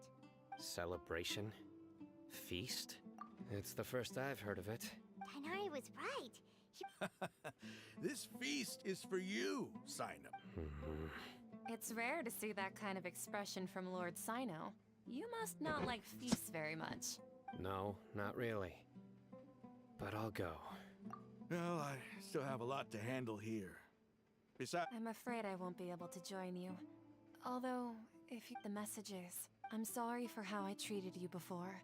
But now I understand the beauty of your dance. You and the art you symbolize are not only beautiful. Please keep dancing. And someday, I'll be able to... Okay, we've got all that down. Our job here is complete as well. Got it.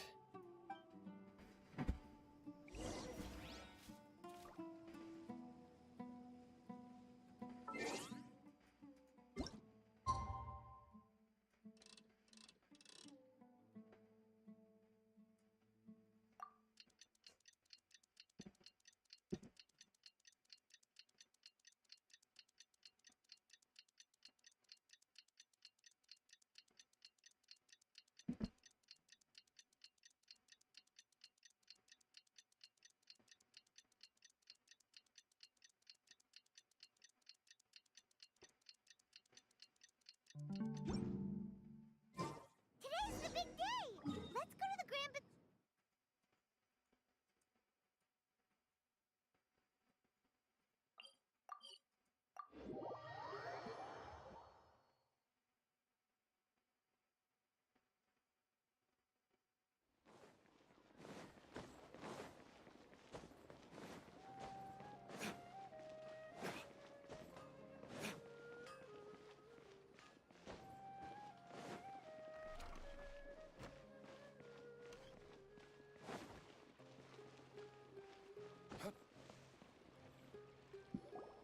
Everybody's already here. Looks like we're the last ones to arrive. I'm here. Ah, there you are. Well, look who finally decided to show up. You look like you came here immediately after finishing up some work. I'm very happy to see you here. But we're not late, are we? It's just that everyone else arrived ahead of time. I propose that the last one who arrived be put in charge of today's speeches. Nah, there won't be any speeches today. Oh, really? Well, even better. Come join us over here. Let's share some great food and drinks, and chat about all sorts of fun things. Everything looks quite good. Wow, Paimon can't wait! Traveler, just look at all the delicious food here.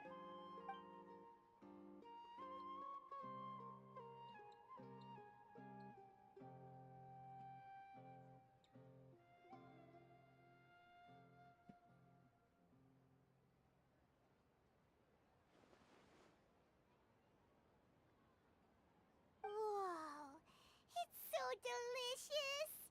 The food was specially prepared for you by everyone in the Grand Bazaar. And we have gifts that were sent by the residents of Sumeru City when they heard we were holding a feast. Everyone that came said that you saved Sumeru, and wanted me to thank you all on their behalf. Ah, feels kinda nice to be seen as a hero. I could get used to this. Being a bodyguard is also a hero's job. You've always been amazing, Dia. My lady sure has a way with words. Thanks. I'm glad to hear it. And I'm happy to meet everyone that participated in the great plan. Don't mention it. Come to think of it, we've really done something impressive together. It's unbelievable. We owe it to our abilities. And luck. Really? Why do I remember everybody thinking that luck was against us and feeling like we hardly had a chance of succeeding? That's how I remember it too. It's luck that brought us together, and it was luck that let us form a team. Then, it took even more luck for us to formulate a plan and implement it successfully. Moreover, judging from the results, everything worked out well. Yeah. Everyone gave it their all when it mattered most. It was almost like a performance. We took the stage and put on our best show. Everyone played their part, and thanks to everyone's efforts, the performance was a great success. So, would you say we're good actors too? It's such a blessing that Lesser Lord Kusanali was able to return to power at the Academia. Yes, even after being abandoned and neglected so many times, she's finally returned. Uh-huh. Lesser Lord Kusanali once used all her power in a great disaster, which resulted in her losing all her wisdom and memories of the past. The Academia basically abandoned her because of it. This should be something everybody should remember. Huh? You look surprised. No, everything you said is correct. That's good. Something wrong? Yeah, what's with that face? You knew all of this all. Even if those two giants of the Academia are here, I still have to say it. Those sages really have some nerve. 500 years ago, Lesser Lord Kusanali used all her power for the people of Sumeru, and what did they do in return?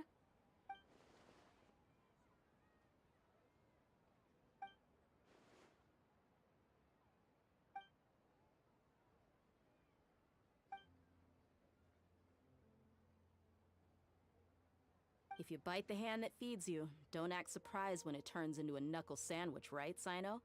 Perhaps I shouldn't say this, but their treatment of Lesser Lord Kusanali calls for a more severe punishment. You could simply tell Lesser Lord Kusanali that you wish to have Azar and his accomplices severely punished. I respect our deity's decision, and won't interfere in any way. While we're on this topic, why didn't you accept the Academia's invitation to become the Grand Sage? Are you trying to say that I'm fit to be a sage? Not at all. But every person handling the selection process has said that you are the most suitable candidate to lead the Academia right now. Why? Because he dethroned Azar from power? Could you try to put it another way? This is a good thing, yet you're making it sound like I overthrew Azar for my own personal gain. But seriously though, I always wondered if you had some personal motives behind it. I did have my own motive, but it had nothing to do with being a sage. If the rules of our nation were suddenly cast by the wayside, then it wouldn't be long until chaos ensued. I had no intention of letting their dreams disrupt my life. By that, you mean your life working as the Academia's scribe. Precisely. Wait, is that all? So, that's the only reason why you joined us and came up with all those plans? It's reason enough. You've certainly got quite the personality. You flatter me. All right then. How about you? You've already resumed work as the General Mahamatra, right? That's right. Will you be happy with that life? It's not about being happy. There are merely a lot of things that I must do. Even so, keep your spirits up and try to be happy, okay? And try to smile more every day, just like I'm doing now. Thank you. I'll keep that in mind.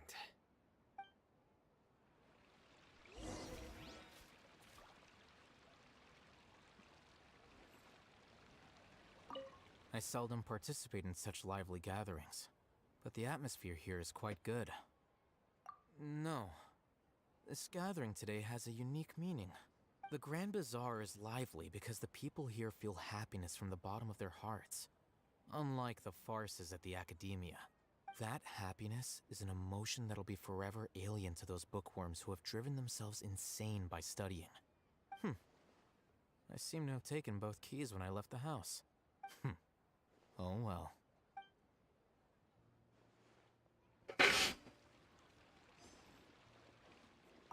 Well, how is it?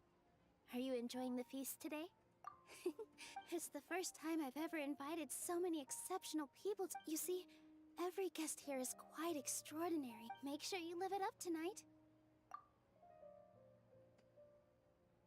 I'm honored to have her think of me this way.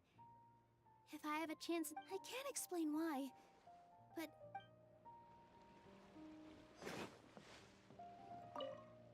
The atmosphere here is good. And everything is delicious. Yeah, I don't often come to such places. But it feels quite good. I have a lot to handle these days. Otherwise, I could show you around. There's always next time. We're friends after all.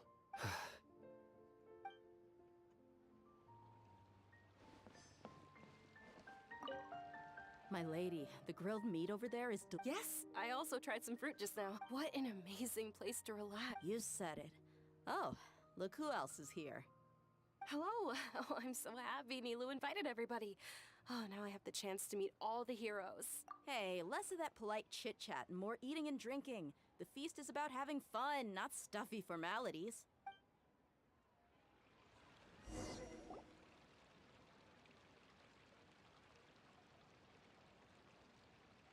Hey, what's wrong? Your head is starting to droop.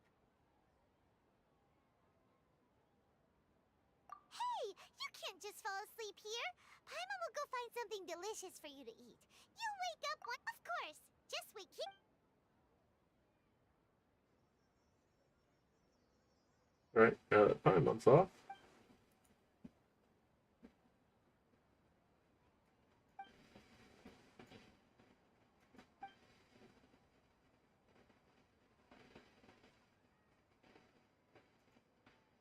Yep.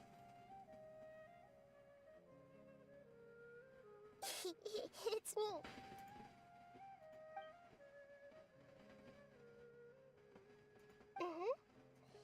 You may blame me for being a bit too self-indulgent.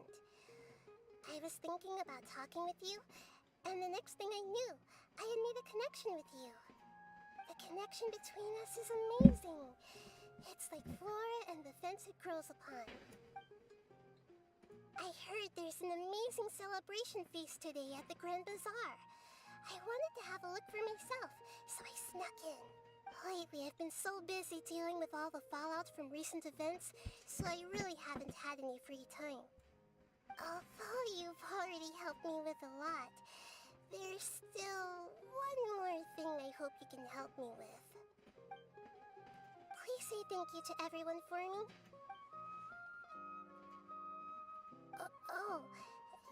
Is it not...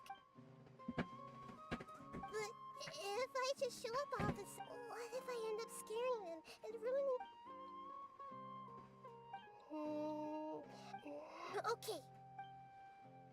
Yes, I have.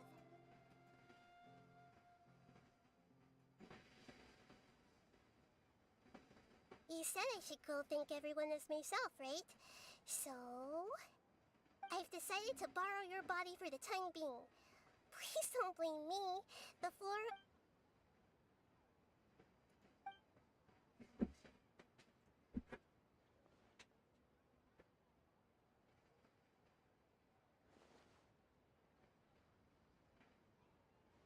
Everyone! Are you awake now? Paimon was just about to bring you the food. It's me. Huh? Hold up, what's going on? I didn't expect to have a conversation with the consciousness of Lesser Lord Kusanali in the Grand Bazaar. Interesting. Is this also a part of the feast? No, of course not. Are you... Lesser Lord Kusanali? Hello, Nilu. You know who I am? Yes, I already know every one of you. Nilu, Alhaitham, Sino, Dia, Paimon, and Dunyarzad.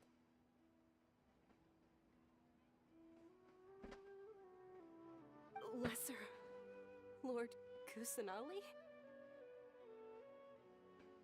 I took the liberty of occupying the traveler's body so that I could thank all of you in person. Thank you so much for rescuing me. Even if that meant placing your own safety in peril and taking the risk of becoming enemies with the Academia, the sages, the doctor, the balladeer, and even the entirety of Sumeru. Without you, without any of you, I would have been in a much more difficult situation. Had you not helped me to resolve the crisis, not only I, but Sumeru and even the entirety of Tevat would have suffered great misfortune. People refer to you as the heroes who managed to rescue a god. I'm quite fond of this name. It not only explains your identities, but also bears witness to your relationship with me. Please, allow me to present to you my most sincere gratitude. Lesser Lord Kusanali, you have done so much for Sumeru, and I didn't even have a chance to do anything for you. You don't have to do this. Dingerzad, the suffering you endured during your illness is also proof of you being with me and praying for me. Thank you. You don't need to be so ceremonious. It's always been my duty to protect you. This is how the relationship between the Academia and Dendro Archon should be. We just did what was necessary and set things back on the right path. You're an Archon, but you act so humble. You really don't need to be so polite with us. I'm honored to have been able to take part in this plan. I hoped you liked the dance I dedicated to you. Thank you, all of you. Thank you so much.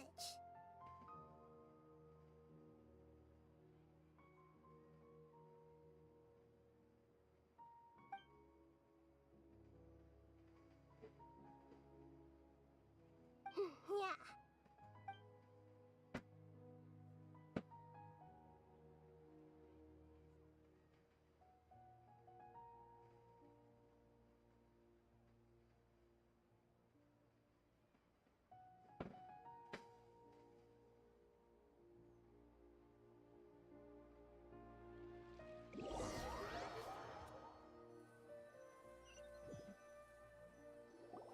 Are you awake? Did you rest well? After Nahida left, you ate a lot of food. You've become a glutton. That just means you still have a lot to learn from Master Paimon, the Sage of Gluttony. All right, since you're awake now, she should be in the Academia right about now.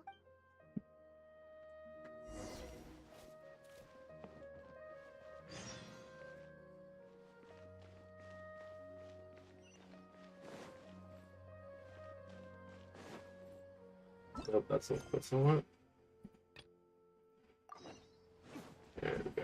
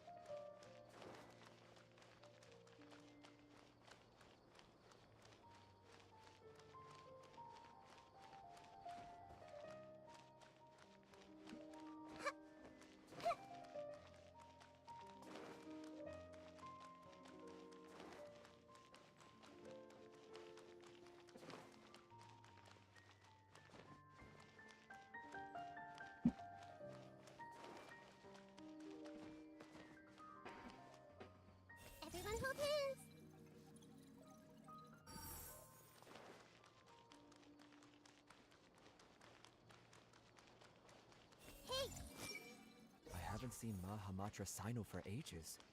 Has he been playing cards this whole time?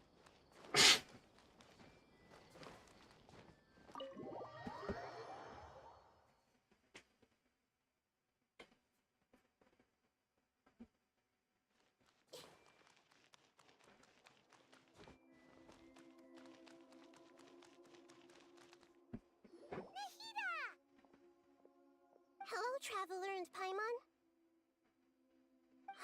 What a fantastic night.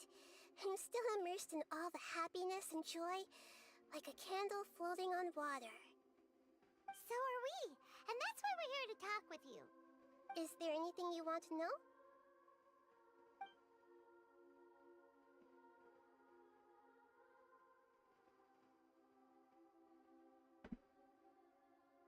After recent events, the Akasha can no longer function as it used to. I've given it some thought, and have decided to shut it down permanently.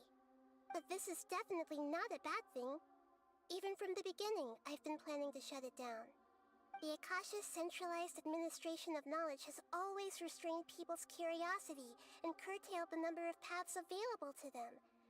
I don't think this is good for Sumeru. Although people may initially feel a little uncomfortable with the loss of the Akasha, they will soon understand that this life is more suitable for them. And as for the future of Sumeru, I'm preparing to regain control of the academia. The former sages have received their punishment, but the new sages have yet to be selected. I will oversee the process personally. I hope that the new 6 great sages will be more focused on academics. Sumeru needs such leaders more than ever. The other big issue is the people of King Deshret. All the residents of the desert, in fact. They have been mistreated for far too long. I've already taken some measures to address this. It will take some time to rebuild everything, but no matter if it's culture, friendship, or trust, we will rebuild it. You mean, what happened after the doctor put you to sleep? Not exactly. The top-ranked Fatui Harbingers, up to number 3, possess power comparable to that of gods. I was no match for him in that kind of situation. However, in spite of the bad situation, I still managed to make a fair deal with the doctor. I'm sure you remember the entity that changed your fate, the Heavenly Principles. In fact, the Heavenly Principles has been quiet since the Conria disaster 500 years ago. I used this point as leverage against the doctor. I told him that the Heavenly Principles may be awakened if I destroy the Gnosis. Although it's just a bluff, he still fell for it. I assumed that the Heavenly Principles wouldn't just stand by and let such extensive damage to its laws take place. And as for what I exchanged for the Gnosis, the exchange served as both punishment for the doctor as well as a boon of new knowledge that I couldn't refuse as the God of Wisdom. He's still in a coma. I've hidden him like how one would hide a feather. I know you have many misgivings about him, but as someone who had become a god, he has retained a number of very useful features. Don't worry, I'll keep an eye on him and make sure he doesn't do any evil. In addition, there are still some mysteries left in him. Some things may be very clear from my perspective, but he is still yet to understand them himself. His future will be determined by fate. Is that where you're headed next? Fontaine, the Nation of Justice? As far as I know, that nation operates in the judicial system. Does their Archon personally judge people?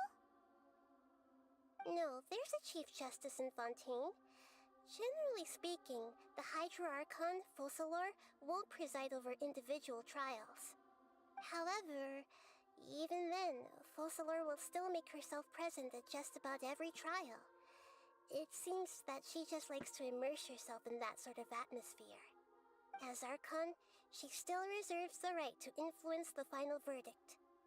Anyway, let's just say she's got, a very unique personality. Are you sure? Isn't there something else you haven't asked about yet? Huh? You mean... About your sister. While you were resting at Gandharvaville, I took some time to perform an Irminsul search for information on your sister. Yeah! Isn't Irminsul a repository for all the information and memories of Teyvat? So there shouldn't be anything on him or his sister. This is true in your case. Irminsul indeed does not have any information on you. However, there must be something different about your sister. Because, as it turns out, the world has recorded information on her after all. What? There is only one possible explanation. She belongs to this world.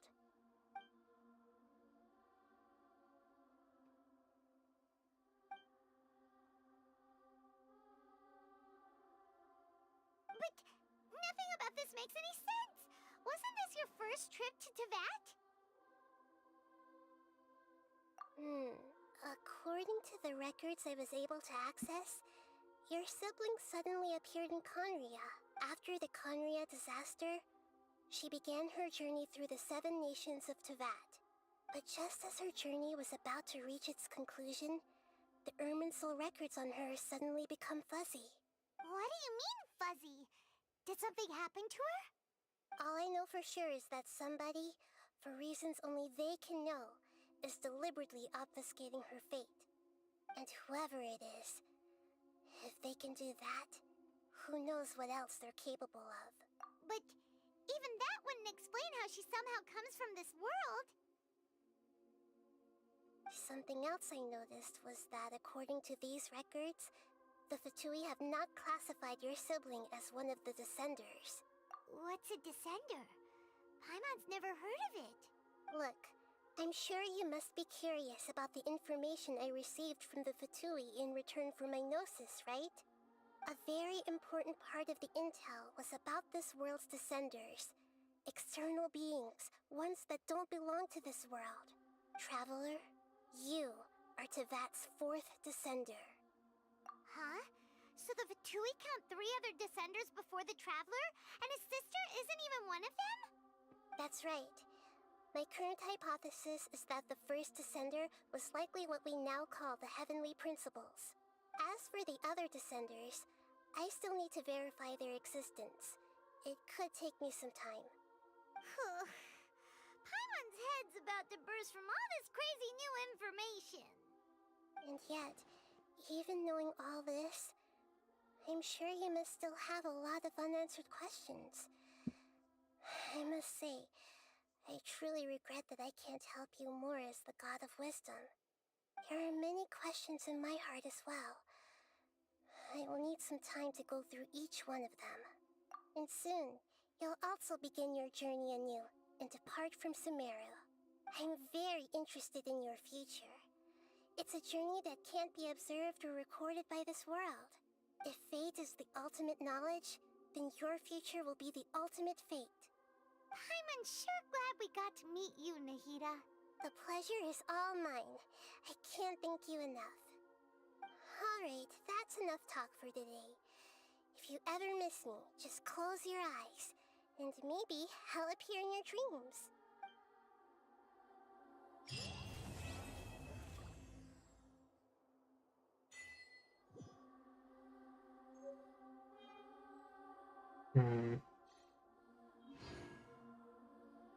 Oh, that's the end of the stream. I don't believe anyone showed up, so... Oh well. Yeah, anyone watching this in the future, thank you. And I hope that you all have a great day. Feel free to subscribe, like, comment. Please comment. I do read those.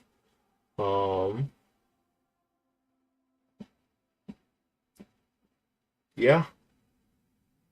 Yeah, that's about it. In which case, I will see you all in the next